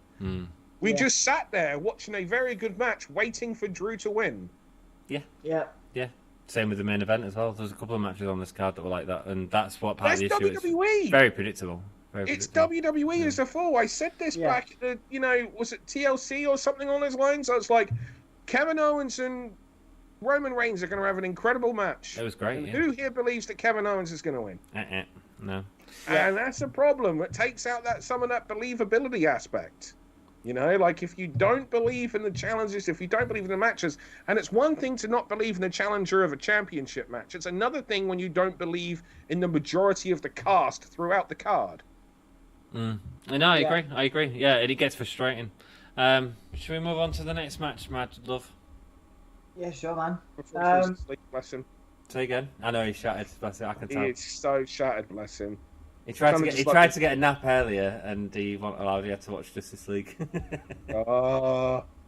It's only 4 hours, isn't it, Dom?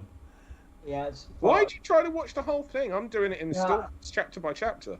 Yeah, that's a chapter a day. That's the right way to do it for sure, man. Definitely. but it is really good. It was brilliant. But yeah, I've been in weekend workshops all day. So I was doing academic work from 9 till 4 as well. So I'm just like really tired. Oh, but it's all right. We can see. Let's move on. Hi, James Eddington. Yes. Hey, James. Hello, everybody in chat. Thank you for being here. Alexa Bliss versus Randall Keith Orton was next up. I mean, I'm just gonna say I'm disappointed, and we'll leave it at that. That's my. Oh come on, no, because you're the biggest Fiend, Mark, and I need more than that, man. You don't even have to talk about the main event. Just I need more than that.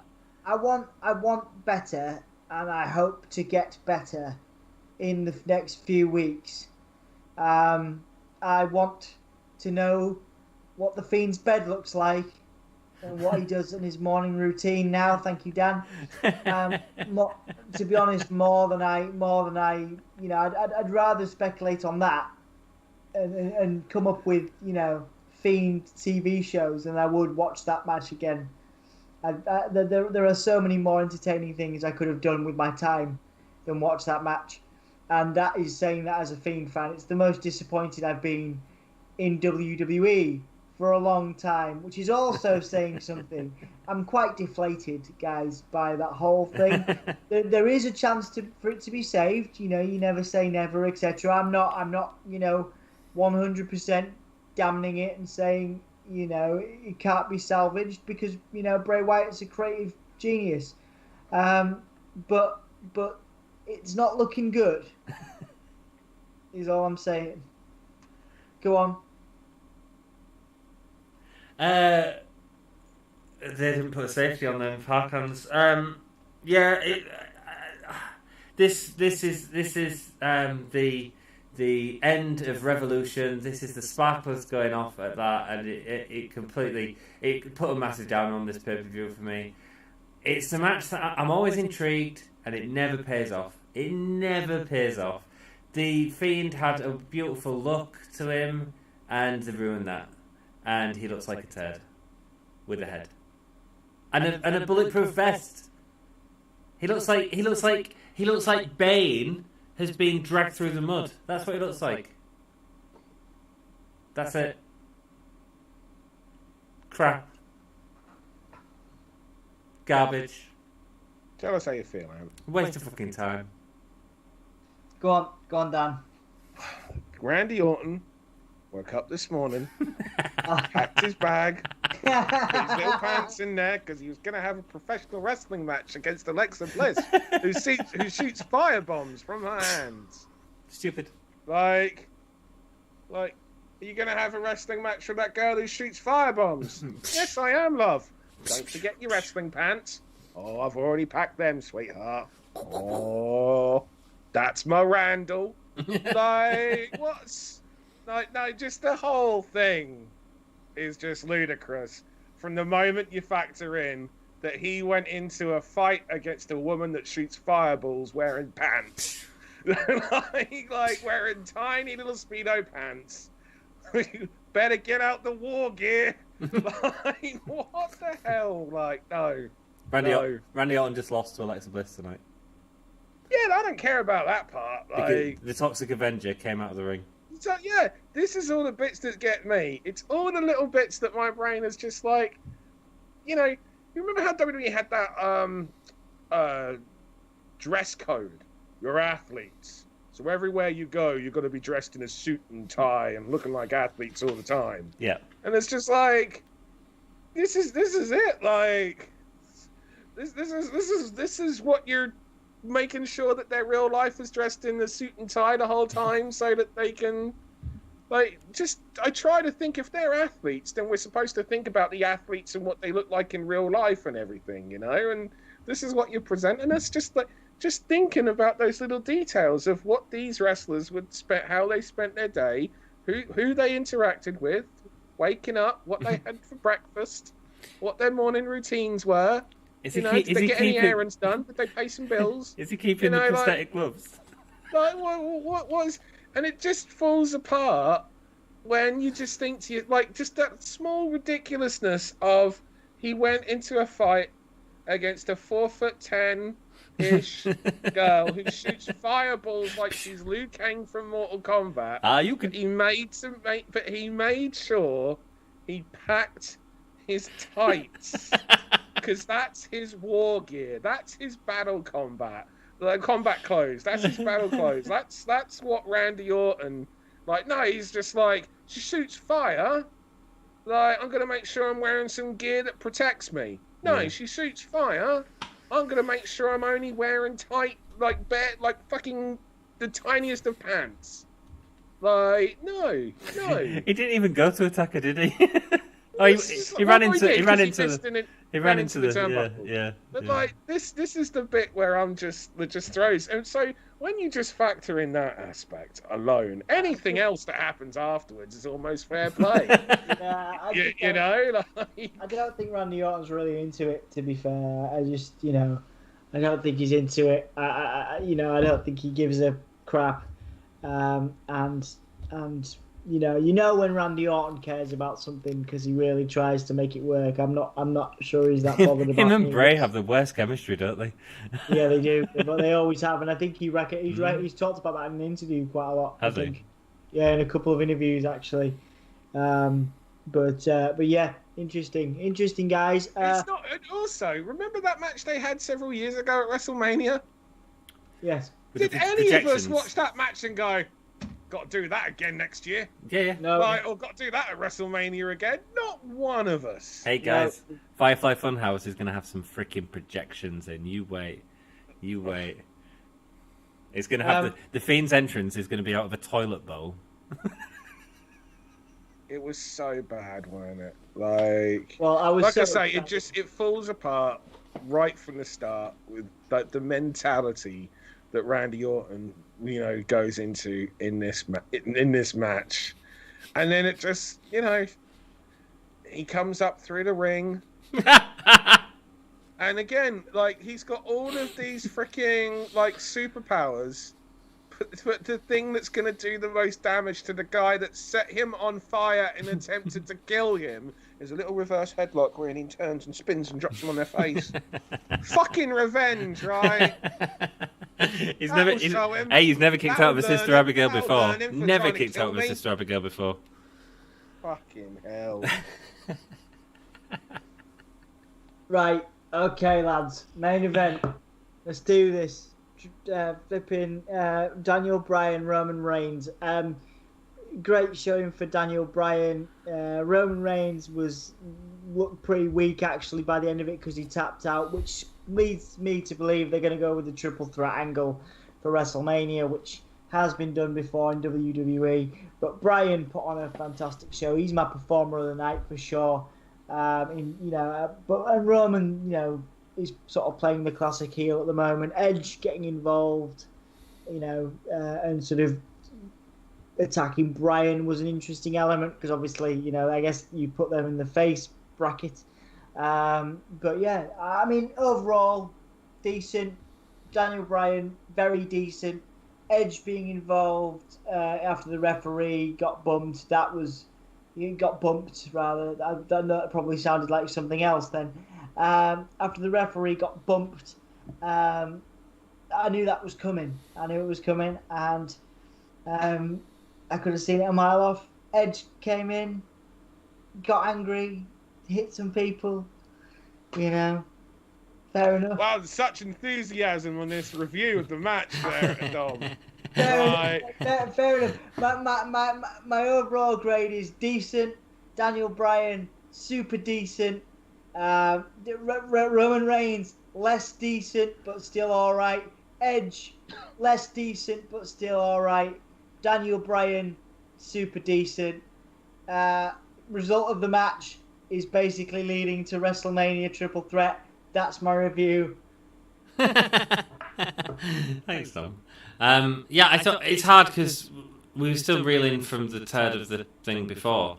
So that sort of really dampened this event for me, because obviously when we're in chat and we're trying to catch up and you guys are all talking about how crap that Fiend thing was, then it becomes quite difficult to sort of even review the match. But from what I saw of it, it looked really good. That's a very, very, fair point. In terms of the placement, it was terrible. It was terrible.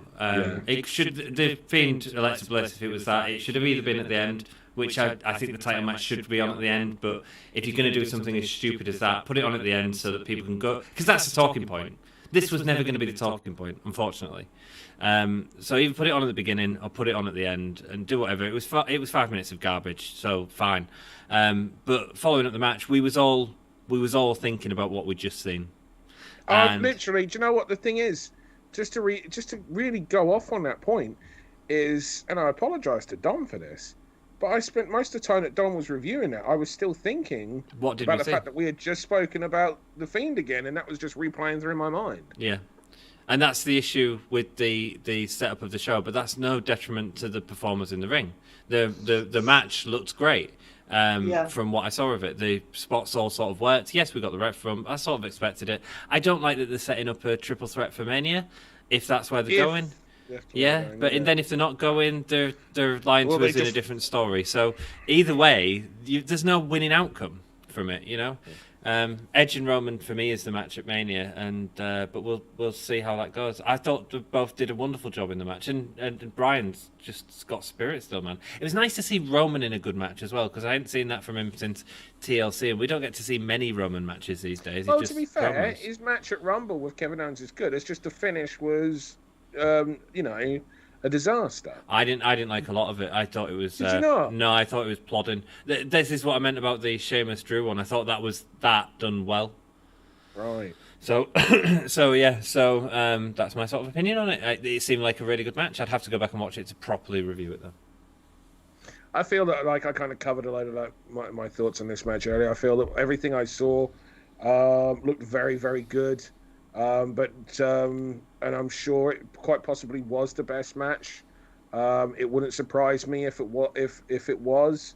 But we were all talking about what we had just seen, and that's why I'm like, that should have been on near the start of the pay-per-view, and where we had time to digest, what by the time we got to the main event. And I feel bad because it's like I'm saying sacrifice those others, but you ended up sacrificing your main event. Yeah, and that's a big problem. Like that's what it feels like. So, that's their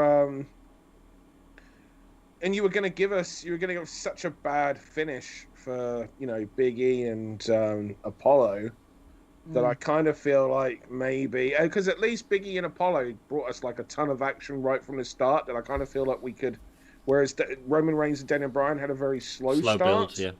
Yeah. So whereas I think maybe we'd have been able to have gotten more into Big E and Apollo because they had a fast build, or in an ideal scenario, maybe we'd have had a comedy match or something that followed it. Maybe that would have been a placement before we got that god-awful Old Spice. True thing, yeah. Yeah, maybe it'd have been better if that went on before then. Then we had the Old Spice stuff, which gave us longer to digest. Have all those, because us talking over the Old Spice thing, what's wrong with that? We can talk over that. We can get all that out of our system, actually ready for, say, Apollo and Big E next, because they brought a load of action right at the start, and a load of action and get your attention. So I feel that would be what I have done. I'd have put that match prior to the Old Spice commercial angle with Ron Killens and whomever, and then gone into more of an action match. It's a bit like Dom looking on Twitter during the stream. It's like, that's the problem, because this is what we have in all of our hands, yeah. And watching a wrestling show while we're talking about it and we're going through comments and stuff like that, and there's more deliberation and it's slower to talk about things and get opinions from three people. This is what people have in their hands. And this is what Dom was doing instead of watching the main event. And that's not having a go at Dom at all. That's having a go about the product, because the product made you do that. And the product shouldn't be making you focus on this. It should be making you focus on that. That's a problem that everyone will experience in the homes, you know?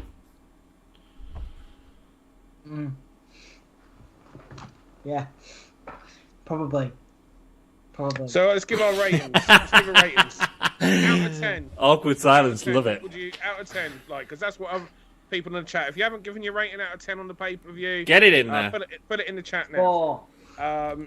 You're going with 4? 4 out of 10. 4 out of 10. And 5.5 to 6 out of 10. 6 out of 10.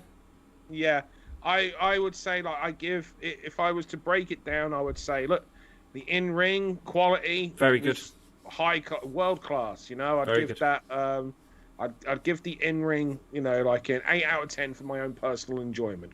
It's not me trying to say that, you know, that's their level or anything. That's just for my personal enjoyment, you know, and seeing what I saw there. I'd say, like, the in-ring was like an 8 out of 10. The production, booking, presentation, It drags it down. Honestly, like 2 out of 10 maybe, and I'm trying to think why I'm not saying 1, but you know, I'll say a 2. I'll allow their space for shit to get worse, as I'm sure if anyone can find a way. Actually, there is the Randy Savage, Kevin Nash segment on Nitro a few years ago, where Kevin Nash randomly brought out a very flexible woman in a duffel bag to put into the ring so that she could sneak out behind Randy Savage and put, you know, sewage onto him. And we'd never heard of this woman, never saw her. It was just it was that level. So yeah, if that's a 1, the production presentation of this show was a 2. Slightly better, yeah. So overall, that would bring it to a 5. 5, cool. Yeah, fair enough. Let's go through a few comments and then piss off, yeah? Edward Time Mini 27 and Shield's first mini was 29. Same guys, I tuned in just because of you guys, and I'm about to head out. Thanks for the stream, you guys, and making Fastlane better. That's awesome when we get feedback like that, so thank you so much. I know CL's not here, but that's lovely. Thoughts on the Shane Braun storyline? I think we sort of went into it. Well, we didn't go into it, we just said it was shit. Edge retired after beating Del Rio after Mania 27. Mania 28 was the Rock versus Cena one. Excellent. Let me go. Sorry, guys, you've wrote a lot of comments. We try and avoid the comments just in case you want to watch this back in the future. You absolutely can. Not a special show. I was a little disappointed in the Apollo Big E. Pretty much the same finish. I think I've read that. I've just lost my place in. Does that happen to you, Dan and Dom, where your comments just go to the bottom occasionally? Sometimes, yeah. Oh, it annoys the shit out of me. AW wouldn't take Bruce. No. What, Bruce Pritchard? Yeah. Yeah, I think they're talking about Bruce Pritchard. Yeah. How about all them trolls and pigs on Eve earlier? Yeah, that was awful, Louis. We've gone through that. Yeah, Dan's. Dan come onto the stream very. He had his own entrance theme tonight that was swearing. Yes, man, and the problem. Shinsuke versus Seth was really fun and good. I'll take this for Shinsuke. It's a singles pay-per-view match. Yeah, that was pretty good. Damn, it's 2:30 there. Damn, it's only 8:30 there. Yeah, we normally this is early for us. Normally this pay-per-view, if it wasn't daylight saving time, would have finished at. It would be 4 in the morning now. Randy Orton is on Broken Soul Sessions. Good. Let us know if it's any good. Like Spike, yeah. If you could all like the video, it really helps us out. I just saw the Fiend in a thumbnail. Holy shit, he looks stupid. Say that again. It was WWE where you're not expecting a match. Yoga Bliss, Alexa Bliss, Yoga Fire. Please let Dom sleep. He's not tired. I thought it would have been a DQ when the USO came in. Well, the ref was dead, wasn't he?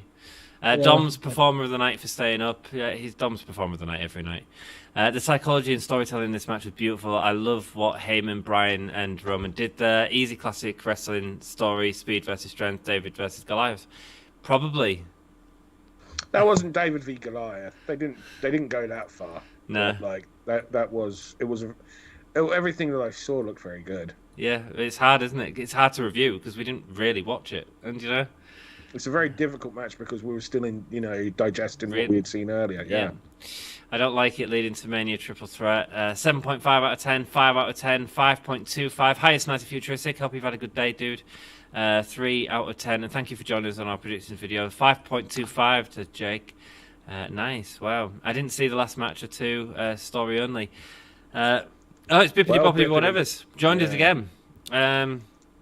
3 out of 10. Thanks, Grant. Fastlane wasn't all that bad. I'll give it to you. The first 3 wasn't good, but the rest was fine. And Snorri says a futuristic. I just watched like a legit 5+ star match on Choco Pro. Yeah, maybe if you'd put in some. Well, but there was some good matches. After watching the majority of Fastlane, it seemed extra good, and made Fastlane seem worse than it was. Right, okay, yeah, after we're going to watch Chucker Pro. Well, Chucker Pro, great. Alan Gibbons has joined us. Hello, my brother. Welcome. Wrestlehead has joined us. Hello, Gimme a yeah. How are you? I am from Nepal. Welcome. Hope you're having a great day. And we're going. Hello. Dudes, Ryan Butler's great stream. Case, if there's anyone that's joined us that hasn't hit the subscribe button, you won't be late next time. You won't be late.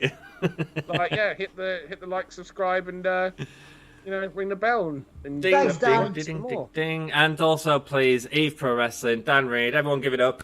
2 claps and woo, woo, woo, woo, woo. Wonderful wrestling promoter for Pro Wrestling Eve. Outstanding stuff that they're doing across there. Please see all the links in the description. Come and hang out with us. We watch it as well. We love it. Dan, pleasure having you. Thanks for having us. It's the only way that I would ever get through a show like that. No, it's lovely having you. Dom, you're a beautiful man. Thanks, man. Nice to see you. Nice to see you too, Dan. I'll catch you on the flip side. We'll be putting up some interviews this week. You might be doing AEW. I'll definitely be doing Ring of Honor on Friday. Why are you doing Ring of Honor this Friday, if I may ask? Why? Just because I've always liked Ring of Honor. I've started talking to Ring of Honor, just the PR guy for doing interviews, and I want to watch pay-per-view. I've been watching matches on YouTube, and I'm like, this looks cool. I'm gonna do a stream. So yeah, that was why. Is it an hour long as well? It's on Fight. I think it's a couple of hours. Oh, is it? Cool. 1 a.m. though, so hopefully it won't be too. Yeah, it won't be. It's not going to be like 3 hours though. So. Right. I'll give it a go. Give it a try. Could be cool. Oh, well, I'm not shitting on Ring of Honor. I was just interested. What made you decide Ring of Honor? Just giving it a go. I really like the content they're putting out, and I'm thinking about doing some NWA stuff as well. So at some point I'll save the energy that I expend on Mondays by doing more stuff later on in the week. As much as I'm an old punk, I'm a big lover of classic hip hop, so I'm really into NWA as well. So good lad. It's good. Did you just do a champer clap? I did. I gave Dan a champer. Are we doing a secret stream or not? Yeah, we will do. Sorry, we're still live at the minute. Don't send us out. Oh, hi. Right. All right. What did you do? What? I didn't know to press the button until he does the whole thing and everyone goes crazy. That's the gimmick. You were just talking and I was like, what are you doing? You're just talking. Let's do this. Continue. Go on. Count us down like a claymore. 5, 4, 3, 2, 1. Oh, yeah. Yeah, cool. Secret stream. Yeah. This is Sorry, I didn't realise you'd expect me to go. From the New Day. Give me that whole year. Perfect. Give it to me. So we're talking about I gangbang. need it. Gangbang, great. Hello and welcome back to the secret stream. Don't tell anybody you're here. Don't tell this happens. This is only for Gimme a Whole Year Originals. Let's talk about gangbangs. Are we actually live now? Yeah, we're live, yeah. Oh shit, right, okay. Didn't you tell? I did my performance voice as opposed to my... Yeah, I wasn't sure if you was fucking with us. No, we're back. Oh, we're Why are we back. talking about gangbangs? Oh, Dan wants to tell us all about gangbangs. I don't want to tell you about it, just... That's not how this went down at all. I'm pretty sure it is. Hey, whoa, there's video evidence, by the way. And also, Jack was like... There's video evidence. What? Of Dan's gangbang? No. Well, there might be. I don't know. It was the biggest gangbang in the UK, the world record, I believe. But I don't know the story. But there was look. Jack was saying gangbang in chat. Should we talk about gangbangs, or do you want to talk about something else? And your mic was open, so now we're throughout the whole thing. Which one? Your mic was. Look, you don't know. Jack says, "Ant, your mic was open. You had a hot mic." What, when there was... Oh, no, during the Foley bit. Was everyone else's mic open as well? Oh, no. Huge pop. Oh, man. Botch. Anyway, what are we talking about? Gangbangs versus three-ways, benefits to both. I'm just letting you know, Dan, I'm going to come back to that when we do our interview on the channel at some point. What interview? You're getting interviewed, Dan. Yeah. I haven't I'm on organised. there every bloody week. You don't need to do a fucking interview. I do. I need to ask you like questions, deep and meaningful questions about your life. What brought you into wrestling? What inspires you? What motivates you? What positions you used in the gangbang? Not that he did the gangbang. Can we just make this clear? We don't know the story. How long you last? How often you dream about the Fiend's bed? He was invited. Nothing more. Dan, I'm so intrigued, man. Is this going to be like something after dark, like after dark, after the?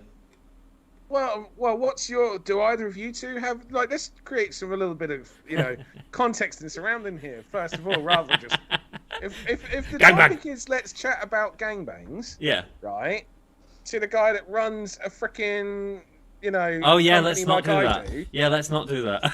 Right, then let me first ask, what are either of your histories with regards to said subject matter? Well, it is interesting. I didn't expect you to answer the question directly as to whether you'd actually had a gangbang or not. No, but I haven't yet. At some point, you haven't. You haven't answered the question. He had to. Yeah. We don't need to do this. This is fine. Let's move on. No. I don't mind that part. I'm just like let's set the scene for So I'll close my curtains. What's your history with gangbangs? Never. I'm a big advocate for. I think my mum. The first time when I lost my virginity, my nana walked into the room. That don't count, but I mean, she joined in. She joined in. That's as much as I've got. Sorry. That's the closest you've got. Yeah. Is freaking taboo incest voyeurism from your nan. Oh, hello, Tatilia. Welcome to the Gimme a Hole Dark Stream. Oh, great. Hi, Tatilia. Boy, have you walked in on the subject. Holy shit. Okay, so, Dom, you're next. Now, I'll tell you, mine's for off camera. So. No, bullshit. You can't ask Dan. You just asked Dan that. You can't. You are the worst journalist ever. You just asked Dan. Dan didn't have to answer it. He could have answered it on stream. I'm choosing not to do it. And then we could have held it against him. Why would you hold it against him? He's a friend of ours. No, we could bribe him. That's very sweet. Actually. We could bribe him. Regardless of the stream, I like to have a sit-down chat with Dan that's confidential, where I'd like to think if he would share deep and personal bits of his life, he would understand that I wasn't going to share that around. If he wants to share it on a stream in front of 16, 15 people. But what? He's not asking. I'm asking for you to share your story because you just. Yeah, I've told you my story. I know all your stories, you filthy devil.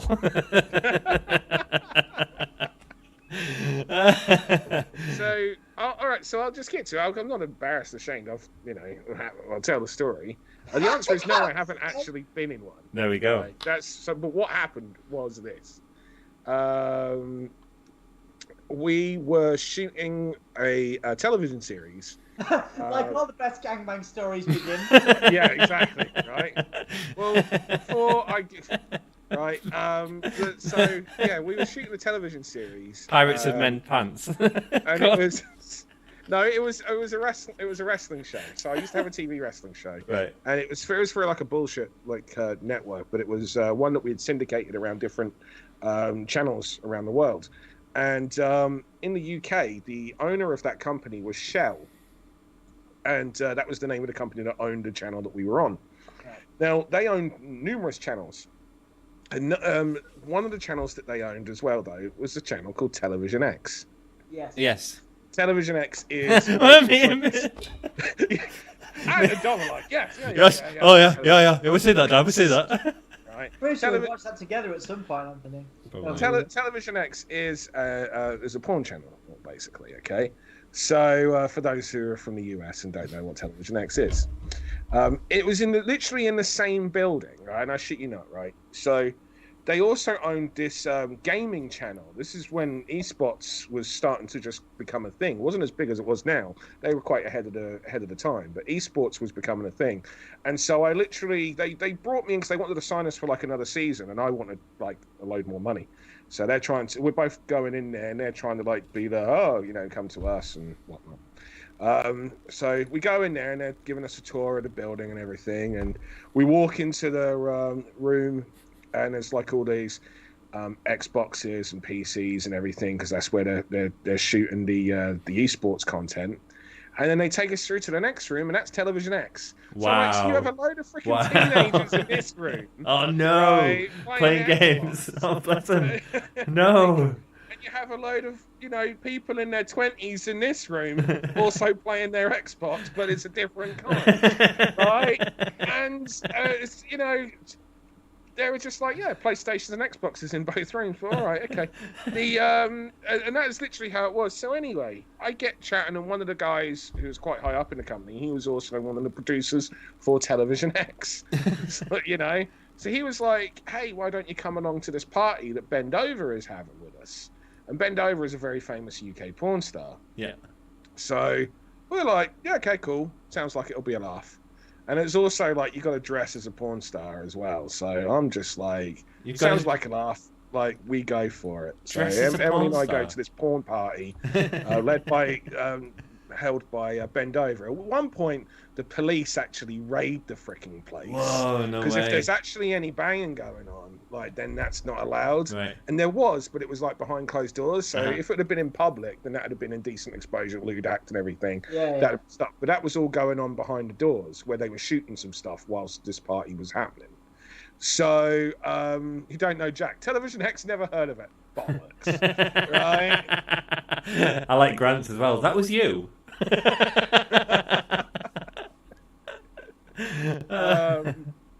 Where was I? Anyway, so so we go to this, like I say, police raid it. They have to go because they can't find anything. There's nothing dodgy's happening. One thing that was really something was, so obviously Emily, my wife, Emily, you've seen anyone that's watching that has seen Eve. Emily's also the ring announcer for Eve. My God, there was like all these TV crews there. So like you had, Television X were filming content there. Like we're here at the Bend Over party. It was almost like they're like the Oscars or something. Do you know what I mean? It was like literally, there was all these different photographers from different adult magazines. There was all these different TV crews from different adult television shows and networks and everything that were there. And they fucking loved Emily. Like, holy crap. Like Emily couldn't walk 2 steps without a camera being, shoved in front of her face, and them asking, "So, who are you going to be filming with next? Where have we seen you before?" It's just like. Meanwhile, I'm feeling like fucking, hey, yeah. Do you know what I mean? That's my wife. Everyone's trying to freaking, Fantastic. I'm Billy Big Bollocks at this particular moment, right? So anyway, they say, right, we're wanting to be filming. We want to be doing a world record gangbang, so we'd like people to, we're going to be speaking to some people and asking them to, if they want to take part. You obviously have to pass some certain, do you know what I mean, make sure you're clean and everything. Yeah, of course, yeah. But anyway. Baby wipe. I was one of the people that was asked. Oh, fantastic. Like, would you like to, take part? We're going to try to break the world record for a gangbang. Yeah. It's like, and my wife, bless her, goes, fuck it, go for it. It's a once in a lifetime thing. It'll be a story, if nothing more. And there's this part of me that's going, your wife is okaying for you to go and have sex with a porn star right now. Like, yeah, man, yeah. And I'm just like, that's. So many people. If I tell my as a mates young this, boy, they are not going to believe me. in the slightest, you know. Yeah. And it's I'm just like that's going through my mind, and on the other hand, it's like, yeah, but it's a gangbang. You made the right call, man. It's like I fucking hate queuing. That is the last thing I really like. There's nothing less sexy, It's you know. very, like very getting in a British. mood than take a number. Yeah. You know, Sometimes, so, Dan, I go into a bank though, and I get really aroused by it. Honestly, I've been given permission for stuff like that before, and you're like, nah, I'm not doing that. I'm not getting myself in that situation, because there's always the aftermath. It's like you said, dude. It's like you said. There's always the aftermath, and the idea of it is always better than the reality of it. Yeah, it is. That is genuinely like people always going about, you know, threesomes are great. Threesomes are great. It's like, yeah, that's 2 people you got to speak to afterwards. You know, like there's Try 50. 700. So the other thing they did, by the way, they did shoot this. You can go and search this, right? They made everyone wear these freaking, you know, Robin from Batman, Robin style little freaking face mask. Oh, that's but sexy. It just goes around the eye. It's really weird. But like you're there queuing up for your, like, you had to be in and out in 30 seconds, but you had to finish within those 30 seconds as well, or apparently it didn't count. That's pressure. Yeah, right. Right. Like, but like also like, you know, when you're in a queue for a really long time and you just start chatting to the people around you. Yeah. That's not the cue that I need at that point to then have that kind of pressure to perform at such a. Do you know what I'm saying? Oh, this pandemic's not very good, is it? Nah. Yeah, traffic was a nightmare getting here, wasn't it? It's like, I know, Central Line down again.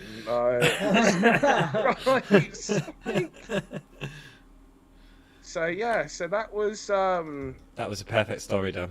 Perfectly, and it was perfectly safe as well. And little did you know that when Emily said to you, "This will make a really good story one day," you'd be sharing this on Gimme a Julia after dark. Thank you, there's a honestly. part of me that's thinking this is like, you know, she'll go like, how's the stream going? And I'll just go, yeah, I told that story about when you and I went to the Bend Over Television Export party. And I told them about how everyone was just loving you, and I got asked if I want to be part of a gangbang, and you were like, fuck it, go for it. It's once in a lifetime. Like, she made it very clear, oh, it's once in a fucking lifetime. You will, Like, yeah. fucking Good. Go for it, you know. Emily And can then- kick your ass, Dan. I can see But it. now Anyway. this is part of me that's just like, Emily's going to go, yeah, I meant like tell your mates, not the fucking world. Well, no, honestly, I reckon she'll be happy with you telling you personally, and this is I don't know you are, but I reckon it's better here than it would have been after the gangbang.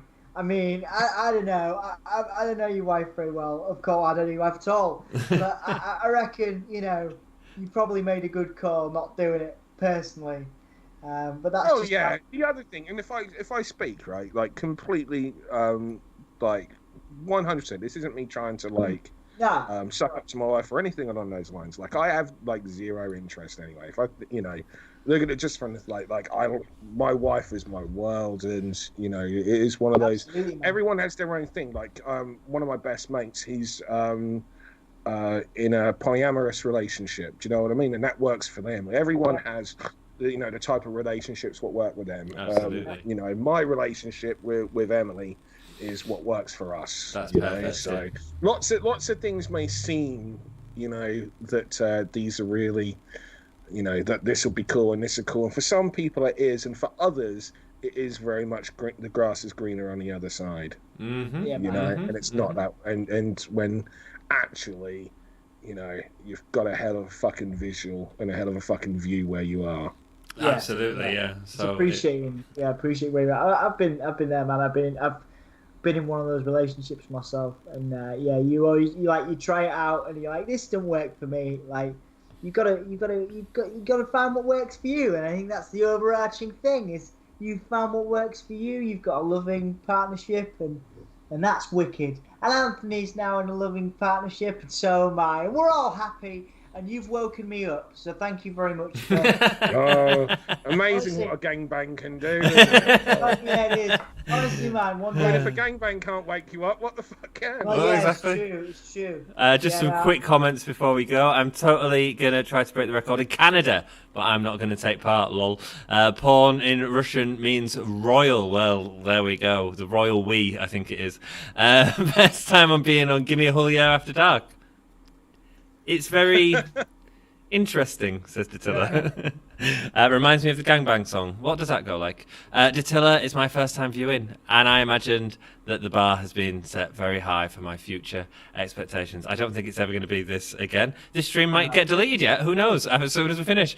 My guys, I'm not in a loving partnership, and I hate it. Oh, Jack, one day, man. You will do. We love you. You are in a loving partnership because we love you. There you go. We're in a thruple. A thruple. I'm just gonna leave you all on a word of the day. Shall I leave you on a word of the day? Let's go, brother. Let's go. That's right. Is it a Viz word of the day?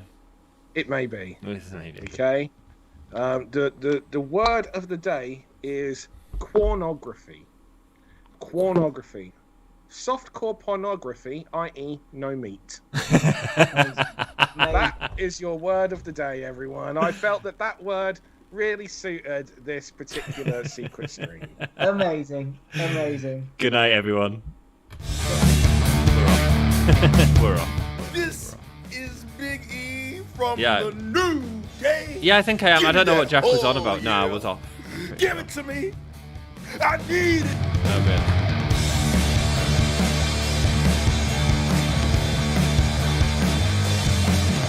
Definitely shouldn't. The audio mix is off. Yeah. That was fun. Dom, Dan said he's a bit busy in the next few weeks, so he's going to do the interview now, and you've got 2 hours to do it.